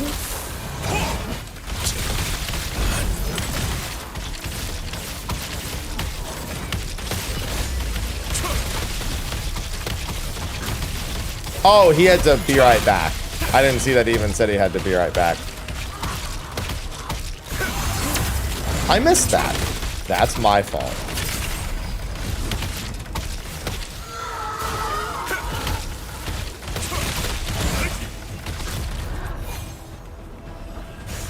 How dare you trespass here? It's just a lot of objective-based stuff. A lot of world events.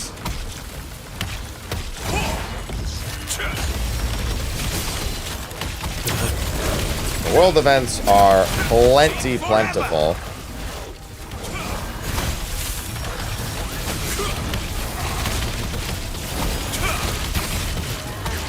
Of course, you have dungeons. There's daily, like, contracts you can do. You can find and craft higher tier contracts. There's also open dungeons, where basically it's a dungeon, but anyone can enter. And it's a public dungeon would be the best way to put it.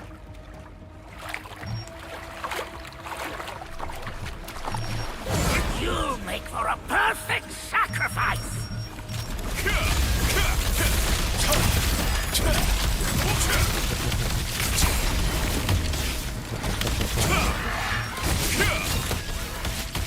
Malik, our world boss peace event in 4 minutes. Oh, actually, I probably should have done that. Since it's a new boss, a new world boss. That's fine. What the hell? Just accidentally opened something on Steam. Steam just popped up with something as I was trying to do that.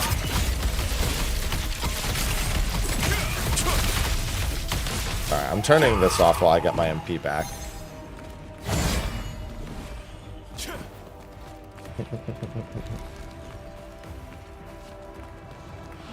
My MP regen is not so bad now that I've got... I think one more crossbow level and I get a decent buff to that. You make for a perfect Longest 24 hour. Trust me, I don't think it'll be that long for you.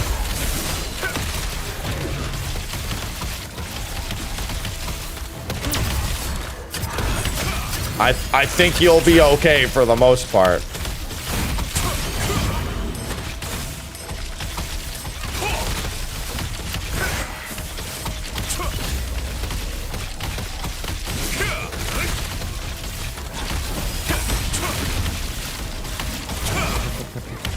Hey, what's going on, Faith?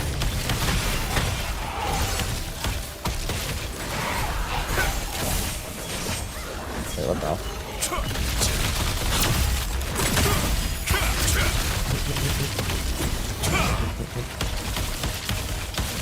Yeah, leveling is not the main goal. I got to level 50 in like 12 to 15 hours, and honestly, I did it slow.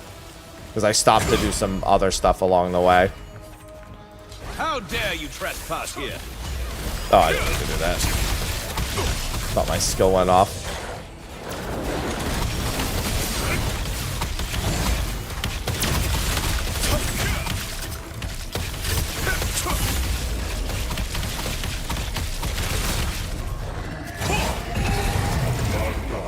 I did not even mean to do that, but it's fine because I want to get MP back anyway, so it's alright. That was a fat finger, but it's whatever.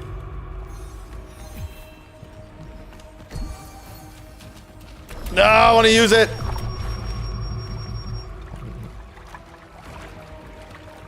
Yeah, in terms of just straight up gear progression, but you can earn that from doing like guild stuff. There's like there are different rewards across like guild stuff versus the PvE stuff, and there's usually a mix of them while working towards your gear sets.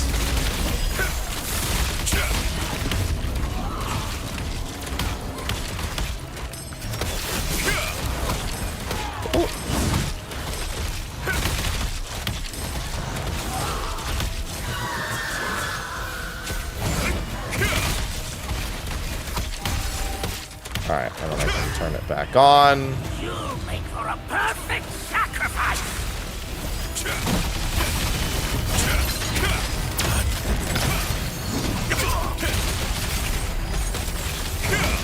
Yeah, we should definitely kill homeboy first.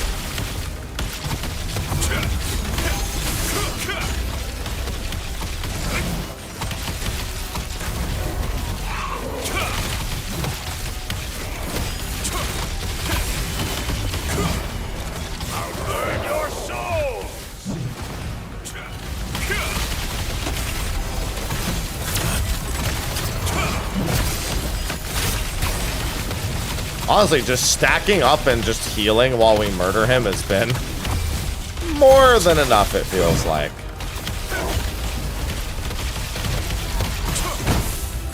Ow. I will kill you all.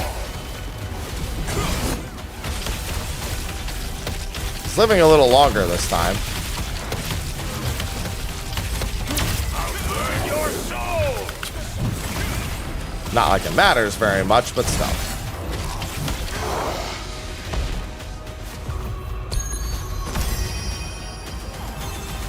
Healer spell type? Yeah, if you're looking for pure healer, wand and longbow seem to be the way to go. Alright. One more set. And we're good. This guy we can skip outright.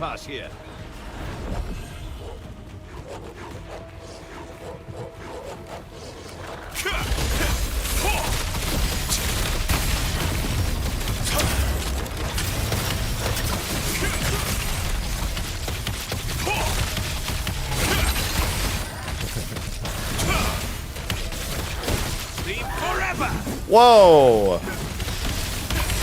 thought this guy normally resets.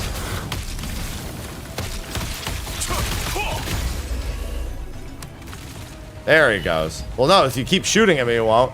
You make for a perfect sacrifice. Alright, fine. I guess we'll just kill him then.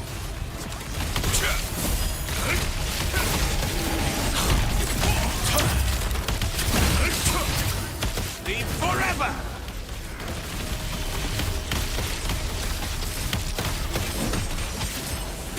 Yeah, that's what I thought.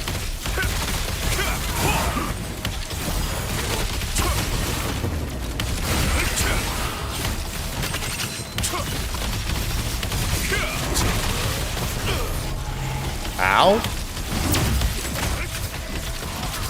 Sleep forever. Dude, that minimum damage is actually creeping up. Alright, fuck it. He's already followed us. We might as well just kill him at this point.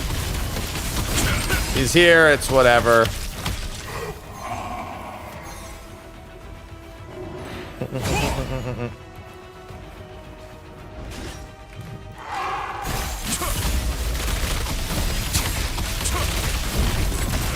Yeah, almost everyone I know who's been a healer has been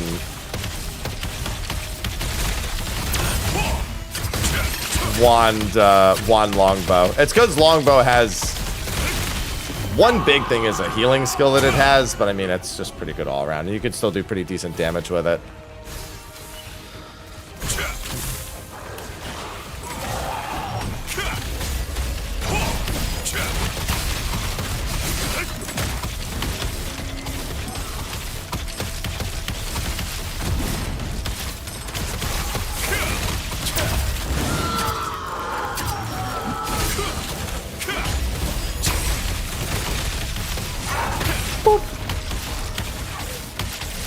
You make for a perfect sacrifice. Alright, I guess we're killing that guy now too.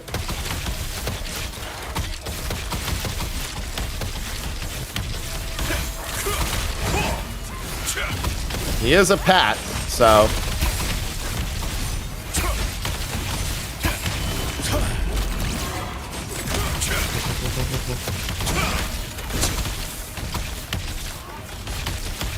look at that. Boom!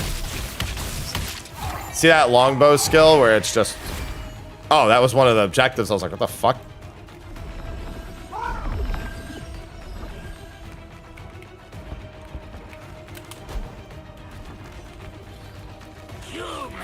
Where the heck are you going?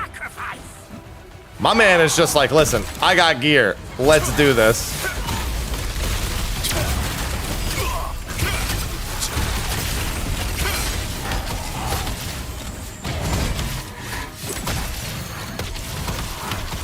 Yeah, I should honestly probably equip multi-shot.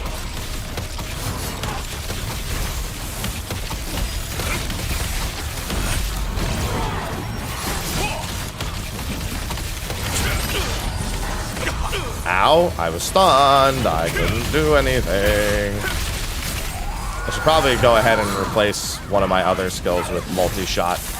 Just for mobbing in cases like this.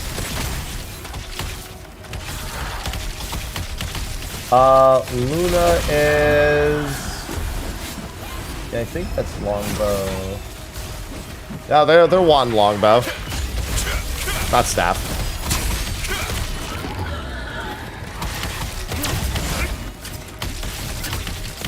Yeah, because I don't get to use this all too often.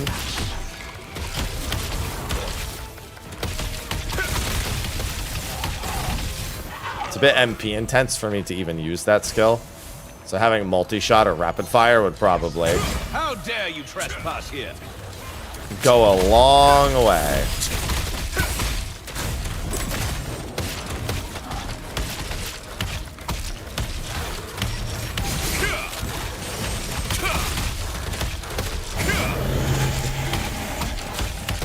Give me all the MP.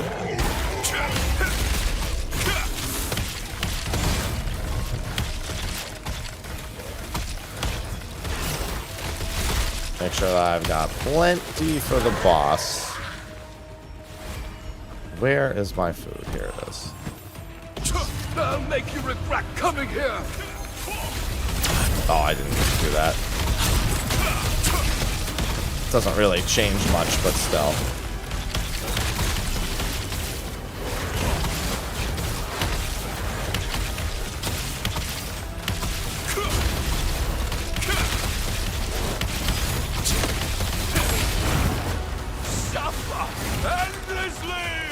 How about I don't instead?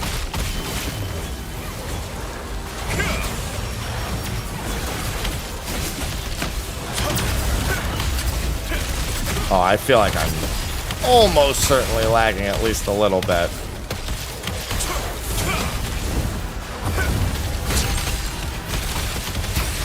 Oh, I didn't... Alright, well, I still got it, so I guess I'll take it.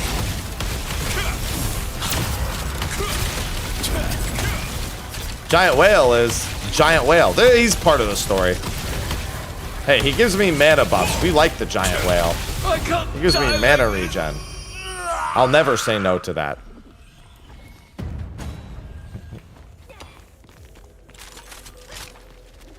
Yeah, there is PvE content at endgame as well.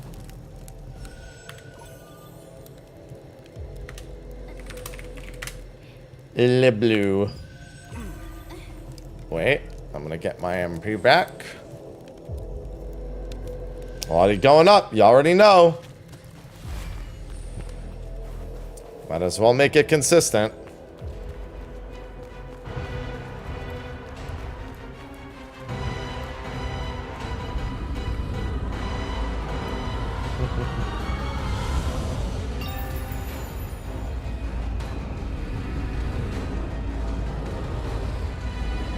I think everyone's just got the same assignments as last time.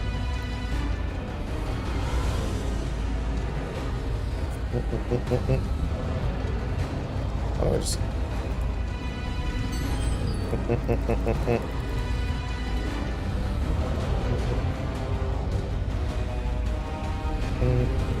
Come on. We got it. Tank marked.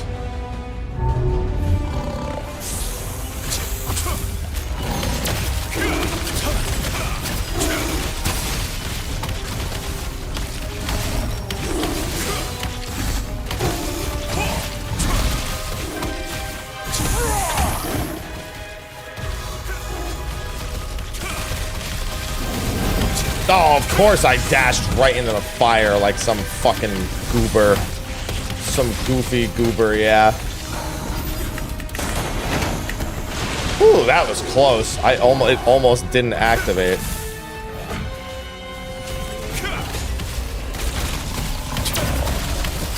Oh, I'm definitely lagging a little bit. It took forever for that to activate. Whoa, what the heck?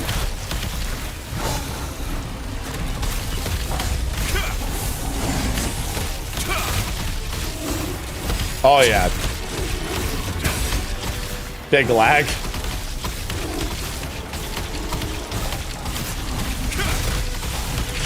Alright. That activation didn't lag, so maybe I'm in the clear. Alright, here it comes.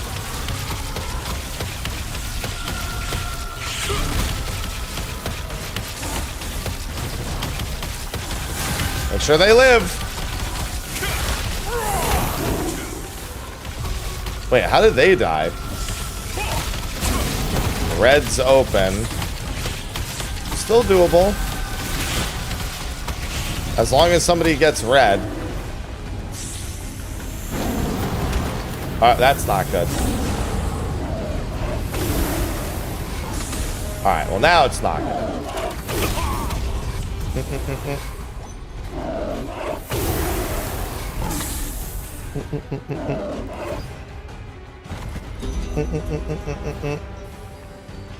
Yeah, I imagine they died to fall damage. I don't know what else would have killed. But no, but where they died, that wouldn't have even made sense.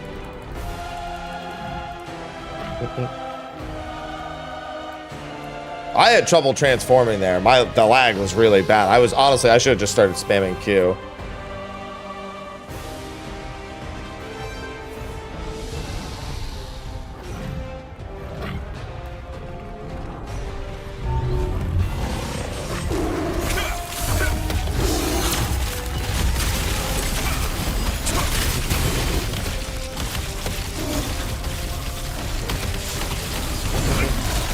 Hey, Ghost, thanks for the Prime sub.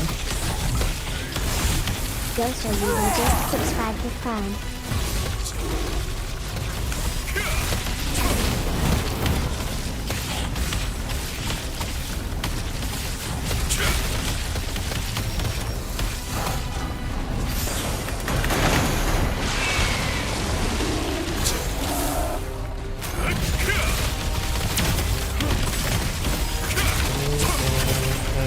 I like how you can see all of us marking him for that attack.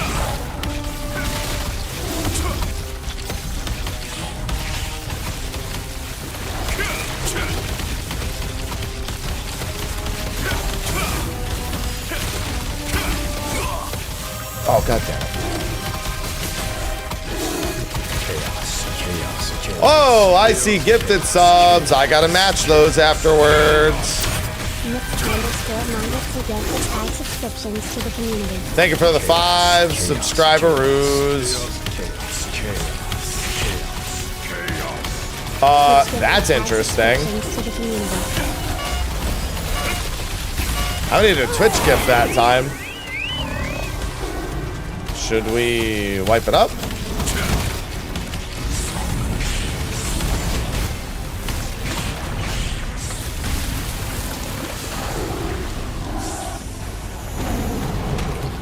You are not the lucky one. Oh, Twitch also gifted 5. Hey, you got a 5 for 5. That means I got to do 2 individual 5 gifted subs. Because I'm matching Twitch's matches as well. Chaos. No, Noon PT is in 46 minutes. Chaos.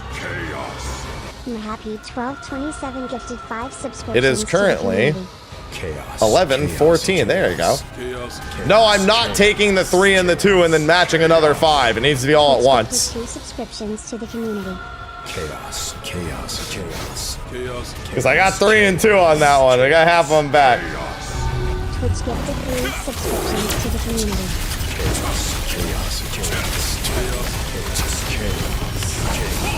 Chaos. I'm happy 1227 gifted 5. That's me. I'm Merhappy 1227.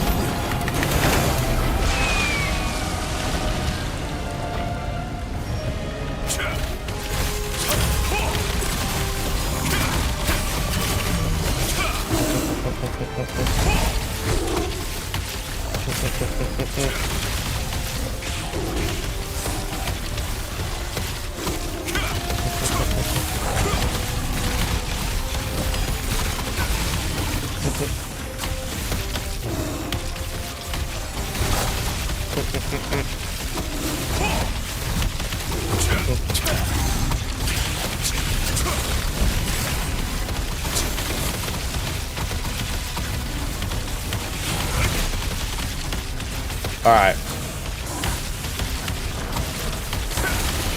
I'm just gonna accept that everything is going as planned over there, and that I am A-okay.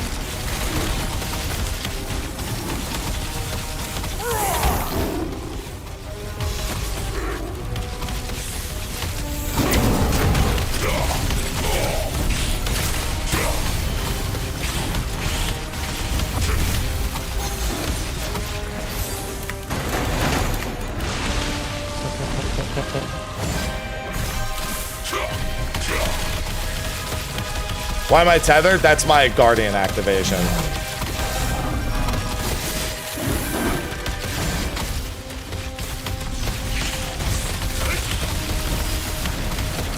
Alright, I was gonna say.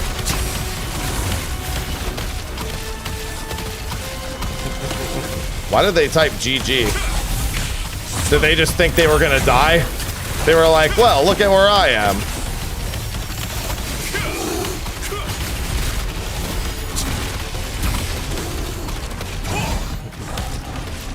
Alright, I'm gonna have to leave that inactive for a bit.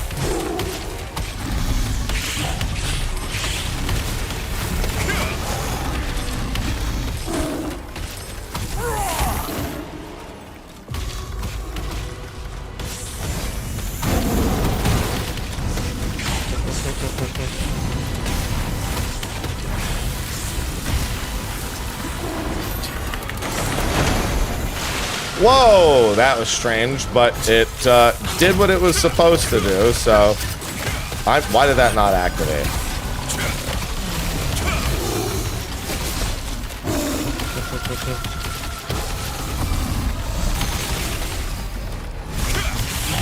Alright, we should be in the clear at this point. We won't see another one of those phases, so even if we were to screw the next bit up, it wouldn't make much a difference.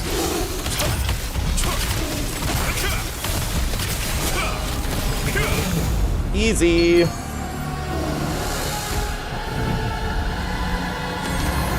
And I got the belt. I'll take the belt over some of the other things I could get. Belt is movement speed and defense. It's not really any better or worse, but movement. Oh, max mana actually. Yeah, the trait.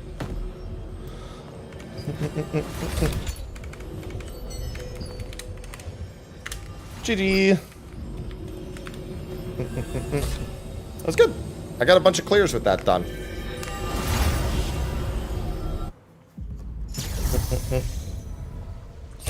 GG, thank you for playing. Excellent. See, that didn't take too long. Yes, I got plenty of time before Stay of the Realm.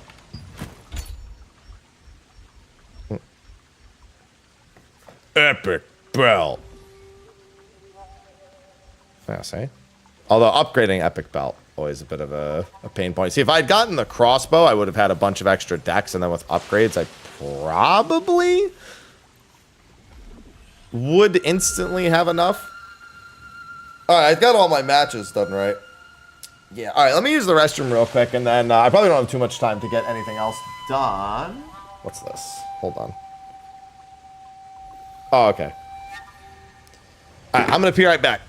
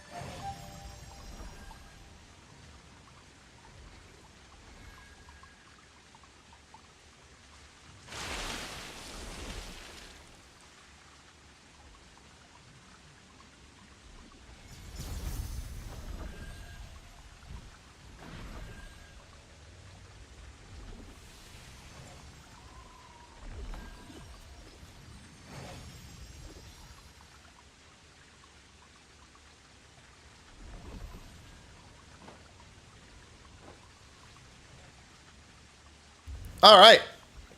And we're good. I think the PS5 would be fine handling that. Oh, I just realized. Belt. Transfer. Alright, never mind. The belt I have is too low. It can't go up. It needs to be at least rare, I think. Yeah, we got a bunch of those dungeons done. I got my power was like barely over 1600 earlier, so bumping up to 2000. Say that's welcome. I almost used all my contacts. I need to go into the open world dungeons and use these. And find dungeon only drop items. Yeah, that's the big thing, is going into the open dungeons and using those is probably going to be pretty important. Alright, I'm going to get ready for State of the Realm, though, and then just chill. Since we have about 30 minutes or so. Tomorrow is definitely going to be Final Fantasy 14, but we have a podcast in 38 minutes. Oh, I never made my weekly Q&A live either. Let me do that real quick. I actually had a tab open to do it and then never did it.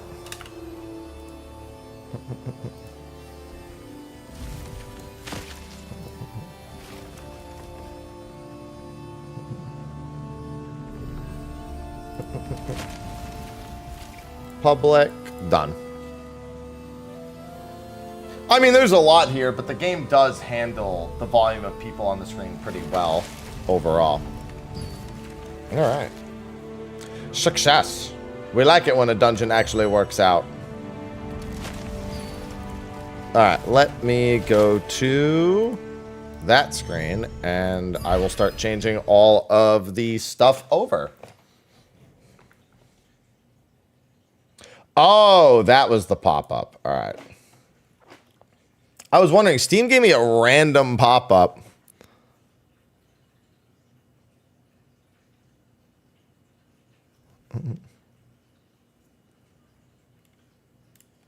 It was, remember that special Siege the Day event we did the other day? Well, I mean, that was on a special server, so they had to take our access to that away because it wasn't meant to be used for like the full game. They took it away in the middle of a dungeon while I was trying to dodge, so Steam popped up to ask me for confirmation. Unfortunate timing, but it is what it is.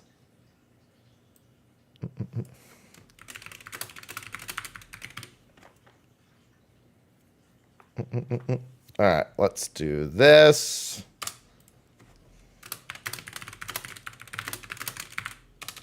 Live letter 83 discussion. We need to know if chaotic alliance rate is 7.1 or 7.15, because right now they're just saying 7.1. Which is leading me to believe that it is indeed in 7.1. And you know what? That's in line with what they said a while back. We'll probably talk about that a little bit.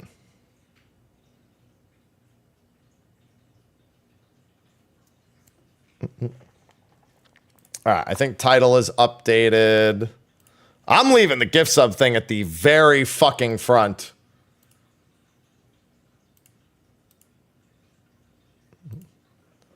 The very fucking front. Given it is the last day for that. I wish I didn't have a raid trial later. We have to trial somebody for our group. Because I would absolutely stream long today. But I won't have any time for anything if I do that. And I don't want that to get canceled again. One of our raid members is getting married. The other one's about to go to PAX and then run a fucking like 10-mile marathon. So he's got to be doing prep for that. We don't have spare time to not really take the trials when we can take them.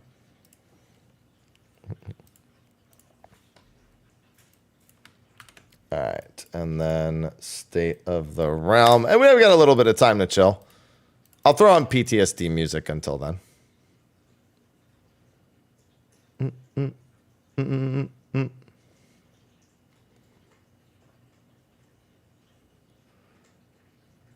Oh, God.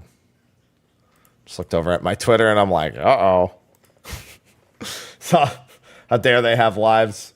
Yeah, why can't they just be a NEET like me? Well, I'm educated. I have my own LLC, so I guess that would be considered employed. So I guess I'm not technically a NEET. I got the lifestyle. It's fine. The lifestyle is really, really what matters here. Know what I mean? Twitch chat run chaotic. Go to the gym too much to be a NEET. I guess that counts as training. That's what the T is for. Wrong training, but wait a minute. No, NEET just means not in education, employed, or training. Going to the gym doesn't necessarily imply any of those things. You can be going to the gym and still meet all of those criteria.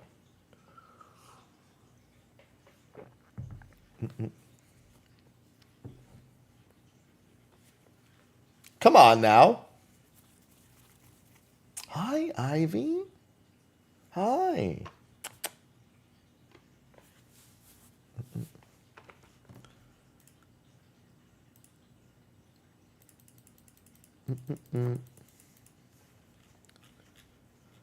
Let's see.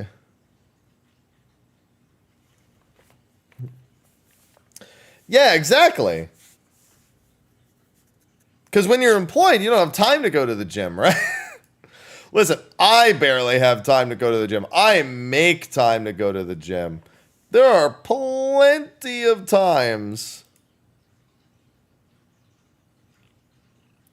where Ivy, chill. Ivy, relax. There's plenty of times where I'm like, listen, I know I have my gym schedule this week, but seriously, fuck that. Honestly, I probably should have done that the last week. This actually is a good week for me to do that, but I'm on a pretty big fucking roll at the gym, and it's kind of tough to want to do that, to like not go. Like I'm getting close, probably in the next, I don't know, I guess maybe in another minimum 4 months, 5 months, I should be able to do 1,000 one rep, a 1,000 pound 1 rep max combined between squat, deadlift, and bench. Probably in about 4 months.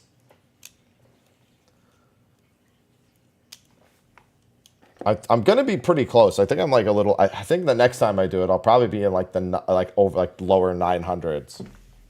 But I need more. I need more of a push. And I don't take any like stim pre-workouts either. I have a non-stim one I started taking when I go. So no beta alanine. None of the fucking fire ant feeling shit. All right, I'll call Sly up in like 10 minutes. Oh yeah, that's right. I wanted PTSD music, but I got distracted by the fact that I never made my weekly Q&A live.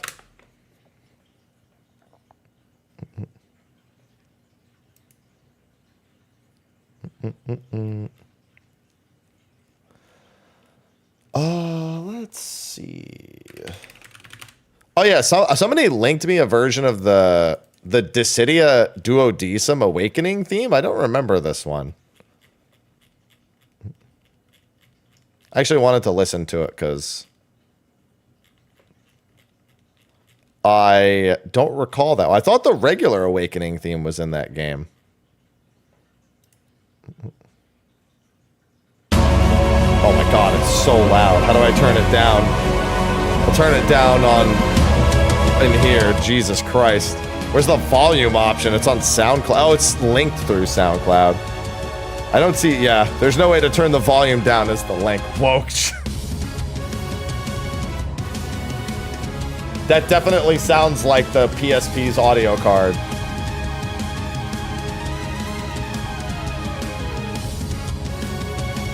Yeah, because I was wondering which version of this we're going to hear from Soken. I think I prefer the Record Keeper version.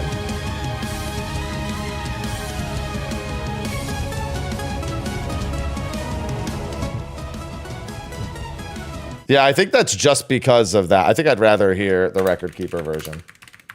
Wokage.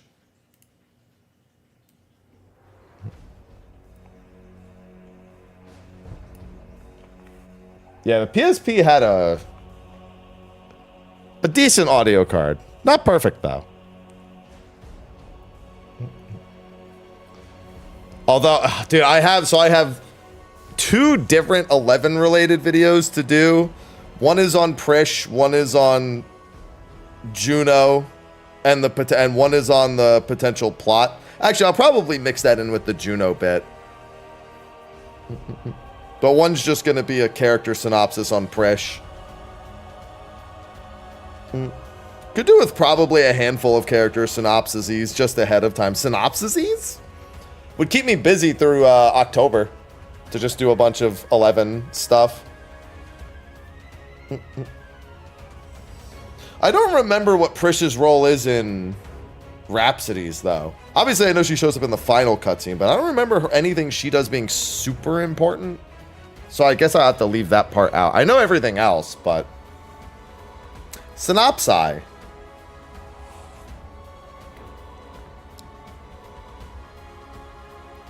And then I can do something on Juno as well. I already recorded a video for Wednesday on the chaotic raids. It's literally a mechanic prediction. A reminder of the mechanics that both Cloud of Darknesses have, and a prediction for how it'll go. I actually, after going over everything, I actually think it's not going to be that bad. I think the one screenshot we see is actually not that bad, because I think you can put your best players on the outside and it should be fine. But it's going to depend on what the clones actually do. So wide angle and anti-air are both... I actually think wide angle is in that screenshot. I'm pretty sure the 2 clones on the platform is one of them doing knockback plus brambles, and the other one then shortly after does wide angle or anti-air. So you either have to get knocked back and place the brambles on the clone and then do anti-air by going away, or you have to get knocked away and then run towards for wide angle. I don't think it's going to be like the full wide angle anti-air where it does wide angle, tank buster, and then... Like, I don't think that's going to happen. But I think it's just going to be the AoE.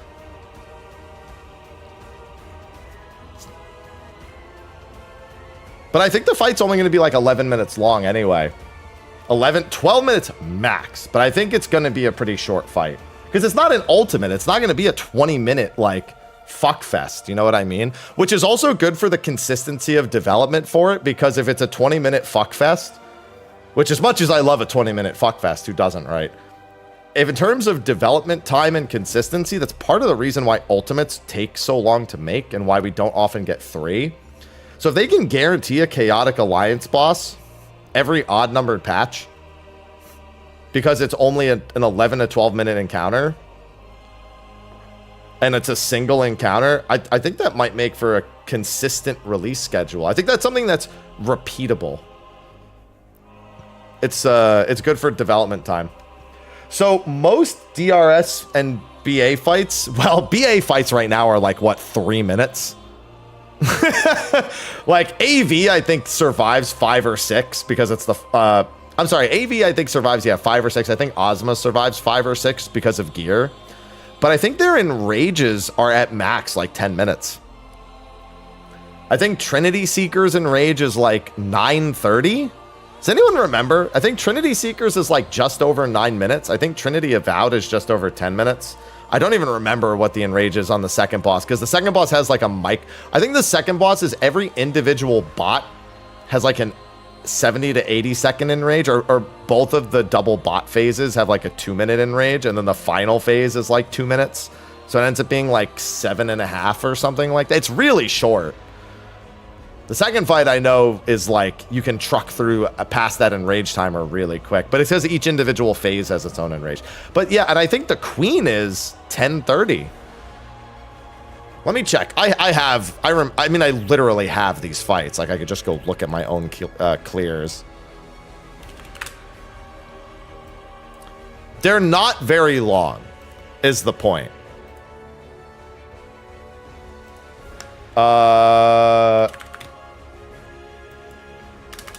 DRS, Delubrum, Regine, Savage,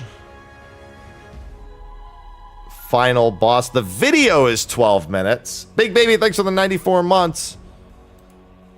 Yeah, we pulled at 101.10, pulled at 101.10, and cleared. Yeah, it's like 9.5 or 10 minutes because we were on the Enrage cast pretty much, and we killed it at 91.55. So that's what, 9 minutes and 15 seconds approximately, and we were literally on Enrage. Yeah, so it is an under 10-minute Enrage, the Queen, because we were literally maybe like 15-20 seconds away from Enrage. So yeah, it's like 9:35, 9:40. Yeah, all those fights are like under 10 minutes long.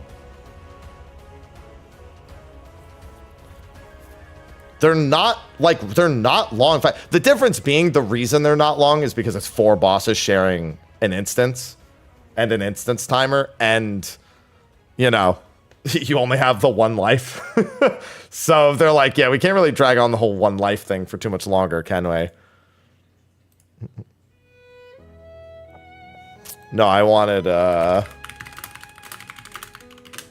this. Hey, don't forget, today is the last day of September. If anyone wants to gift 5 subs and take a shot at the Twitch Gamba, we've yet to have anyone get 50, including myself. Every 5 gifted subs, Twitch gifts at least 1 sub per 5 subs, but then also randomly up to 50 subs total.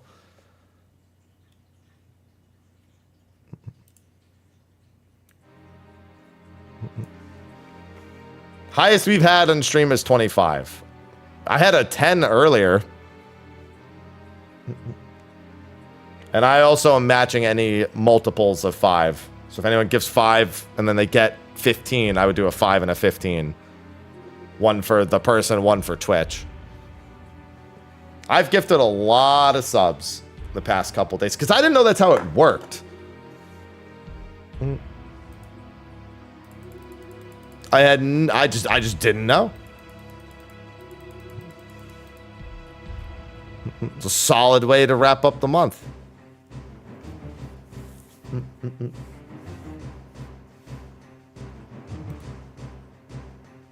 Let's see. This is a theme we'll also be hearing, just probably not in the very first tier. Alright, let's see. Sly. I think I've got everything set up. Oh, I need to turn my actual camera off in the scene.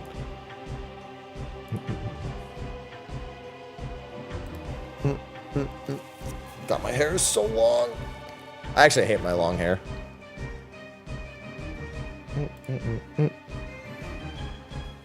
Chat, thanks for the 28 months. No blitzball. No.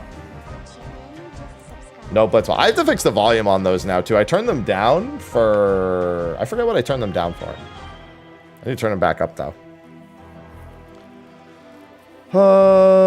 Wait, why am I scrolling through Steam? I wanted to go to Discord.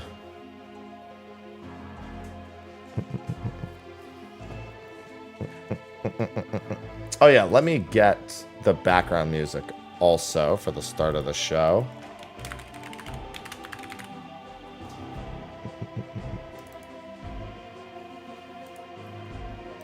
Alright, that's good.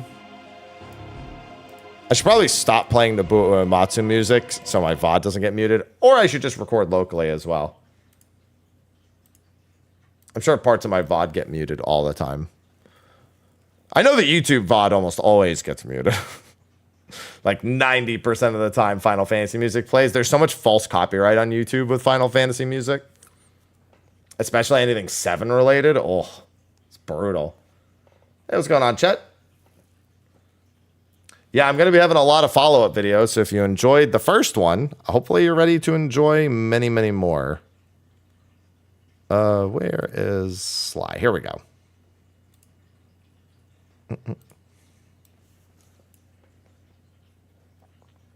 I'm going to peer pressure Sly, guys.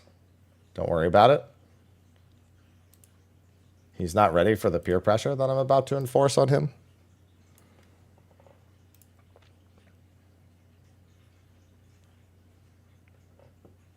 It's okay. Hello, sir. Oh, hold on. Let me fix. I think my audio might be messed up. My Discord has been changing audio sources nonstop. No, it looks fine.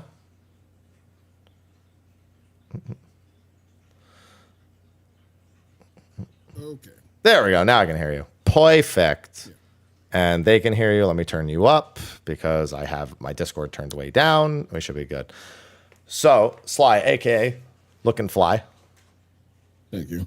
Second, you know what's funny about the hat? I'm playing Throne and Liberty, and there's literally a giant whale, not a dolphin, that flies all over the map. But when it has like the same silhouette, like when the loading screen is literally that pose of the whale. Damn. So I have a really important question for you, Sly. And you are low, and I have you turned all the way up. Let me make sure my Discord's not turned down first. Let me make sure it's not. Wait, let me make sure it's not my Discord. Because I've messed around with my volumes a lot lately. So just hold before you change anything. And make sure I didn't turn it down. Okay, no, my Discord is fine. Okay. All right, so I'll go up. All right, now that sounded good to me right there. I think you might have just... Say that's good. You're good. You're good. You're good. You're good. Okay. You're good. Perfect. All right.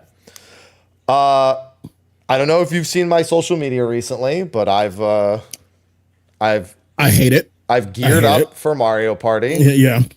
I have a request for you. No, so not. You're playing with us. Absolutely not. Yes. You are playing with us. And 2, since you like hats, a Wario hat would be fantastic. But I don't play Wario. I usually play Luigi. Then get a Luigi hat. I just figured you could be my evil. You could be my evil, my evil brother. That's why I went Wario. I knew you were gonna want something like this. I'm not asking you to put the whole outfit on. I just want the hat. I just think the hat. Just get like a fitted Luigi cap. That's all I'm saying. A fitted Luigi. You can get a fitted Luigi cap. Hell yeah. Okay. See, I wasn't asking for a whole lot, Sly. Chad, he's too into this. He's too into this. He's a monster. You have to stop him. That's what the M stands for. It's not Mario. It's monster. Let me fix my camera because I moved it and screwed it up yesterday when I was taking a stupid Mario picture. I got the angle all wrong. And then this, so come up a little bit. There we go. Still see that. They're saying I'm just a tad loud. Oh, that was before. That was before you increased everything. Oh, that was before. Yeah. Oh, okay. And I noticed it as well. No, you're good. You're good. Yeah, exactly. See, okay. Listen, I would love if you got fully in costume. It is Halloween month after all. That's why I'm doing it. Is because it's Halloween month. I wouldn't have done it otherwise. I mean, can't you just play some spooky shit like I am? I'm doing a Resident Evil subathon. Or I could dress up as Mario. And in fact, I actually have the yellow buttons for that, but I didn't. It takes 8 hours to glue them on. So I was like, I'll take the pictures now and I'll get the yellow buttons later. Oh. However, by the way, Happy, did you hear the news about? I am now officially the dad of the Final Fantasy 14 category. Why? How did you get that? You're the one who calls me daddy. What does that make me, granddaddy? I don't know. I guess you're another dad too. I mean, if you call me daddy, then I have to be granddad. That's just the line of succession. Okay. I was gonna say you should be grandpa. No, I got it confirmed by Co and Deja Vu D that I am dad, and I'm the responsible one. How come you get to be dad? Well, apparently, I have the dad bod. I do dad things. I grill. I tell people to go to their rooms, watch sports. All right. And what do I do, Sly? you're Jersey dad. You work out. You I got 2 kids. you don't club. Yeah, you do. Yeah, you got 2 kids. I got 2 kids. I tell people to go to sleep at a responsible time. That's true. I'm not dad. I'm daddy. You know what? That is true. That's my chat. That's a technicality. That tracks. That's true. Yeah. No one's called me dad. They call me daddy. They're right. Yeah. Yeah. Yeah. So I'm just dad and you're daddy. Say it. Yep. There you go. I'm cat daddy. Ivy? Yeah? I have a dad and a daddy. Exactly. And we're here to ruin your life. Go to your room. Dinner will be ready later. I'll be back before the Dolphins game tonight. There's got to be bad parents nowadays that say go to your room, forgetting that's exactly where I want to be. Go to your room. Oh, you mean where the video games are? Where I have my iPad and my phone and my video games. Oh no, whatever will I do? Oh no. My manga collection and my robots. Oh God. Okay. Oh, no. It's all right. The parents know. They just don't want to see them. They're just like, I just don't want to know that I have kids anymore. It's fine. Yeah. They just don't want to be around them. That's it. Yeah. It's just like, I just want to forget. They just like, yeah, just, I can't get my body back from what they did to me, but I can at least get rid of them visually from my sight. Old school parent sayings. You smell like outside. Dude, true story. You say that. I remember when I used to come back from my Indian friend's house, my parents would hose me down because I smelled like Indian cooking, and it was too intense for them. They're like, have you been at this friend's house? They'd be like, yes. They'd be like, go to the backyard. Gets the hose, sprays me down. It's like, you understand that's not going to get rid of the smell of like turmeric, right? No, not at all. It made them feel better. Turmeric is far too strong of a. It's not even the turmeric. I think it's the garam masala. Garam masala. Well, I mean, it all stains everything. Like the smell of it all like stains everything that comes near it. Turmeric stains like pots and pans. I hate cooking with it only because you need like a specific vessel to cook with turmeric. Otherwise, everything just changes color. Yep. It's like, yes, I see. I need to replace all this. I actually want to get one of those Hexclad pans. Oh, me too. I've been wanting to get one for far too long. Like $200. That and of course the KitchenAid. Which one's the KitchenAid? Is that the giant station that has like the mixer? The mixer that has like all the different things like a pasta maker and things like that. Oh no, that's different than what I thought it was then. Okay. No, because there's like a cutting board, but it has like a trash chute and a bunch of it's basically like a home version of, not commercial kitchen, a restaurant kitchen, where they have all the different things. And so you could you just make a little station, you put, I have salt, sugar, whatever, in all my containers here. Yeah. For convenience. Disconnects internet. See, here's the thing. Your family can't disconnect the internet on you anymore because then they'll suffer. They'll go to use their phone and be like, fuck! Yeah. Especially if they have smart TVs. Yeah.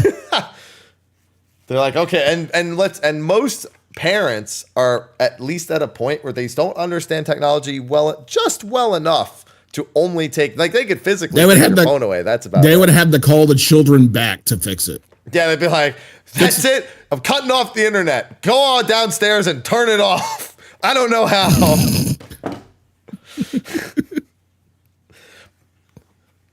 By the way, I clicked on this site and I have a virus. Can you fix that too? I was playing bingo and a pop-up showed up and said I won $1,000. And I couldn't, I had to click it. I've had the relatives who do that, who click on the pop-up, and I'm like, oh, why did you do that? Oh, God. I tell them, please. It's so predatory. It's very predatory to old people. Yes. It's like, yes, there are people who weren't raised in this generation online. You have a virus. Call this number. Ma'am, don't call that number. No, just don't. Put down the phone. PayPal emailed me and said they charged me $600 for something. Like, they didn't charge you $600. Grandma, you don't have PayPal. Stop. You don't have PayPal. No, my grandmother had PayPal. Yeah. Mine knew. I'm probably the one who set it up for her, but she knew. Yeah. All right, we got 9 minutes. Oh no, yeah, my outro screen's already set up. All right. Oh, I've got so much content to do. We got to do a Final Fantasy 11 show, by the way. Oh yeah. We got to get some. I got to get some old heads on. I'm dead ass. We're gonna do one. We're doing a Final Fantasy 11 show. I know. Is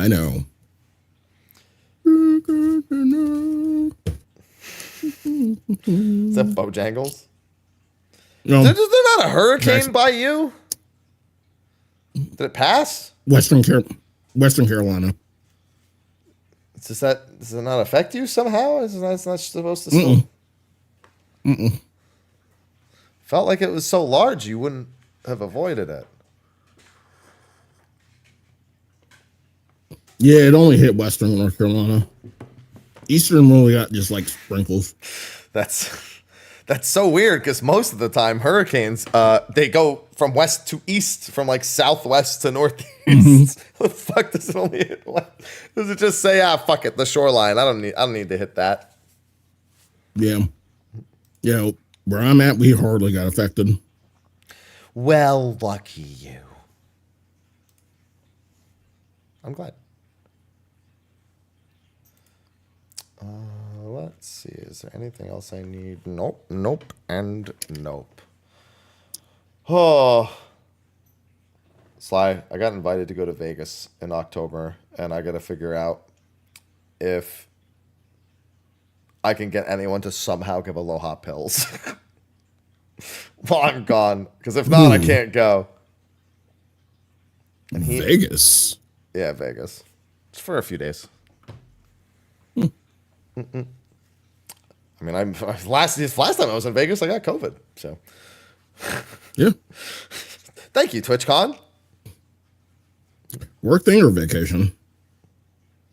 What happened? Work thing or vacation? Just to chill. It was just to hang out. So I guess I don't know if I'd call it vacation, but not work.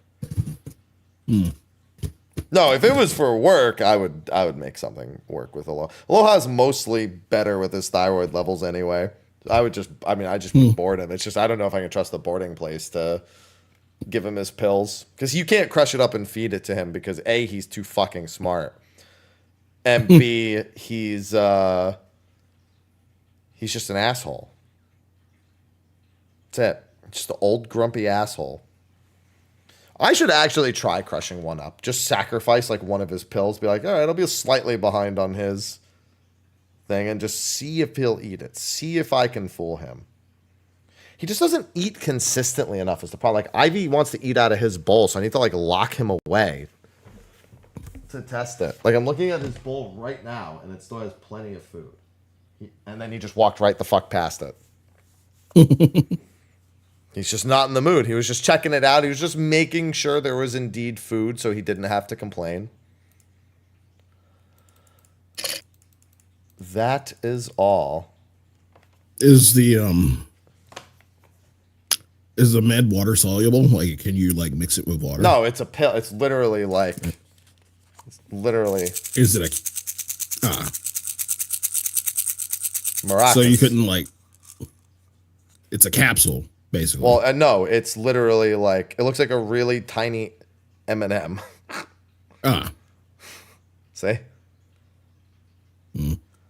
Like, I could crush it up and mix it with food, but I just don't know if he'd eat it because he's smart. Smart enough at the very least. So, yeah, I mean, I could get a pill gun. Literally just... Gun? Just fires the pill into their mouth. But he'll just spit it out is the problem. Damn. I have to literally like do this. Every time I put the pill in his mouth, he's like, and then I hook on the side of his teeth until he gives up, and he goes, and I throw it in the back of his mouth, and I fucking close his mouth with my hands until he swallows. Swallow aloha. Swallow. Like that one, no, swallow, like that one Jason Derulo song.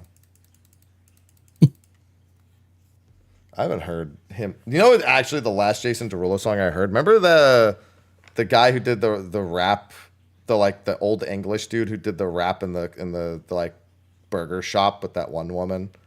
Can't remember his name. It's like Louise Thoreau or something like that. His name is. Jason Derulo did a remix of that. That was the last song I heard. Of course he did. Of course he sampled that.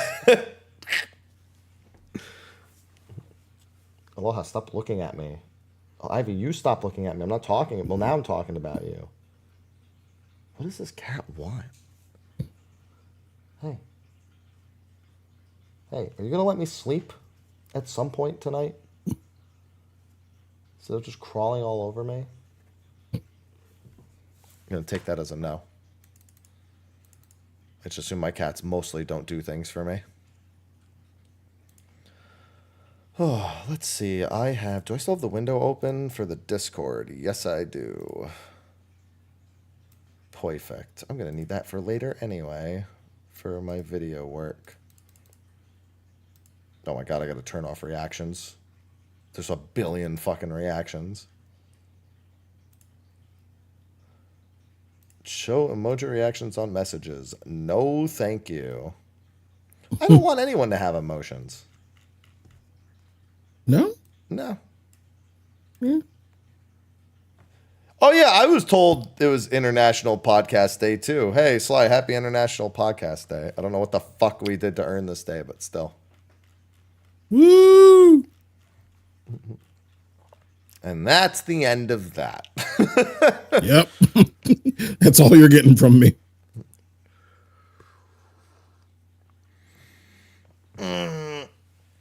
All right, T-minus 2 minutes, sir. We're not going to do a show later this week, but I'll put together a show for next week. I think I might arrange that 11 show for next week. Next week, I'll be going to Texas. What day? I'll be leaving Thursday. Thursday. So we'll do it on Wednesday. Cool. As long as that's not an inconvenience. You're going to Texas. Are you coming back in time for Metaphor? It'll be during Metaphor. Damn. Have you played the demo? No, but here's the thing. I already planned like a little stage, a couple hour stage playthrough of Metaphor while I'm there. Okay. I wouldn't miss out. You're good. Yeah. So it's like a live stream. Have you played the demo? Sounds. I fucking reviews until. Wait, what? Yeah, next week. Because I just didn't want to be like, I didn't want to. It's kind of like what they did for whatchamacallit? Emio the Smiling Man. They released like demos which were full ass chapters, and I'm like, no, let me just. Oh yeah, no, this is literally 10 hours of the game. I'm not kidding. It's literally a 10-hour long demo. 10-hour thing, yeah. I was like, oh, I'm probably almost done. It's not over. No. Like they said exactly what it was, and I was like, yeah, that's probably like 4 or 5 hours at most. Nope. Nope. Basically, they released a full game's worth of game as a demo, and they're like, that's nothing. Fucking Atlas. Leave it to Atlas to put out a demo that's longer than some entire games. Yeah. Jesus Christ. Shit, that's longer than fucking Unicorn. Yeah, Unicorn's demo was... I think I did a bunch of stuff in Unicorn's demo. I remember spending too much time in the Unicorn demo. I remember my Octopath 2 demo that I abused the fuck out of. They're like, oh yeah, you've got 2 hours, but it doesn't end unless you exit the zone you're in. So I literally went to an endgame zone and grinded out to like level 69 on 4 people. And because it was like 11 hours of the 2-hour demo. Yep. So I unironically got 4 party members to 69 in the Octopath 2 demo. Gotta love it. Yeah. Before we get started, one last thing. You played First Descendant, right? A little bit? Yeah. Did you see that they just added something that's a straight up like disrespect on Concord existing? No, what happened? You should. It's an interaction with some of the new stuff. I would go YouTube it after like when you have time later. Okay. Yeah, there's a diss on Concord in there, which kind of rude, but also funny. Funny. All right. With that, you ready to go? Ready to do it. All right, let's do it.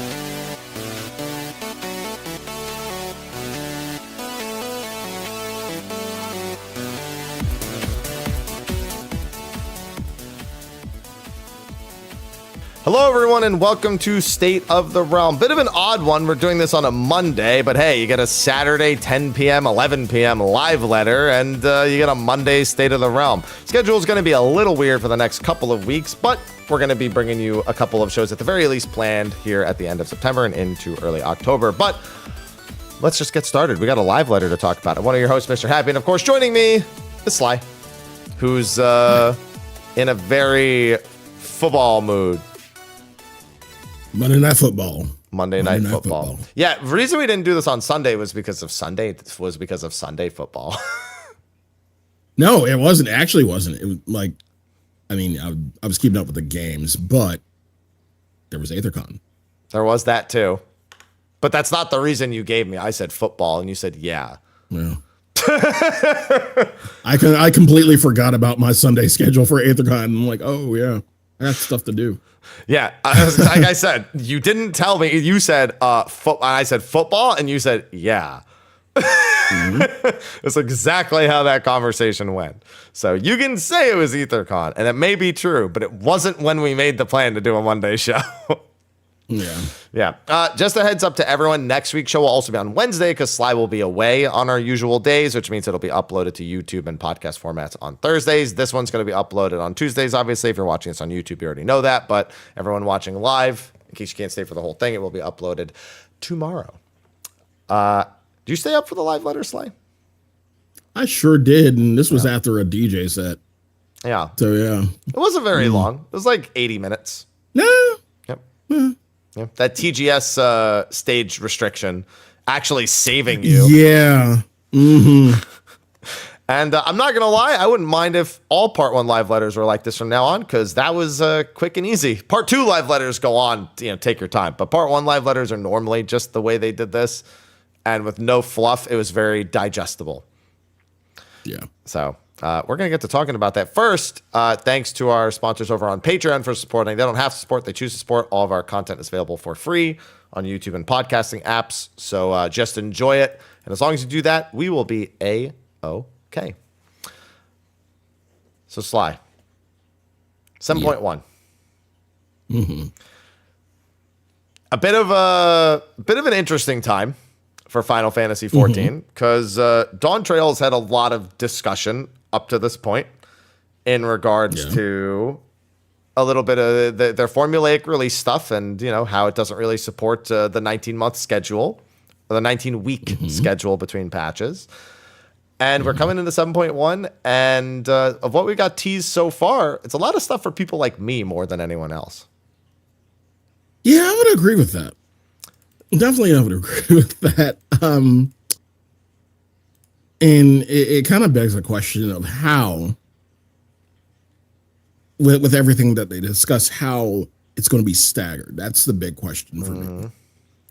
Yeah, how it's going to be staggered, and how I'm glad to see them trying something else in a 0.1, because this is more than we would normally get in a 0.1. But I still am a fan of the idea of them putting in exploration content in 0.1x, prioritizing it earlier in the expansion. And I think that's what they should have done instead of the new stuff that we saw, or at least the new major content that we saw.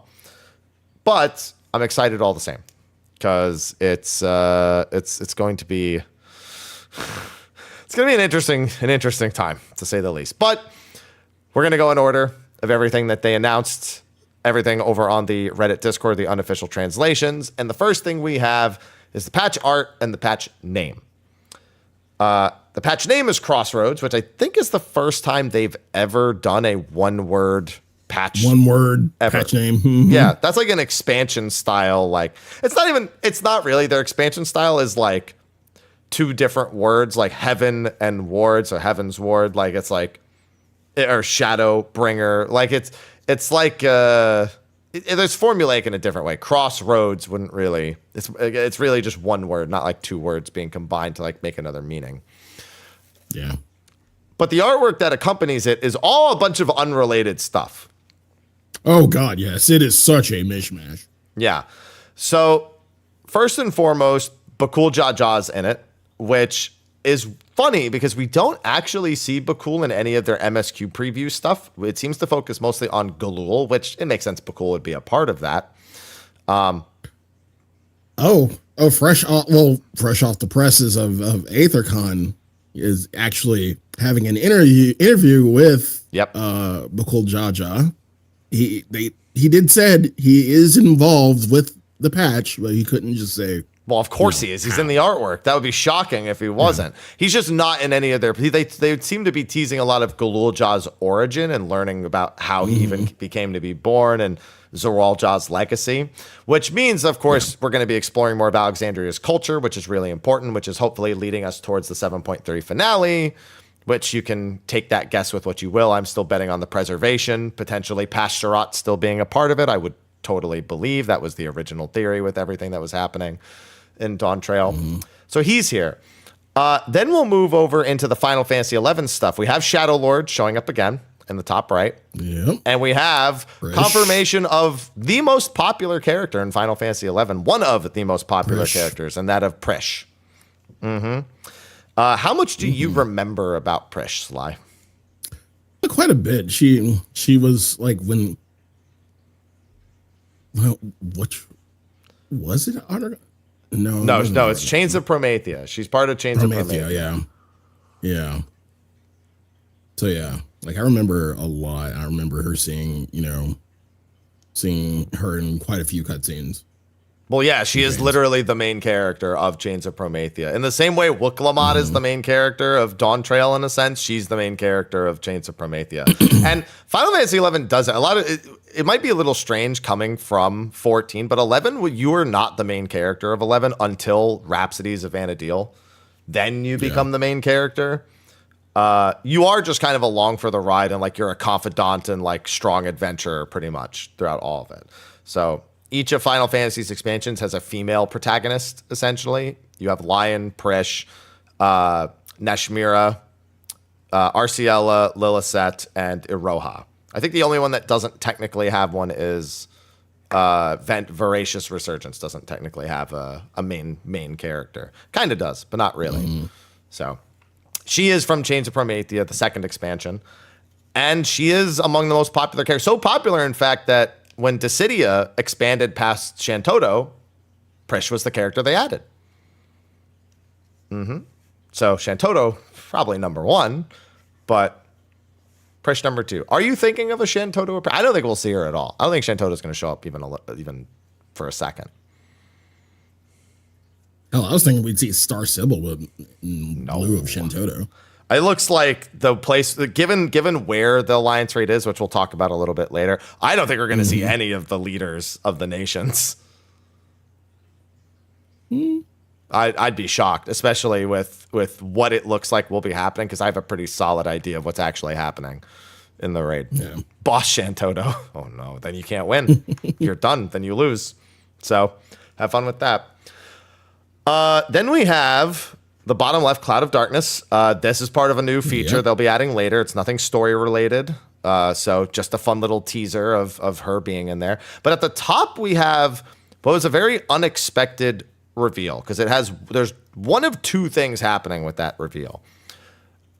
The top is the Oracle of Light and Dark, or the Oracle of Balance. That is Reen with both her Hraesvelgr wings and her Hydaelyn headpiece, in Gaia's black dress with black highlights at the end of her, or black hair ends, And a wing, one is light and one is dark.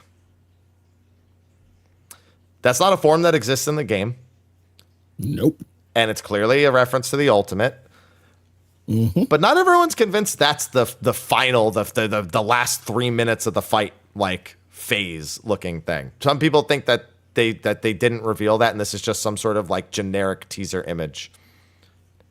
Are you in the boat? Do you think this is the final form, or do you think they've got something more extravagant? I think it's a form. I think it's a form. Yeah, I think it's a form, but I think they have something, to surprise you.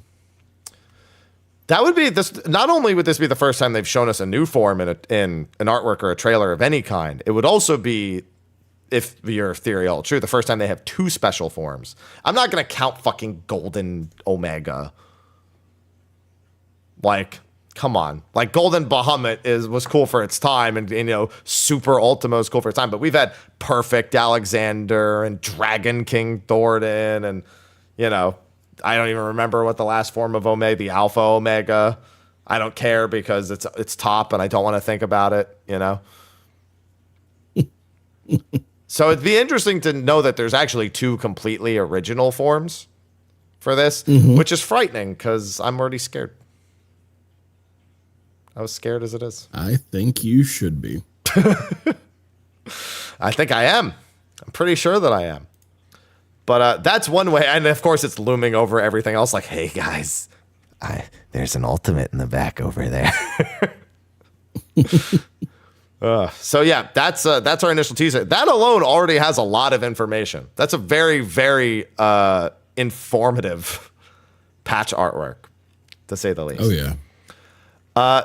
Then they went through their usual checklist, like here's MSQ, side quests, whatnot. MSQ, again, has a lot of Galul-Ja stuff. It has Zoral-Ja. It has Wuklamat Koana. It just has your Dawn Trail characters. Graha's in both screenshots as well, so he's really enjoying tagging along.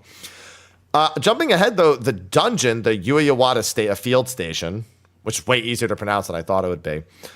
What in the Resident Evil am I looking at? I know. Yeah, every time you see glass like this, you think it breaks, right? Right. That's what Yoshi P said. It's not just the glass; it's the hospital beds and the blood on the inside of the glass that gives me the Resident Evil vibes.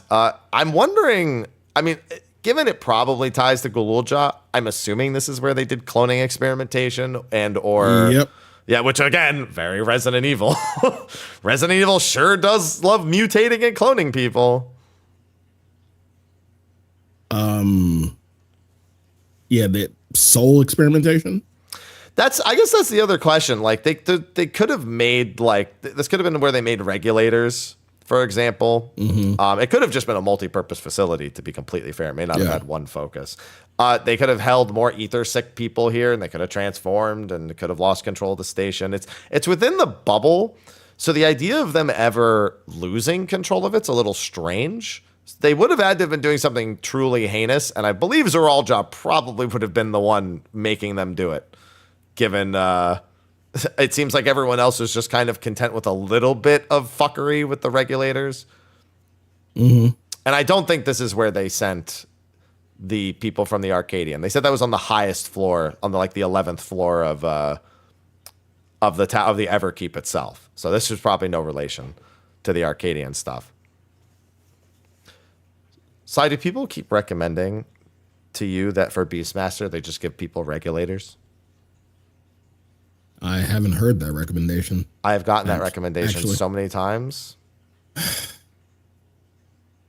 It's like they didn't do the Arcadian. I feel like that's supposed to be a lesson that we shouldn't do that. Yep. It's a bad idea.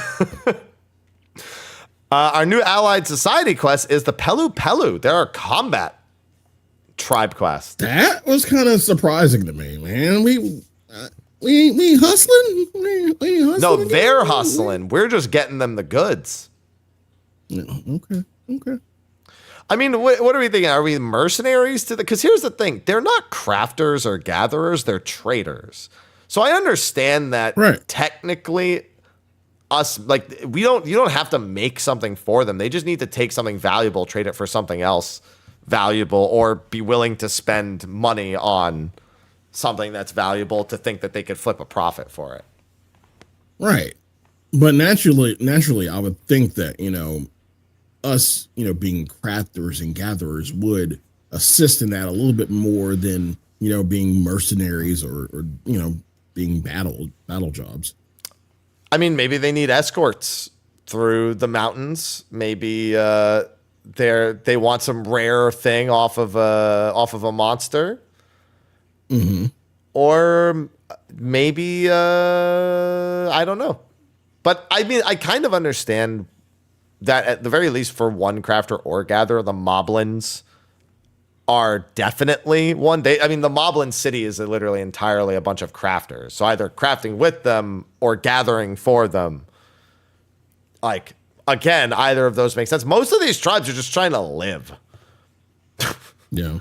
Like, the Yaqui could have been battle, maybe, dealing with the rival Yaqui tribes or something.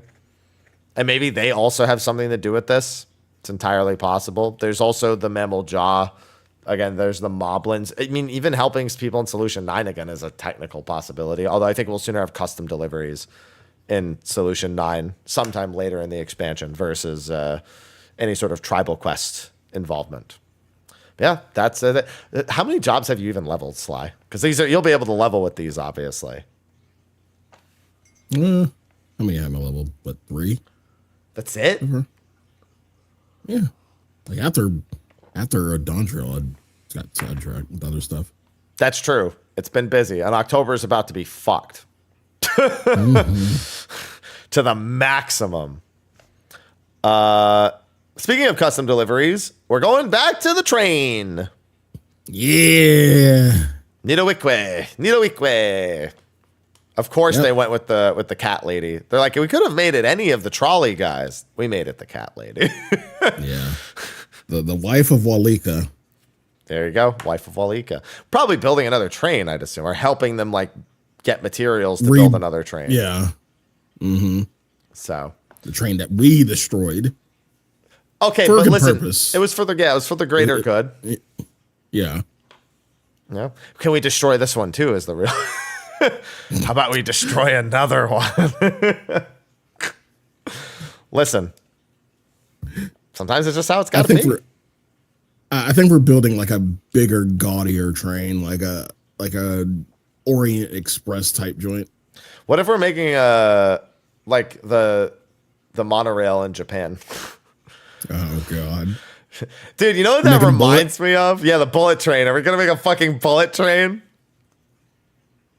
We build the train and then suplex it. It's perfect. I'd assume they want to set up a trade route with Alexandria. And they probably need trains to do that. So I'm gonna guess that's another part of it in some capacity. But yeah, do we need Electrope for this train? Electrope, man, it's the potential's limitless. Yeah. I hate you for that. You've been doing too much M4. I mean, I've been doing it every week. So, that's one or two pulls of dying to Uptime Sunrise is more than enough for me most of the time. What else was I going to say about this? There was one other thing. Totally forgot what it was. But yeah, I mean, it's just Cat Lady and Trolley guys again. I don't remember what the other thing I was going to say was. Roll quests, the finale. I have not done mine yet. I'm going to do them in October at some point. I've done melee. That's it. And it was interesting. It was a bit funny. It had the melee one had a bit of a Hildebrand feel to it. Interesting way of putting it. Yeah. That's going to make the actual finale roll quest also interesting. Looks like it's in the Segoli Desert for some reason. Maybe if I do the roll quest, that would make more sense to me. But yeah, we just have a few screenshots of that. The gang's all here. The gang is all here. Never forget. And then also the Wachimekimeki finale quest as well. We knew we were getting both of these in 7.1. I got to finish Wachimekimeki because I didn't use I used Watchu Meki Meki to kind of level the crafters, but I didn't need to do it for all of them. But yeah, I need to finish Watchu Meki Meki. It's actually interesting. I don't even have enough jobs leveled to do it. I only have enough jobs to do 2 of them. No, I think 3 of them. Because I don't have fishing, and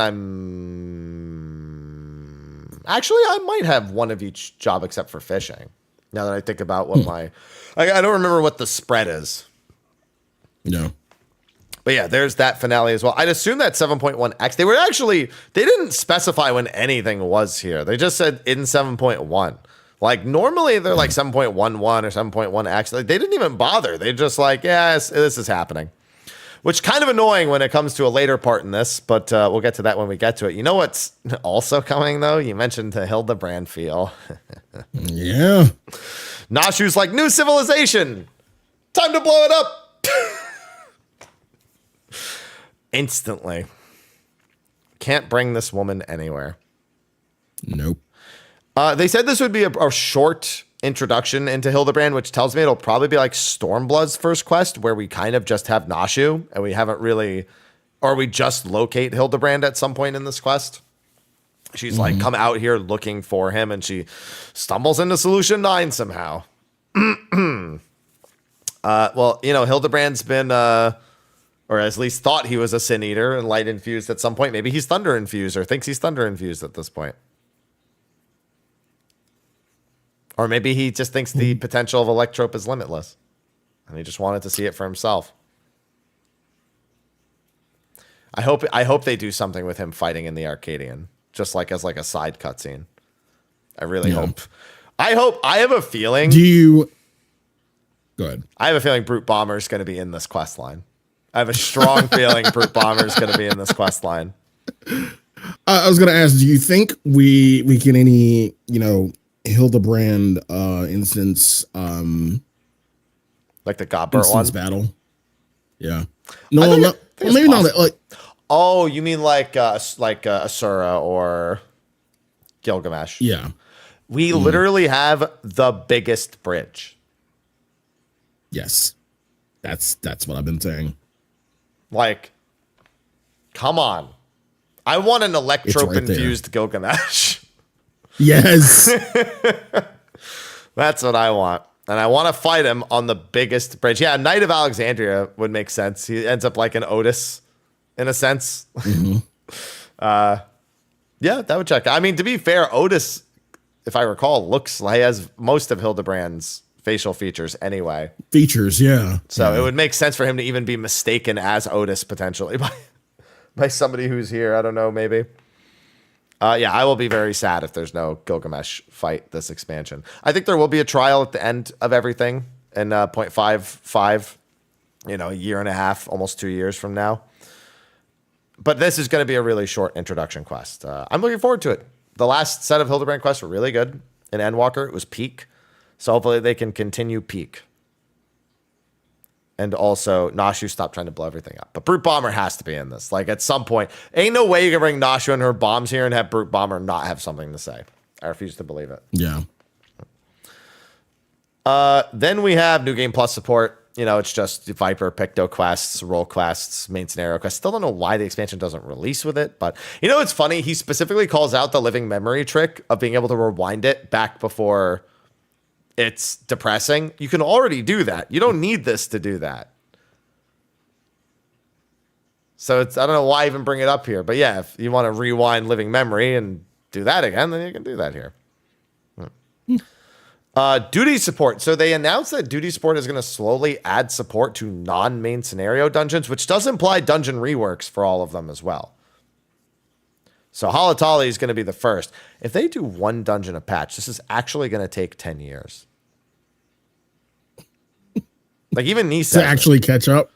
Like, there's a lot of dungeons. Like, I hope they kind of just focus on ones that are part of Grand Company or like flight quests, like Dusk Vigil is, doesn't have duty support, but it's required for flying.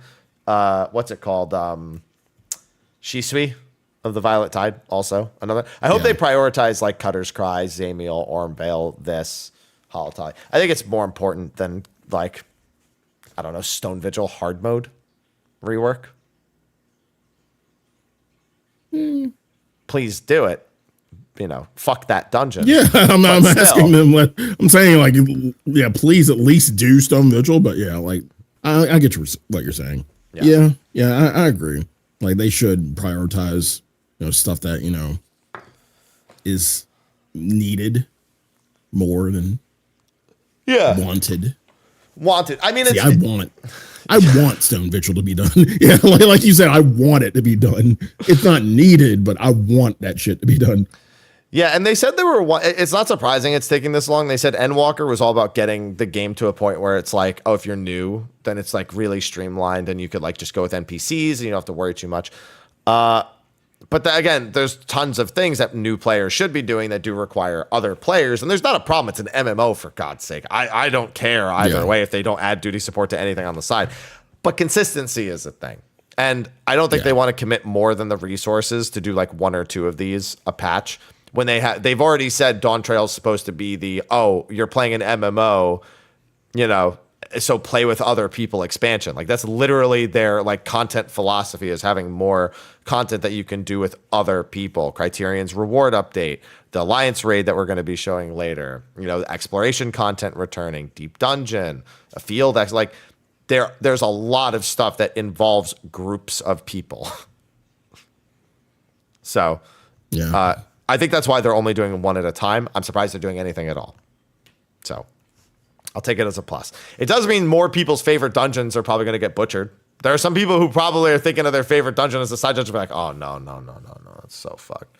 They're thinking back to Sorkai, like, what did they do? What did they do to my boy Sorkai? How could you do this to my dungeons? And I'm just like, I don't care. I have YouTube videos. I'll just look back on those if I want to remember the old dungeons. It's fine. Now, next we have an update to Hall of the Novice. We finally got Hall of the Intermediate. No, it is. This is Hall of the Intermediate. Okay. To be fair. Yeah, I agree. Like that, like stuff like this should have been in a long time ago. Yes. But now, like I take now when you have a lot of people, you know, like you said, getting into raid, clearing raid, and then having, you know, the expectation that, hey, I did this, I can do anything. I'm Superman. I can clear Eden Ultimate. Oh, honey. Yeah, and like I said, like a lot of people getting into raid, and you know, this is their first real raid and they cleared it. Congrats. But they still don't know like more of the rating terminology that has been presented throughout the years. Like they don't know Dynamo. They don't like they know, they may know Protean. They don't Dynamo. They don't know, you know, Twisters, Rot, things like that. And I wish, you know, I wish this would kind of teach them, you know, basic, you know, rating terminology. This is a Dynamo. This is an Earth Shaker. You've seen Exaflare, you're good on that one. Dude, they need a limit cut in this. Yes. Dude. Fuck, they need a limit cut. They unironically need limit cut. Yeah. We've used it so much. Like, to be fair, it's different with every boss, but still the idea of an AoE going from person to like in order, like targeting someone with something at the very least. Doesn't have to be limit cut exactly, but the markers need to show up. And that's the big thing, is that people have often asked for some encyclopedia. I think Reddit has one of like what the different markers do, and there's like some YouTube videos that go over all the individual markers. But the fact that the game has taken such efforts to somewhat standardize these across a lot of content, but has still never taught people what they mean by default, means that at level 100, you still have people running away with split damage markers. Even if you skip, that's still something crazy to me. Yep. Yeah. So we see a few examples here. We see split damage AoE. We see spreads. We see an AoE tank buster. And we know there's other things. Towers is a big one. That you need to have somebody stand in a tower. There's just one downside to all this, Sly. Like, all of this is great, but there's one major, major flaw. What's up? It's not mandatory.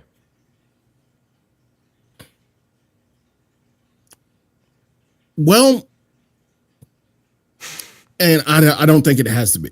I don't think it has to be because, I mean,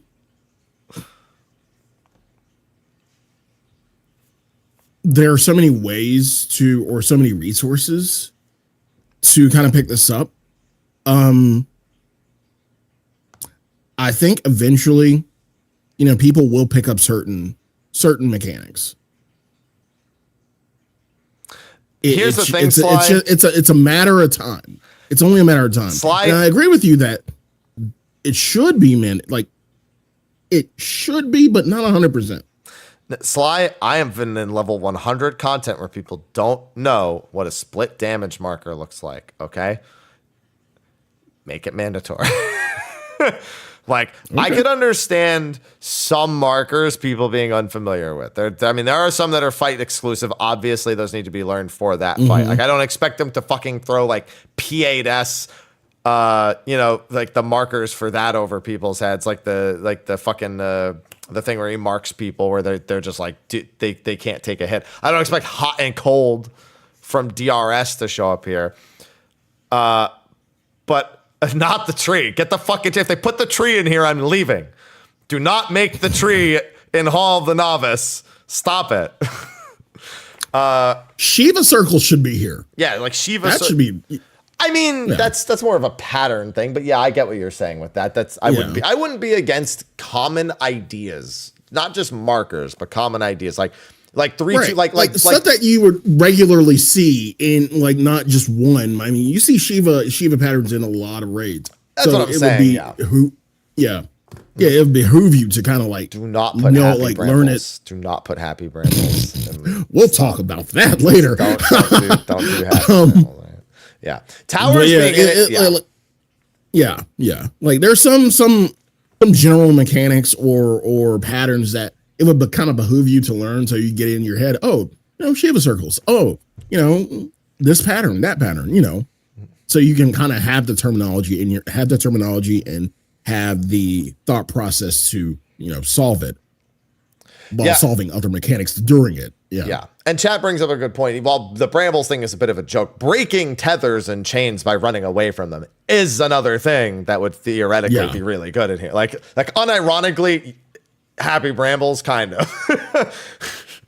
Like breaking it with another player chain, because that's not always obvious to people. Like I've seen so many people screw that up. And then the idea of standing close to somebody in order to make it easier to break by running, instead of just I need to run away. It's like you have to create a minimum amount of distance. So there is a lot of room, and this doesn't have to be the last update for this. I think it probably won't be. It probably can't be, but at the very least, they need to be quite extensive with what this actually shows, because there are a lot of standardized markers in the game. And again, I think it should be mandatory. I think that even me, when I log in, if it won't let me queue into shit until I go and do this immediately, they're probably going to DDoS themselves by making us do that. But I would be okay with it, because I'm going to go do it anyway to make content on it regardless.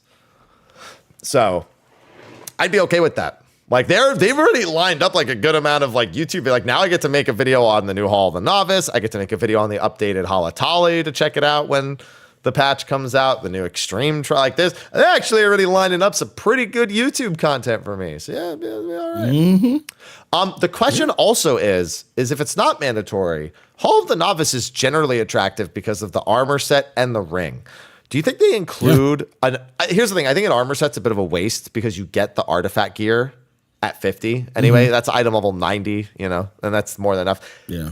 Another EXP accessory, however, would be pretty dope. I hope that it's level 50 accessories and or at least an EXP accessory that's up to level 60 or something in that capacity. I think even if it's not mandatory, they do that, and this is set. Yeah. I can see them adding an upgraded or Braided / ring. dated accessory. I think I think they would just do another ring. I don't think they would do like a bracelet or anything. I think earring is off because they do the pre-order bonus. I don't think they'll do another earring other than the Bozia one, which exists. I don't think they'll do I think they'll just do a ring. In all honesty, right. They're not going to do a belt. Stop. They're not doing belts. Get out of here. Yeah, and I think up to level 60. Like, it doesn't need to be like an up to level 80, 90, whatever ring. Yeah, up to level 60. Give a mount. Yeah, if they give a mount, people will definitely do it. Hall of the Novice. What would be a good mount for Hall of the Novice? Come on. Something that's not cute, apparently, because only raiders get cute shit. Damn right we do. A sprout. Oh my god. But we have the Corpicur. That's close enough. I was going to say, yeah, bouncing sprout would actually be not that bad of an idea. Yeah, we have the Corpicur. I think that's close enough. A chocobo with a sprout on its head, though.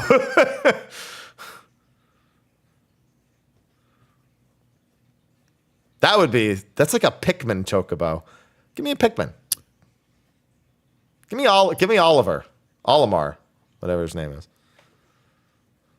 A stack marker that can move. You can't put that power out into the universe, Sly. You can't do that. Yeah. A fashion accessory that's just a sprout on your head. There you go. A sprout umbrella. I could see them doing that. They're not going to make a moving stack marker. That'd be toxic. Yeah, just get on it in the middle of a hunt. Hunts would be so toxic, man. Yeah. I would just wait until the boss is at like 10%, and then I would just finally get off the thing, and then AoE tank buster mount win. Oh god.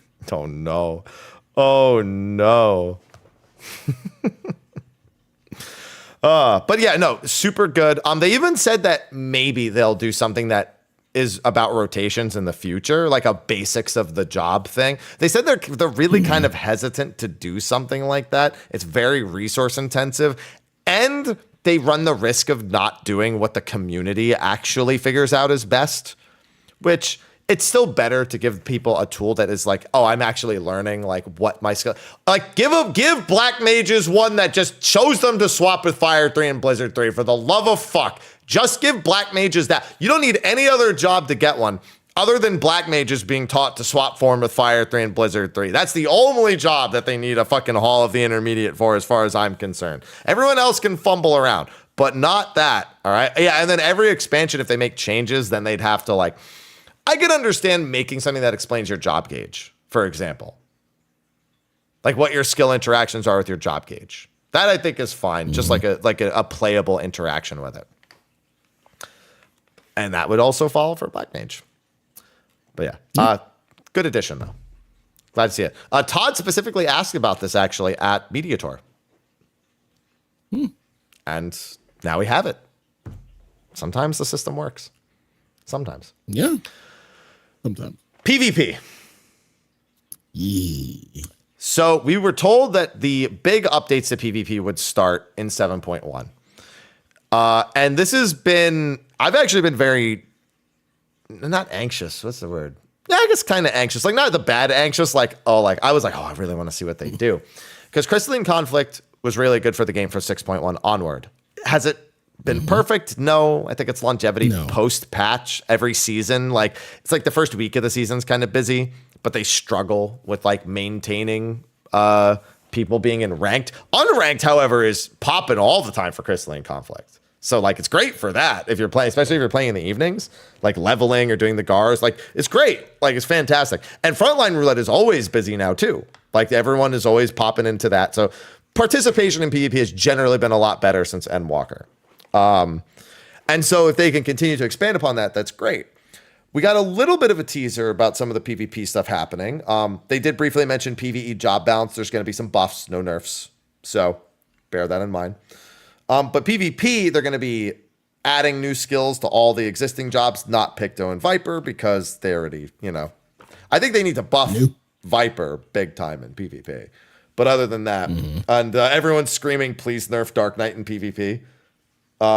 Which this kind of might be the case, but only if you're, I guess, a more attentive player. So they're changing hit detection in PvP entirely. Good. I said that too, but it's not the kind of hit detection change I wanted. Okay. So a long time ago, Sly, you may recall that Final Fantasy XIV did not inflict effects, provide buffs or debuffs until you made contact with an opponent with a spell or ability. So Fire 1, for example, didn't refresh Astral Fire until the fireball reached the target. People didn't like that, so they made it so as soon as the spell finishes casting, the effect is present. Right. Then they remade PvP in 6.1, and it makes it so when you press Primal Rend, you're not even off the ground yet, and everyone is that's stunned. been the biggest fucking annoyance. Like, you can be like a football field away and they press Primal Rend and you are stunned. Yeah. And that's been fucking sucking ever since, Primal Rend's been a thing. So, but it's true of a lot of skills. So essentially what they're doing is they're making it again so that when you make contact, or as close to when you make contact with the opponent as the game can display based on ping, that is when the effect will take place. So if you see a Primal Rend happening and you're quick enough, you can guard it. You can block it. Yeah. Yeah. For example. Now that's good in a lot of cases. In the context of some of the old skills, it kind of sucks. They brought up Machinist, for example. If you see the bullseye on your face, you can now block it.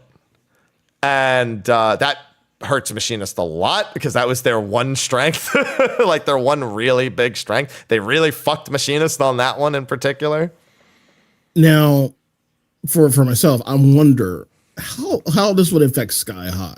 Can you still be assassinated as you go up? Because that shit happens. Like that's a good question. Go up. Yeah. You can be assassinated. Dots can kill you in the air too. That's probably dots can kill you while you're in the air too. Yep. So that's because again, once you get down, you have this brief period of invulnerability. But does the invulnerability hit when you go up though? Is the question now that we're getting these changes. It might mean that you can more reliably Sky High to avoid something. So like if you're being Primal Rended, you can probably Sky High reactively to get away from it. Which does increase the usability of something like Sky High significant. There's a lot more counterplay that's available now. But it does raise the question of if they'll do anything to compensate for jobs that kind of needed the instant hit. Like somebody brought up, Machinist LB is technically reactable already. Now it's just even easier to react to it. And that does raise a lot of questions. Dark Knight Salted Earth pull-in is another big thing. A lot of people hate that, especially in front lines. And so now the pull-in won't happen until the animation. You could theoretically, stop the Salted Earth follow-up with some form of reaction and maybe not be completely obliterated. So, yeah, there's questions. And now they did say, of course, they are basically adding a bunch of skills. We don't know what changes they're going to make to existing skills. But I was kind of hoping they were going to maybe have more ping guarding in a sense, where it's like someone's like just barely out of range, but they're like in range for like a second, but then ping makes them out of range. So you just end up doing like, you start like an attack, you're like, huh, but they're like slightly out of range. You don't actually do the attack, even though you've read. Like I was kind of hoping they would add something for that to like guarantee hits, regardless of like your ping difference in a sense. That was what I was hoping would change for hit detection. I don't think that's going to happen with this. I think that'll still pretty much be I think that's just a 14 thing forever and ever. Yeah. So, however, he even says Black Mage is changing a lot as well. Now, another thing is arena improvements to Red Sands and Cloud 9. How? That's my question. I don't really feel like either needs to be. I feel like they're pretty distinctive. Like, do I like playing on Cloud 9? No, I prefer the other maps. Not necessarily. I mean, between the other maps, I mean, yeah, Cloud 9 is my least favorite. But Red Sands, however, I think Red Sands is already like it's a case of if it ain't broke, don't fix it. That's how I feel about Cloud9 though too. Because here's the thing, I don't dislike Cloud9 because there's anything inherently flawed about it. It's just boring. I think the knock-up thing is the only thing that's kind of weird because it's a forced guard and or the feathers. Like maybe they're just adding more feathers. That if you're really good with on Dragoon, if you're really good with the knock-up, you can sky high and you can sky high and it won't register you as being, knocked up. Sometimes you will still be on the ground. Yeah. Like doing damage. So you could just people think you're just on the ground, like you didn't LB, but you could just press your LB. You can essentially fake the funk, is what I'm saying. Yeah. So that's one thing they kind of need to fix, even though I just told on myself. But yeah, the thing about Cloud9 is between the other maps, I just feel like Cloud9 is just boring. Yeah, I like the volcanic heart is super chaotic. It's a super shrunk map, so coming back. I mean, if anything, honestly, volcanic heart has more issues than Cloud9 does. It is a nigh impossible comeback scenario in higher end play because it's too condensed of a map. You essentially can never get any breather, and that's an advantage of it. But if I was thinking of making a change to a map from a balance and fun perspective, playing from behind on Volcanic Heart can feel infinitely worse than playing. Whereas playing behind on Cloud9, it's really just how not fun the map interaction is. But even that, if you just you just need to change that slightly. Does it really need to be? I don't know. I guess it just says improvements. It's not like a rework or a rebalance. It could just be, again, more feathers. It could be reducing the fact that you have to force a guard out every time there's a wind event, or most of the time. Maybe it's just anyone inside of a feather instead of just one person gets the effect. Okay. It could just be that. Right. I think that's fine. Yeah, that's cool. Yeah. But what would it be for Red Sands though? Red Sands might just be that there's too many things happening. It is essentially a giant clusterfuck of having 3 random events when the point is being moved onto the thing, and then having the dot that can only be cleansed either with the rain AoEs that are really tiny or going over to the oasis. It's it might be a little bit too drawn away from the objective. Everything that you have to do on that map, it's a little too spread out. Whereas something like Clockwork Castletown, all of the things that can happen there kind of interact with the player and where they're fighting around the objectives. There's a lot of map interaction close to the objective. Yeah. Oh yeah, and the tornadoes on Cloud9. Those things are fucking homing missiles. I almost forgot about those things. Those things grief nonstop. It's funny because Red Sands unironically comes off as more of a frontline / rival wings map than it does a crystalline conflict map, because it's got so many elements present that I'd honestly prefer it to be a frontline or rival wing. Yeah. That would be pretty cool. I would love Red Sands if it was a large scale PvP map. The ant just killing. Dude, it would be so great. Dark Knight was a whole really fucking squad just gets killed by the ant. Yeah. Yeah, it's just such a spread out map. Yeah, the potions are out of the way. There's no line of sight really at all. It's literally just the spectacle map. But it is fun. I do have fun with it all the same. Now, they also talk about balance adjustments to front lines and rival wings. They're going to be doing some balancing, but they specifically confirm that there's a big update coming to front lines in 7.2. Ooh. Sly, I'm on my copium. We all are. Well, what's your copium? What's your copium? You're hoping for capture the flag, and that. No. First, before I tell you, what's your copium? That was pretty much it. That's it. It's new map. I don't even think about a new map. That's not even what I'm thinking. Frontlines. They said a big update. What you thinking? I want them to go down to 2 fucking teams and then just have every PvP mode in one fucking roulette. that they cycle through instead of rival wings being sitting there jerking off in the corner. Okay, but you understand that they're going to have to adjust the current maps for this, right? Yes. Which change are balanced every around, fucking map. The maps are balanced around, and they're rebalancing it. Okay. There's just no reason to have 72 players on the map.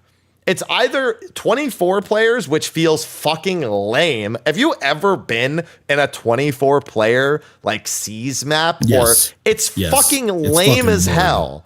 It's boring as shit. It's so fucking bad. Like, or you know what? But at least bring it down to teams of 16. Like, it just, there's no point in it being like, if you're gonna do 3 teams, you don't want a 36v36. No, no. 48 is as much as anything should be on the map. That's just, there's no reason. Like, you should never be able to have less, and it shouldn't be more. Like, it shouldn't even be designed for that. It's just, I understand that a lot of people doing it don't really care about PvP. I'm not even a hardcore PvPer, but it just doesn't feel, it's just a clusterfuck of like nonsense. And that's why Scholars and Dark, that's why they run rampant, because the numbers are just inflated to fuck. Like, yes, I think they need to fundamentally adjust Scholar and Dark Knight because of, even if you are going to go down to 48 people, especially with only 2 teams. One of the only reasons Dark Knight and Scholar can even remain right now is because it's 3 teams, in my opinion, at least. But people don't like it anyway. So what the fuck? It's like people want them to change that anyway. I really would prefer them to just go down to 2 teams of 24. Or even 2. Honestly, I just think we should have fucking teams of 10. Fuck it. All right, fuck it. Teams of 15. I don't think we're better off with a 48-man PvP, or at least having it be like the standard number across everything. Or fix your queue so that way you don't need to change it. I don't know. There's like a whole bunch of things I would change. But I've watched them flounder and fail to do anything with front lines. We've seen them remove modes, remove maps, say they're temporary. Astrologos is coming back. Slaughter's gone forever. Like, I've watched them flounder. And the problem has always been, at least in Frontlines, 3 fucking teams. It created queue problems before they automated it to be everyone was freelancer. Then people fucking complained about being forced freelancer. Fuck you. All right? It was fucking terrible back in A Realm Reborn when everyone was just grand companies swapping across everything in order to make pre-mades to shit on all the other teams. And I did it, so, I had fun. But everyone else was having a miserable time. All right? That's like, that answer was fine, but it just shouldn't have ever been that in the first place. It should have just been 2 teams from the fucking get-go. Just because you don't care about PvP and you want an excuse to play it, even though you either don't actually give a shit or you're bad at it. It doesn't matter. It's not good. All right. You're just like, oh, but then we lose the ability to fucking, when we're behind, we just sweep behind the team. No, you mean the 2 teams who fucking fight the whole time and the 3rd team just laughs at them in the corner and wins the whole goddamn map? Just make it 2 teams. Just redo all the maps for 2 teams. It's just been a problem forever. Yeah. I still like the chaos of, 72 people. There's not even any chaos anymore in Shatter, and that's your favorite mode. It's bland as fuck because it's got all standard spawns. Which you'd think would be better because the random spawns in Seas were terrible, but Shatter sucks. So Shatter needed the randomness in order to make it fun, and now it sucks even more than it ever did. Official shatter hater right here. Shatter, more like shitter. Yeah, exactly.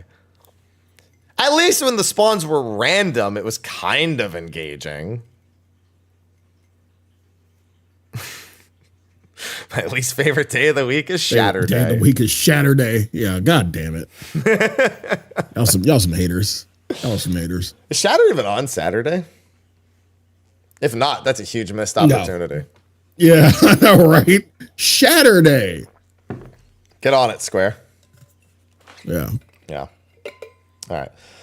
Oh, Anyway, now that I'm heated about PvP, they also said they talk more about ranked updates. We still haven't heard about them bringing back old series rewards. They Nope. They have to talk about it, right? They have to talk about it. They won't.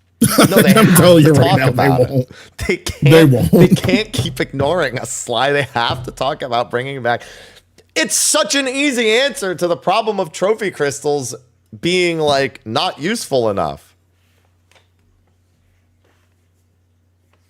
I'm telling you, they won't.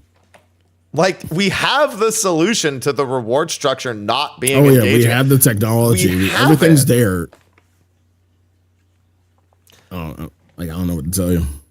Like, imagine being a new PvPer and being like, oh, you know, what's the reason to do the series? I don't really like that. Oh, but there's this old series reward I can buy with the trophy crystals. Great. They said they were not gonna FOMO us with it. I don't even want the rewards. I'm mad for other people.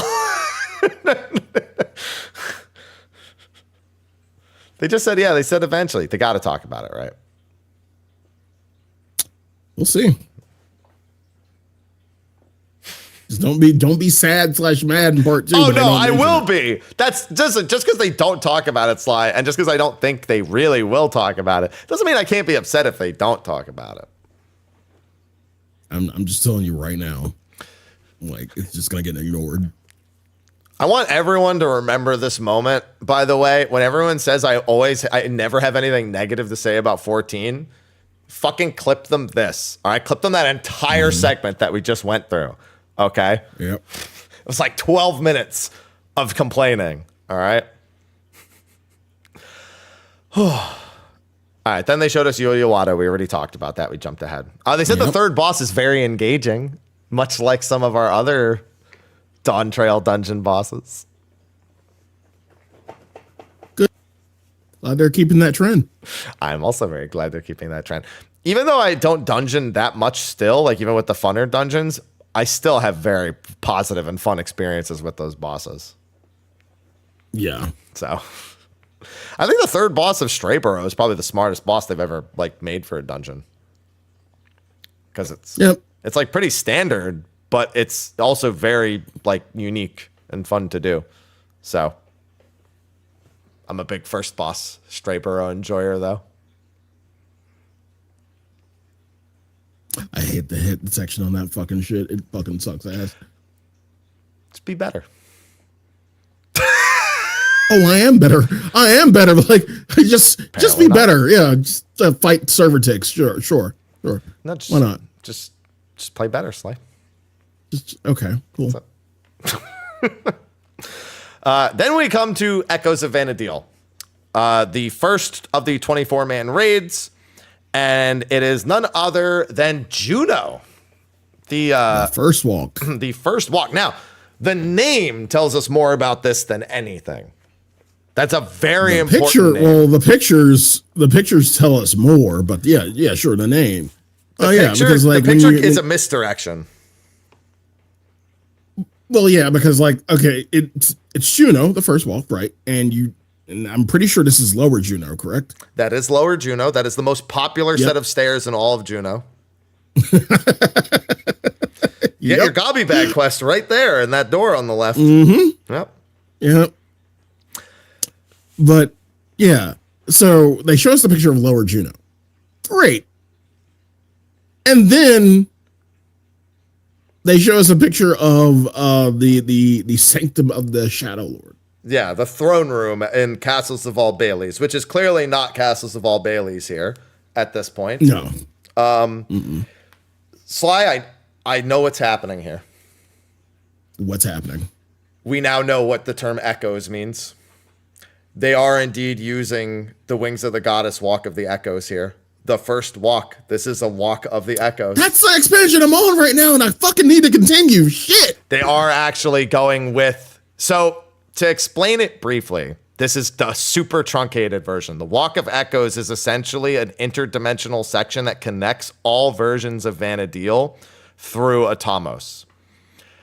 if you want the longer version, the Vana'diel of Final Fantasy XI is actually a fake version created by their god Altana, because the real version and every other alternate timeline version was lost for one reason or another, and yours is the one remaining one. It's not even the real world. It's kind of like we're the source. It'd be like if our game took place on like the 4th. And the source was like fucked up and destroyed at some point. That's kind of the equivalent of what we're working with here. Oh shit, this is SMT5. You haven't gone through the story yet, but yeah, basically, like, long story short, spoilers, you're living in fake Tokyo. I figured as much. I figured that out in the first hour of playing, that we were probably you're living in fake Tokyo. Yeah. Like, the real Tokyo died a long time ago. I literally could tell immediately that the world they were in was the fake one, and they just found the real one. Yeah, I played enough JRPGs to see that, to see the turn coming at some point. But yeah, I think that this is effectively what this is. Now, how it ties into 14's story is a totally different thing. I don't think anyone can 100% nail that down, but we now have the base game of Final Fantasy XI's final boss, and that of the Shadow Lord. We have Prish, the main character from Chains of Promethea, and we have the Wings of the Goddess Walk of the Echoes. I'd be shocked if that's not what they're doing, a Walk of the Echoes play. They're calling it the first walk, and it's called Echoes of Vana'diel. This was an angle a lot of us predicted that they could go with. But Echoes, obviously, in 14 is, has a whole nother meaning, and they could tie the two together. But yeah, it's very likely that either you're teleporting around, or Juno, in whatever this is, however they're doing this alternate, area. I don't want to say alternate Vana'diel, because they said that this is 14's world. They did confirm we're not going to Final Fantasy XI. Like, as if that needed to be reconfirmed, they are confirming that we're not just going to Final Fantasy XI. That it's possible the Shadow Lord took Juno, because Shadow Lord constantly attacked Juno in Final Fantasy XI, like in the story, and he was trying to take down the duchy. Could it be possible that he did make it his throne, essentially? Which actually would make some of the events that they could go for in the future make more sense, funnily enough. Fucking Camelot's gonna be with us at the start, and then when we beat Shadow Lord, it's like, we need to take Juno back from there. Oh, there you go. Yeah, sick motherfucker. We're taking it back for him. And Precious just gonna be along for the ride. Yeah, there's a lot of angles to play here.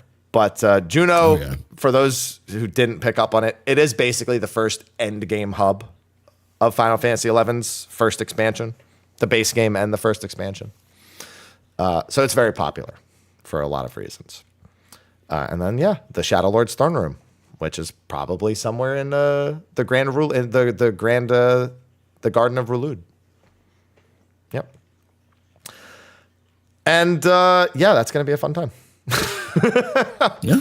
Remember, this is supposed to be a lot harder than Mists of the Realm, they said. They expect people to wipe 3 times on average.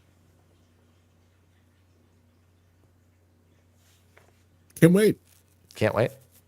Yeah, should be a good time. Then we have Minstrel's Ballad, Spheen's Burden. Spheen's Burden, yeah. And that's Interphos. Please don't fumble this. Yeah. Please don't fumble it. Don't fumble it like you did Endsinger, please. That's my only ask. We do see another shard.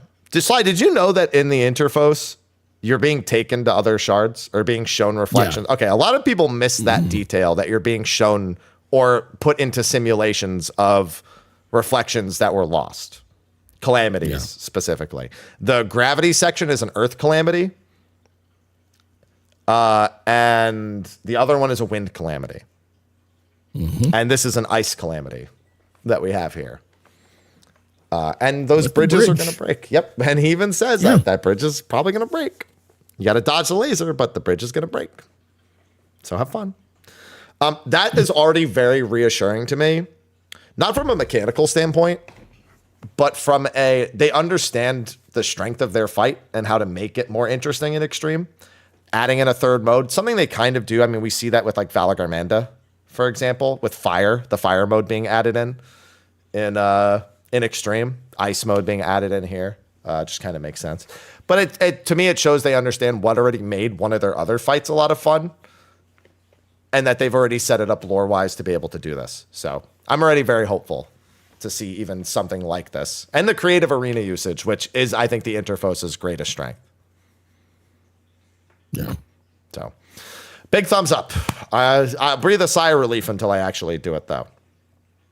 It says healers are going to have fun. Speaking of fun. No more games. This is where y'all were going with this. This is where y'all were going with Unreal. Great, honestly, great.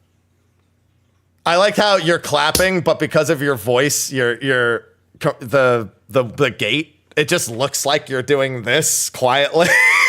It's just not coming through the sound gate. I said Byakko would be 7.2. I was certain of that. I was just hoping I was like, it could be 7.1, but I hope it's not. It is. Yeah. I'm not mad that we got Byakko, Sly. I am. I'm upset we didn't get Nidhogg. Slightly. I'm so upset we don't slightly, because your name is Sly. I get it. Anyway. Boom. And he was a Dragoon, so it's perfect. I was hoping for Ravana. I was really hoping for Ravana. Does this mean that, well, maybe not. You know, like you said, Nidhogg might be a possibility. For Endwalker, we had Ultima, we had Thoradin. Who else? We had the Warring Triad, Thoradin, and Ultima Weapon. Ultima Weapon was the first one. Mm-hmm. At the end, to remember for the end of Shadowbringers, when we got it, it went Shiva, Titan, Leviathan. Mm. So 9 out of 10, we're getting the 4 lords. Well, some. Oh yeah, Suzaku and Seiryu were always gonna, like, I figured they were going to be in a row. I just figured they would do 0.2, 0.3, 0.4 for them, and then sandwich them between MSQ ones like Nidhogg, or like maybe a different one they want to do. There's no saying. Keep in mind, obviously Shiva, Titan, Leviathan is not in order. That's 2.4, 2.1, Right. 2.2. Right. And then Ultima is 2.0. So they went back even further. Like, they jumped around all the Realm Reborn. And then we got Sephiroth, Sophia, Zervin in order. But then they went back to Thoradin. So there's still no saying they can't even, like, maybe they don't do Suzaku and Seiryu next. Maybe they throw Susanoo in the next. Like, there's just no set order. But the only order we've seen is the actual trial series ones being 1, 2, 3 back to back. So I wouldn't be surprised if that happens here. But there's just hasn't been. They just kind of do whatever it feels like. Yeah. And Shinryu is going to be later in the expansion, obviously. They're going to jump back to Shinryu, which is going to be a really fun one. There's no, at least we know they'll use Shinryu. There's no shot they don't. Yeah. Shinryu is so much fun. Can't wait for that one. This one's going to be fine. I just didn't like doing this for 99 totems. I don't have no problem doing the fight. I just didn't like doing it for 99 fucking totems. Twice a week, whatever. Yeah. I'll enjoy it. It's a good fight. It's probably the hardest of the fights. I'm dreading Suzaku in the PF. Motherfuckers are not good at Suzaku. You're not good at Simon? No, they're really not. It's not even the Simon Says, actually. It's the towers and the running. Like when it's like, oh, you're get forced march plus Simon Says, people are dead. Yeah. Like, I guarantee you people are dead to Simon Says plus forced march. Yeah, they're not even good at normal mode. Like, they're fucked. And then the towers in there as well. Yeah, no, it's gonna be a time. So yeah, looking forward to it. looking forward to it. Ugh, but yeah, Byakko's up first. Yeah. Yep. Great. Yeah. You know what else is great, Sly? New battle Chaos. content. Chaos. So, Sly, we had a discussion probably about a month and a half ago at this point. Yep. About an interview where Yoshi P said that we were getting a savage 24-man. We questioned its authenticity of the translation. We questioned what he meant by it. We questioned pretty much everything. Mm-hmm. For good reason. Apparently, it was just as translated. Not the word savage, but effectively as translated. Because we have the chaotic alliance raid, which is really the chaotic alliance trial, to be fair. Raids are mostly in this game one bosses anyway, you know? Yeah. Chaotic difficulty. Chaos! And this is an extreme to savage-ish level encounter against Cloud of Darkness.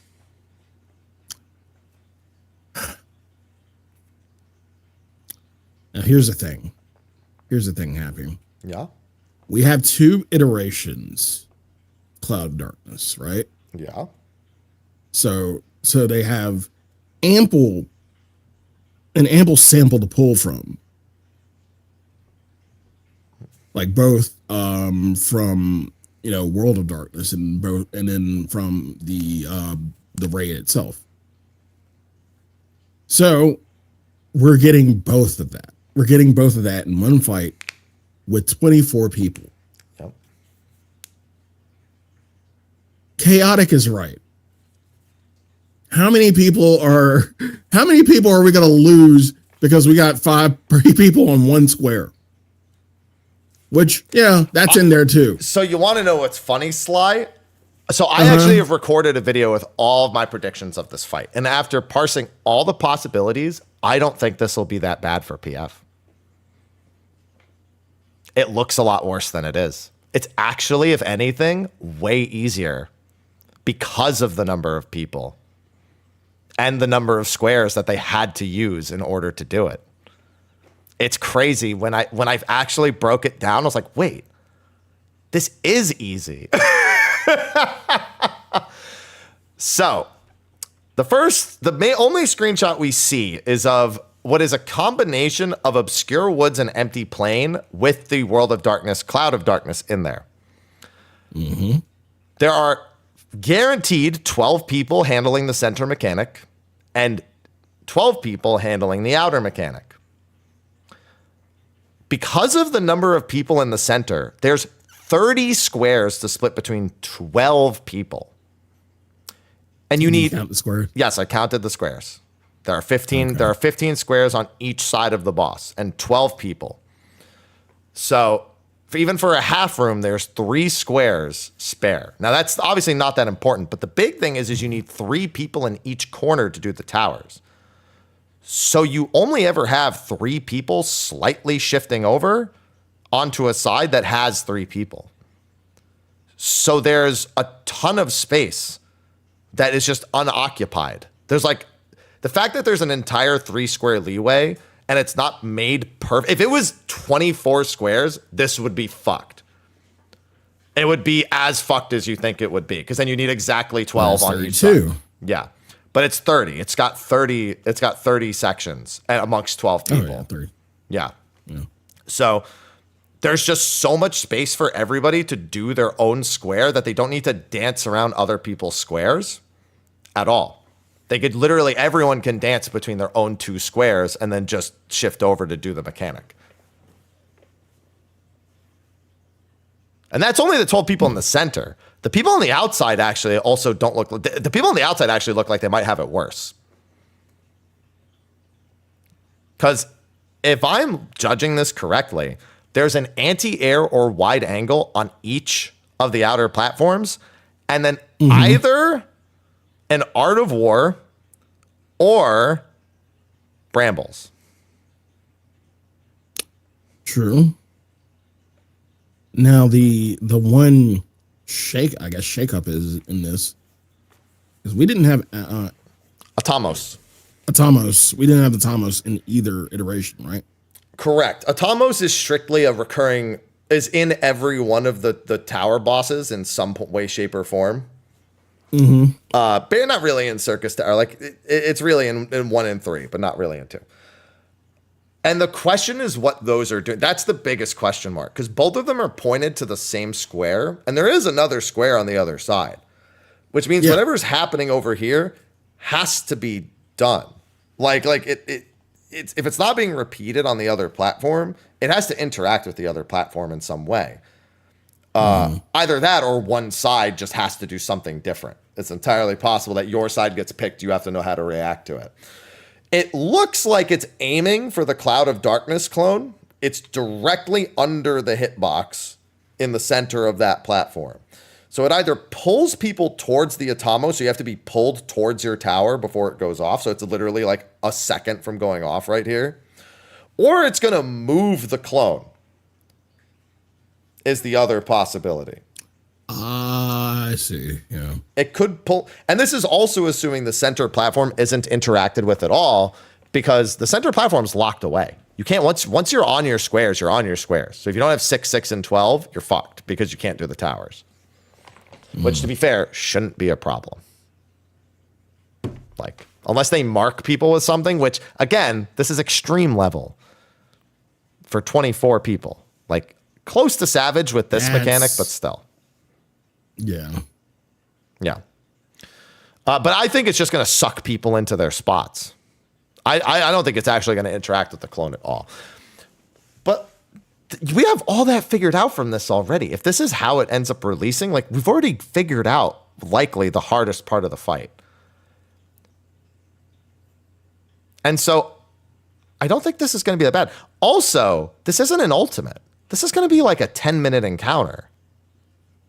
Right. I mean, you're right about that. I mean, again, the thing you have to understand that makes this chaotic is the people. People. Like, DRS, there is no boss with a longer than like 10-minute in range. The queen is 935 or something. Like, and that's hard. That's in theory, that's 48 people and has like all of the special like reflect mechanics and everything factored in, and a no death clause. Right. I think this is gonna be like pretty approachable. And I think if you have 24 people in BIS, it's gonna fucking it's gonna like die like 90 seconds ahead. Like, it's literally we're gonna skip mechanics day one with a full group of 24 like hardcore raiders. 100%. Mm-hmm. Like, we're gonna like skip swords, like equivalent to an M4S. Right. Now, I do have a question about this, but I will table it for the next section. Yeah. Which is Ultimate. Yep. So, for Ultimate, we did get the same image we got from, the same image we got from Chinese Fan Fest, which was... Well, we got to see the boss. We didn't get to see the image from China. That's not the same image. Yeah. No, it's not. This isn't one of the... No. They showed Thanjit, but they showed him with 2 clones in the background. You can still pull a lot from this, but still, yeah. Yeah, you can pull. Yeah. So, okay. So one image we pretty much were aware of, or boss that we were aware of. Yeah. But we get a new image of the Oracle of Darkness. Seeing that image, man. Do you know what's happening in that image? No. What do you think is happening in that image? Because you've done that fight, haven't you? I don't remember what I had for breakfast this morning. True. So that is the APOC mechanic. That is where in the original fight, she summons, depending on the point of the fight, 1, 2, or 3 AoEs that kind of trace the ground. And when they reach each point, they do a giant explosion. So that's then combined with a hammer stop mechanic. That's combined with a party, with a stack and spread. a tank buster is in one of them. There's a knockback in one of them, like a jump to the tank and then do a knockback situation. It's mixed with a handful of things. But that's not the part that's scary. So this is quad APOC, which doesn't exist in the original. Mm-hmm. But she's also casting Spell in Waiting, which means it's being saved for later. Later. So here's what I'm thinking. You're like, because they said that you're getting only certain aspects of Eden. You're not getting every single boss of Eden, correct? No, you're getting that would be fucking stupid. No. You know who they definitely don't use now? Cloud of Darkness. No. That'd be fucked up. But again, Spell in Waiting was a Voidwalker mechanic, if I'm not mistaken. Yeah, but she uses it in this phase too, because she is Voidwalker. Right. Gaia is Voidwalker. Yeah. I'm going back to like the actual Yeah, so you're wondering if we're gonna have Erebos punch us in the fucking face? Yeah. I don't think Erebos makes an appearance. I wouldn't be surprised if Erebos made an appearance. I don't think Erebos is gonna. Nobody. They fucking abandoned Erebos. They're like, yeah, we're not gonna explain that. He's just a dude who punched and swiped. You know. Yeah. Just a dude who punched. He's just a dude who punches. Like they gave up. There's like no like real lore explanation of Erebos. He's just a high ranking Void Sent, is all we know. So I don't think they're gonna bother with that. But most of Gaia's mechanics are Shadowkeeper mechanics anyway. Like they're like newer versions, updated versions of them. So I mean, yeah, we kind of will, but it's not gonna be like an important bit. The real question is how many phases we're looking at? Because I think we're looking at 5 or 6.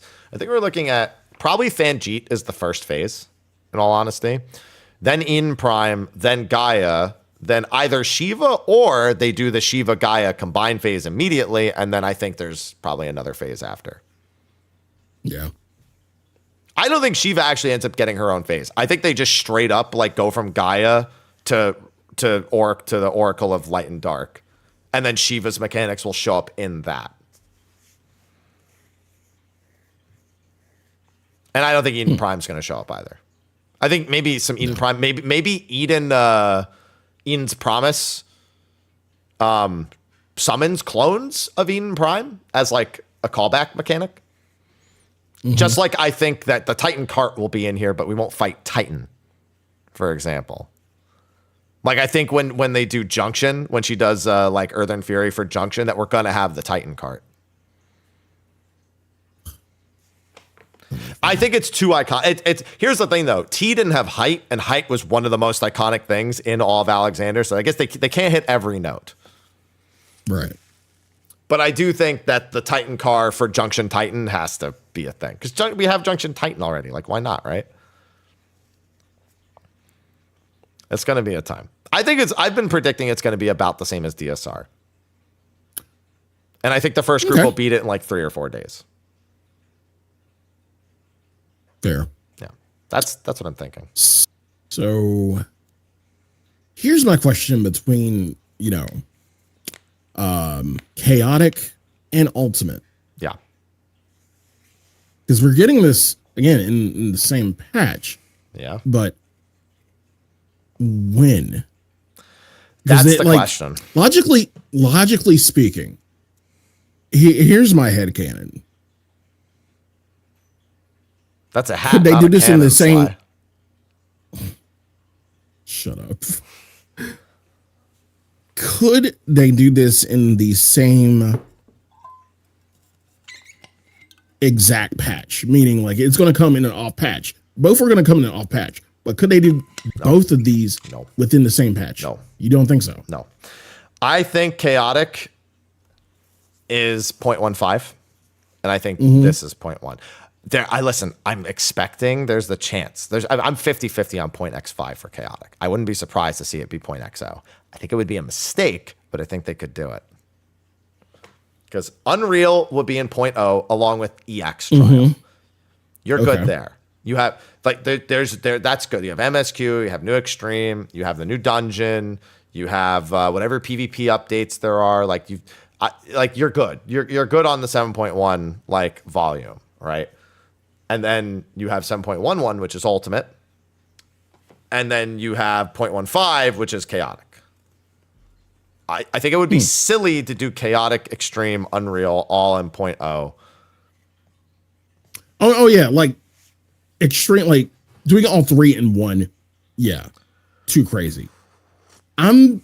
There's part of me in like the back of my head that says like, what if they release both this and ultimate? Because like again, not everybody's doing ultimate.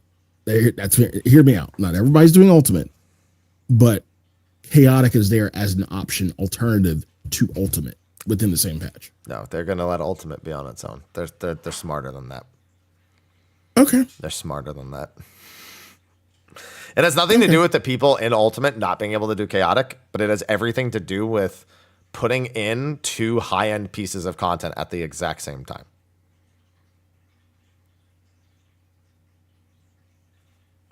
They're just not going to do it. If it was something like exploration content and we had that to say, like, obviously we know exploration content comes in 0.15. Yeah, that wouldn't surprise me. Like something like Island Sanctuary or new map update or new PvP map. Those all absolutely. There's a balance there between like people who just kind of play the game versus someone looking for a high-end challenge. Right. But I think, yeah, extreme 0.1, ultimate 0.11, chaotic 0.15. Yeah, that's the schedule I'm looking for. I also, going back to chaotic, since we kind of leapfrogged into the ultimate talk, I'm thinking it's going to be a 7-10 mid-item level.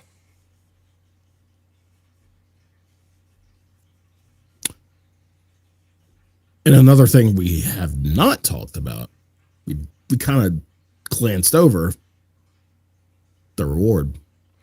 They said they would have rewards that for multiple clears and for helping people out.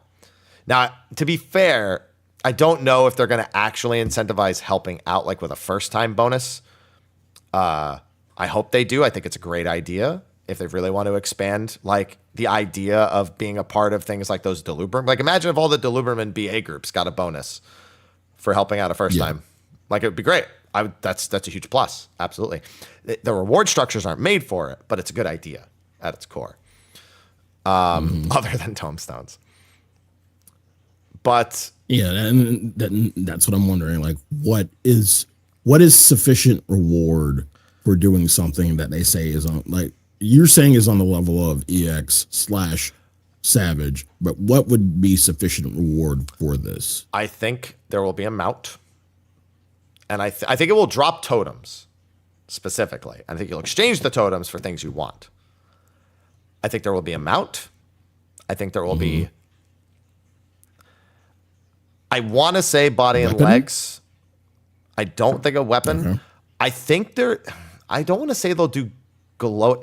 I wouldn't be surprised to see like 730 versions of like the cloud, like the World of Darkness gear, like ultra glowy World of Darkness gear. I think accessories would be the smarter thing to do. And I think they will be 730. They could also, yeah, give you an upgrade to your raid weapon to make it the same item level as an ultimate weapon. I'm sorry, to make it, they can make your current one glow. No, would they do that? No, because then they might use those for future ultimates. I don't think it'll be glam weapons. I think it's either going to be World of Darkness gear that's 730 and glowy, like a body or legs or like something. I think the smart thing would be to have accessories because I think we need accessory options in the game. I think it's more pressing. But I do think actual item level and a mount, which I'm going because of Extreme. Extreme has weapons and a mount and an Orchestrion, but I don't think they're going to bother with an Orchestrion here. You know, maybe a crafting material for like something housing related, but I think we're going to see them largely emulate what they do for Extreme. Yeah. I mean, because like really when you think about it, nothing's really been done, you know, with body pieces or body pieces outside of, you know, Memoria Misera, but that was just because it was part of the relic. So this is kind of like a new case scenario. Right. And I think it's funny because Memoria Misera suffers from having no mount. It's really hard to get people to do it because it has no mount. So I think if they hit the holy trifecta here with giving it gear, mount, and challenging altogether, I think that's all they need. In all honesty. By the way, tested it. You can actually 2-man Memoria Misera. Well, yeah. Wait, how do you? Yeah. Don't you need 2 people for the? Wait. You don't. You absolutely do not need 2 people for the to hold back the attack. Okay. You only need one person. Yeah, you only need one person. Like, yeah, one person, a tank holds it, and then like you just the other DPSs it down. But yeah. Mm-hmm. Yeah, and then the other question is, obviously, we need to compare this to Criterion. Because, like, this can't really step on the toes of Criterion. Actually, you know what? Fuck it. It can step on the toes of Criterion. Who cares if there's 4 body pieces available that are 730? Like, who really gives a shit? Like, there's no fucking downside to it all. Just fucking have, like, 4 armor sets. Who cares? Just fucking do it. No one's going to complain. Yeah. Oh, is it not this? I guess I'm not going to. Yeah, fucking kids, 4 armor sets that are said. Just fucking add more. Yeah, who cares? Yeah. Just fucking do it. What am I don't think they will do it. I don't think it'll ever be that simple. They just need to make sure there's some accessories someplace. And you know what? Extreme Trials have done accessories before. Just fucking add shit. I just think they can save on asset creation by copying a set that's already in the game for content that's old in the game, which is what this is, effectively. Yeah. You know what I mean? Mm-hmm. I just don't think there's downside. There's just no downside into doing a bit of recycling with this. If it means the reward structure is correct, sure. Remember when we had the augmented artifact body pieces back in A Realm Reborn that you could make? Sure do. Yeah, fuck it. Augmented Warrior of Light Gear or whatever the fuck. I don't remember which armor sets dropped from World of Darkness. I remember from the other ones, but not the World of Darkness sets. A parasol, an adventure plate, glasses. But that would. But that goes back to the complaint / question of like what do you like doing this? What does it merit? Like and you know, like I mean, yeah, glasses and shit would like sounds nice. If that's all you get though. No, I think in addition to all that. Into what I just said in addition to. You have to remember we're at a point. We've been playing a game that literally is all about glam for over a decade at this point, right? Mm-hmm. While, yes, you want functional armor to get people to do something like this, it's going to be reduced to glam. And thus you should also put the glam for all the subsequent features you've been adding into the game. A pair of glasses, a parasol, a mount, a minion. You have all these collectible functions in there on top of this. It's a lot of work to do all that, but at the very least, you need to dabble in adding things. Dude, imagine Cloud of Darkness glasses just gives you her fucking like green eyes or whatever the fuck they are. A mask? Who knows? There's room to explore plenty of options. And yeah, an adventure plate is almost certainly happening. So I think there's a lot of possibility. It's just a question of whether or not they'll do it. Yeah. Emotes. I don't think you should block emotes behind this, but still. And then there's the next update. Moving on from that, more hardcore content. Doman Mahjong update. Let's go. You can spend MGP to get cheerleaders.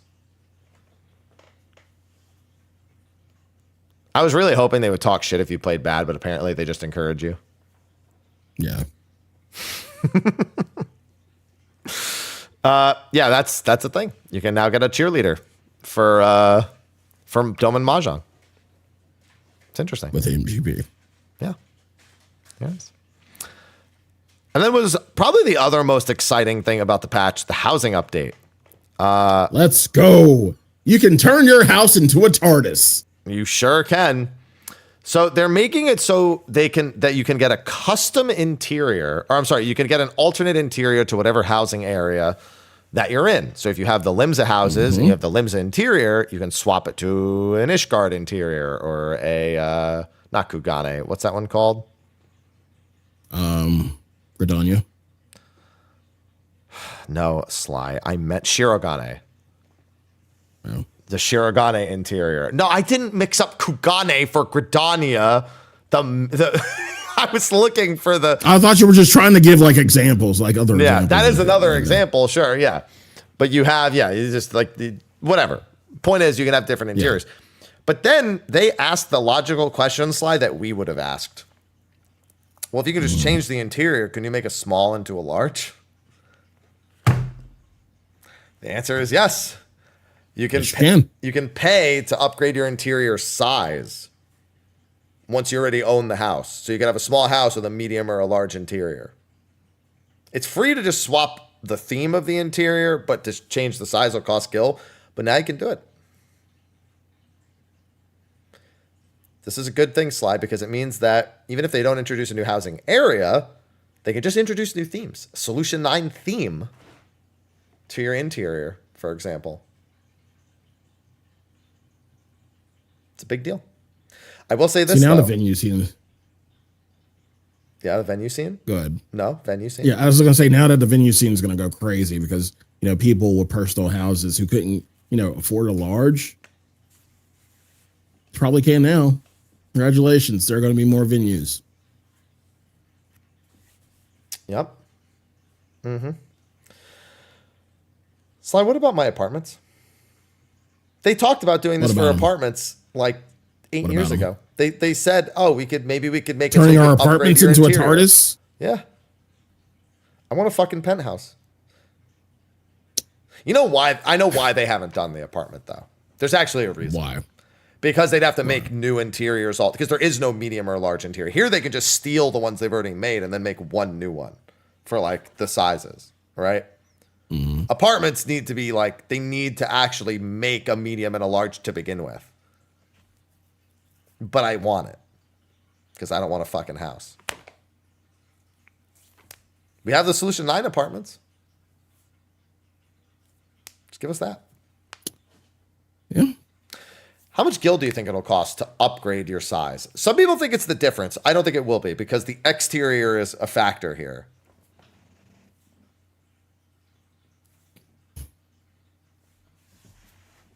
I was going to say 20 mil.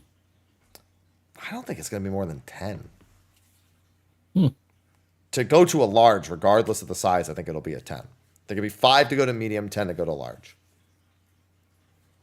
Because you can't make it the same price as like a plot.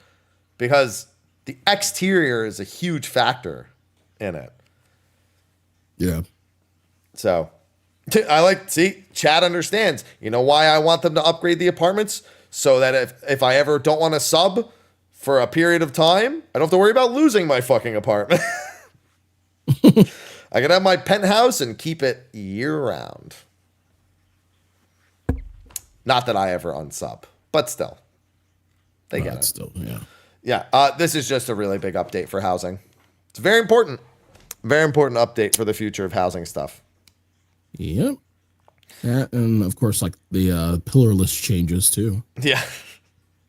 The pillars are gone in that one. However, it doesn't seem to imply that you could be pillarless in all of the things. It's just like they've now made an interior that's pillarless. Yeah. So I don't know if that means they'll make pillarless versions of the other interiors. I think they will. But yeah, I think they should. I don't think it's easy, but I wish they could find a way to just let you move the pillars. So maybe if you like still want them, but you just don't want them where they are, and then you can choose to remove. That would be nice. Yeah. Now keep in mind the TARDIS change is not in 7.1. The ability to change the interior appearance is in 7.1, but the TARDIS they're still working on. So don't get too excited. This isn't going to be soon. It's going to be in a while, but it'll happen. And that's pretty much the end of the live letter. They just did a quick merch section. They showed they had like an Emmett Jobstone like keychain and like Picto and Viper, Vaj for the Primal concert, the album with the Wind Up Zero, and just a few basic things. You know, new TTRPG stuff coming out. Yeah, I don't know what that is. It just says Delve Deeper, but it just says it's the standard rulebook and deluxe edition. I don't even know. It looks just like because well, it's different because it looks like you get more stuff than what we have currently. Yeah, I have the box right here, and it definitely looks like we get a lot more stuff. It's the full game. Okay, yeah. I know. Yeah, because what we got was a starter edition. Like it was just starter, and this is just the whole thing. You know, DM cover, everything like that. Okay. I mean, yeah. Just it didn't look any different to me, but I also don't own it, and I don't have it committed entirely to memory. So. Yeah. But that was live letter 83. It was a decent one for a part one. Again, it was very concise. Yeah. For a part one and it being like a TGS live letter because they had to be concise because of their time. Yeah. Yeah. I was a big fan. Honestly, if all their part one live letters went like that, I wouldn't even be mad because there was just no downtime or fluff period. It was just business the entire time. Straight up business. Just straight up business. And that was good. It was good for me. Yeah. So that's it. We're all good. There's nothing else to talk about, Sly. We might have some interviews or something popping up in the week. Generally coming back from TGS, there's interview pop-ups. So we do have to keep an eye on that for the next several days. That might be about what so I was going to arrange potentially a Final Fantasy 11 show for next week. Get some old heads on. And see about talking about some 11 stuff. But if we have interviews or whatnot, probably want to cover that. Of course, you didn't give your prediction as far as the date, did you? November 12th. He literally says if you've played Final Fantasy 14 for years, you probably know when it is. Yeah. So I agree with that. 19 weeks, November 12th, which would mean a November 26th Ultimate.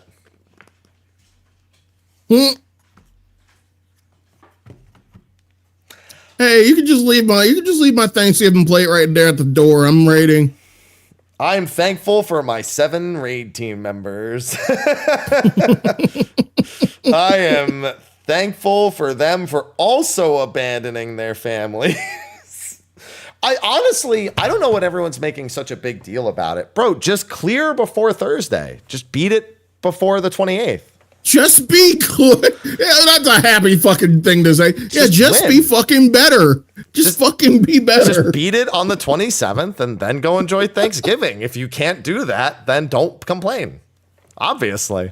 Yeah, if you can't beat it, you don't get any fucking food because the leftovers will be gone by the time you beat it. Yeah, that's some happy shit to say. Just get world first. That's what world first is competing for. Turkey. Assuming the Americans win, but or just don't be American. And food planning for fucking Ultimate's gonna be shit. What do you mean? It's gonna be easy. You have guaranteed food on the 28th. Because you like have all this good smelling food in the house, but you can't eat it because you're trying to raid and everything. And if you do eat it, it's gonna give you the fucking itis, and you won't be able to fucking raid. So this is why you have ham instead of turkey.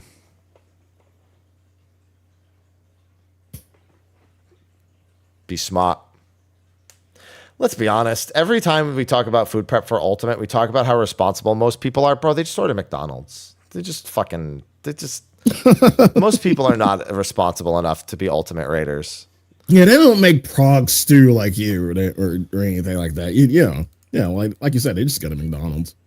Yeah, they buy a ton of protein bars and then they shit their brains every 45 minutes because there's too much fiber and protein and they're constipated to fuck and then they can't raid because their stomach hurts. Nobody makes smart decisions anyway. Just don't eat turkey because you will fall asleep. You're gonna have fall fucking turkey, asleep. potatoes, not corn. just the turkey. not just the turkey, the mash, the mashed potatoes, macaroni and cheese, because some people gonna have macaroni and cheese. The dessert, the cranberry sauce, the whatever pies that you have. I'm getting my mom to send me a cake again. So there's that. Yeah, I don't do Thanksgiving because my family's 3,000 miles away. So see ya. What's up? Happy has it easy. I keep telling Happy he should do his own Thanksgiving. I am. It's called Ultimate. That is my Thanksgiving. I'm eating content, Sly. That's what I'm gorging myself on. I will eat until I'm full on content. Nothing wrong with that. The thankful legend. Yep. Thankful legend. There you go. I'll give the cats some extra food. They can have Thanksgiving.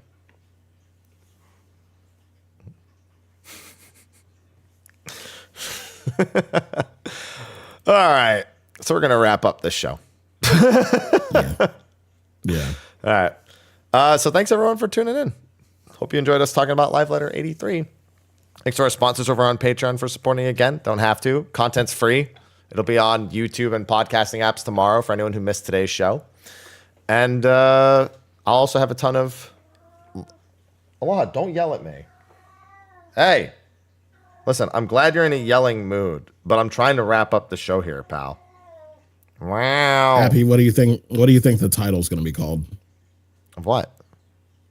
The title for beating Ultimate. The Ultimate Roommates? I don't know. It's Roommates Ultimate, so Best friends forever. Scissor Legend? I don't. Wow. Wow. And yeah, that's a good one to close off the fucking show. Yeah. There you go. Okay. That's it. Thank you all so much for coming out. We really appreciate it. I guess, yeah. You're the one who signs off first, Sly. You're leaning into your own sign out. I'm leading into my own sign out. Yeah. Hi, I'm Sly. I'm 14's dad now. You're all my children. Go to your room, study. It's going to be the promised legend, by the way. You can find me at twitch.tv/Sly, aka Gray Fox, Twitter Sly, aka Gray Fox. Right now, before everything gets crazy, October 11th, either way, I'll be gone. I am doing a RE subathon, or as my mod named it or called it, a subathon. Wait, that's so original. Yeah. Yeah, so I'm doing Resident Evil games because it's October, and everything. So right now I'm on RE1 HD remake. We met the goals for 2, and the incentive for the X gonna give it to you mod. 3, the Nowhere Safe mod, and 4, OG4 randomizer, which is completely fucking stupid. So we're working our way to RE5, and once we reach RE5, we can stop. We're good there. We're good. So yeah, you don't like once we get to RE5, you're good. You don't have to do anything else. You're fine. But of course, after that, I'll be gone to OniCon, during which Metaphor will be out, and I'll be doing a live several hour playthrough of it at the con. And then once I get back, I'll of course stream it for all of you. So that's what I've got going on. Happy, what's going on in your neck of the woods? Where can they find you? Yeah, I'm Mr. Happy. Since you're watching this on my channel, you probably know that already. So just stay. That's probably a good idea. I'm playing Throne and Liberty the past week or so. It's been all right. I don't know how much more I'll play because October's about to fuck my schedule in the ass. Oh, yeah. I got to finish the Metaphor demo, which is like 10 fucking hours long. And I'm like halfway through it, I guess. Romancing Saga comes out this month. Metaphor comes out this month. Dragon Age comes out at the end of the month. Really more of a November thing, so I'm not really considering it all too much. More worried about Dragon Quest being 3 days after patch. If patch is on the 12th. That's going to be fun. There was something else. There's Mario Party in October, and if you haven't seen my social media, just so know, I am very ready for some Mario Party. Sparking Zero is in fucking Christ. Sparking Zero is in October. So is Sonic. So is Sonic X Shadow Generations. Don't Google Sonic X Shadow. Don't do that. Oh, yeah, don't do that. Please yeah, don't. bad idea. Safe search off. Don't do that. Anyway, it's October's gonna be busy. Oh boy. So yeah, that's my schedule's full. I have a lot of stuff and State of the Realms, which we'll have more of. We'll probably have the next live letter will probably be November 1st. We should be getting the Moogle Tome event news soon as well. The Halloween event news soon. Interviews soon. It's a lot of soons. And my head's exploding. Trying to figure out how to balance it all. Yeah.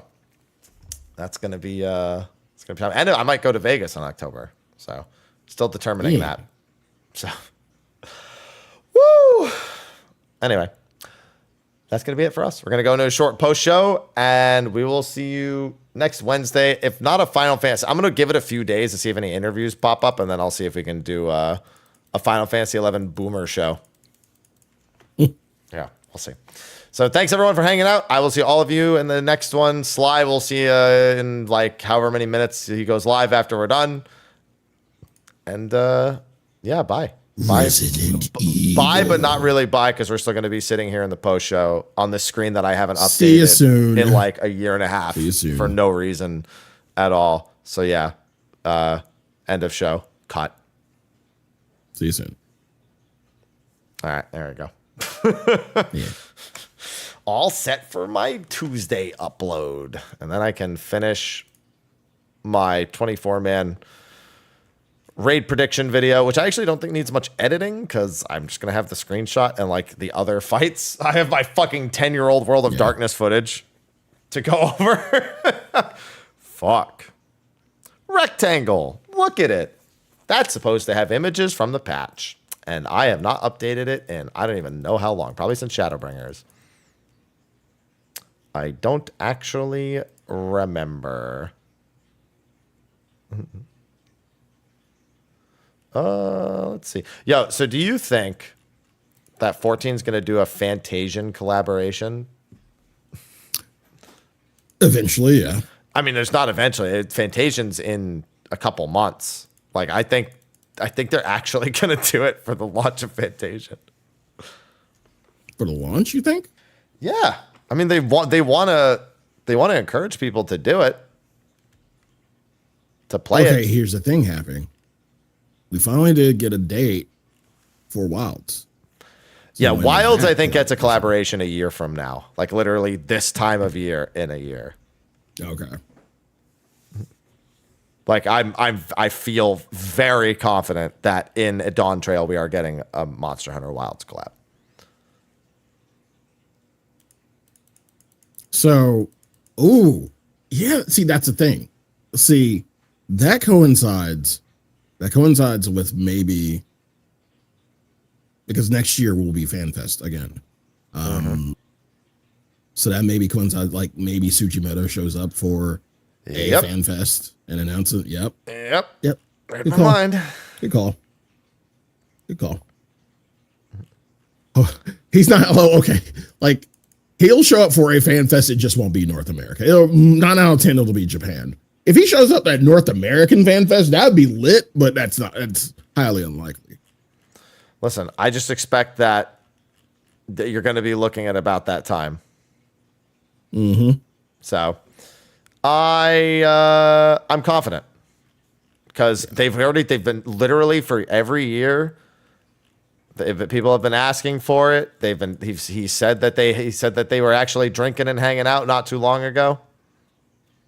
Give me Nergigante. Yep.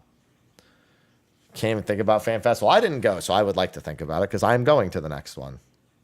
Yeah. All right, sir, I'm going to let you get going for your RE stuff. Yee. Enjoy your RE stuff, and I'll let you know about the Wednesday show. Wednesday at noon. Just put it in your schedule now. Yep. All right. Yep. That's good. Excelente. All right. You enjoy working out, or are you continuing to stream? What are you doing? I'm going to stream for like a few more minutes, and then I got to work on videos, and then I have a raid trial tonight. We got to trial someone tonight. Ooh. Yeah. Good luck on that front. No gym today, just because I want to finish the video I'm working on, and then I'll gym tomorrow. Okie doke. Yeah. Should be good. All right. You enjoy the rest of your evening, sir. You do the same. All right. Take care, sir.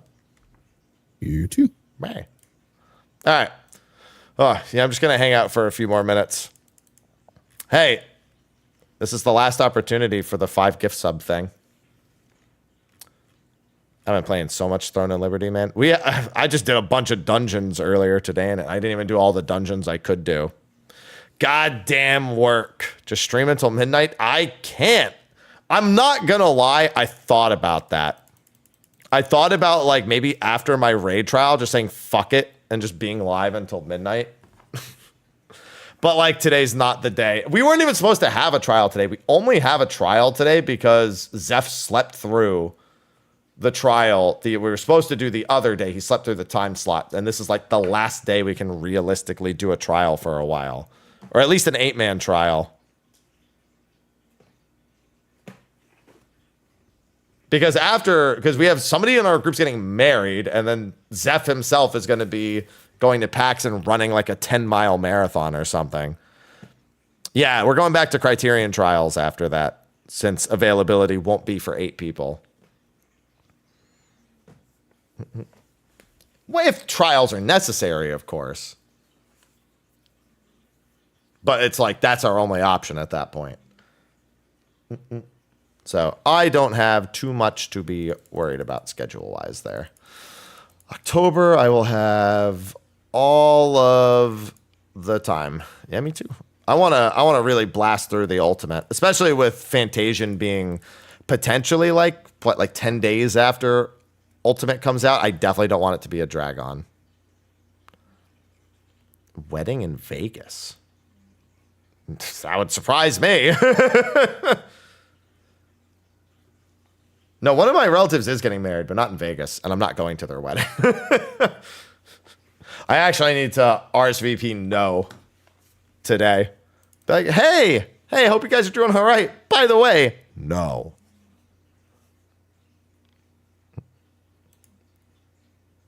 Yeah, we had a good end of the month. Love you? No. Unironically, exactly what's happening.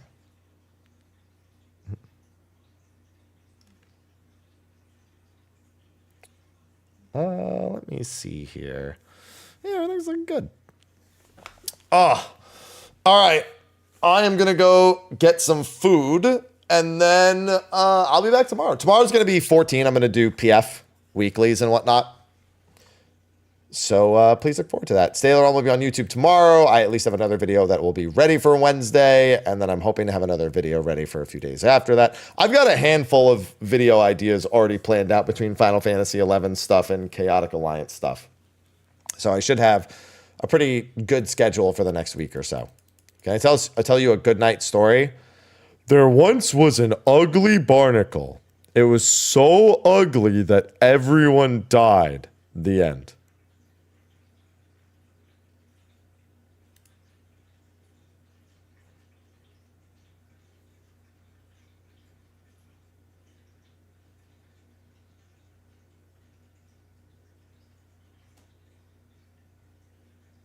Okay. Are you asleep? Okay. All right, go get some sleep. Okay, goodbye, everyone. I'm leaving. Bedge. Instantly bedge.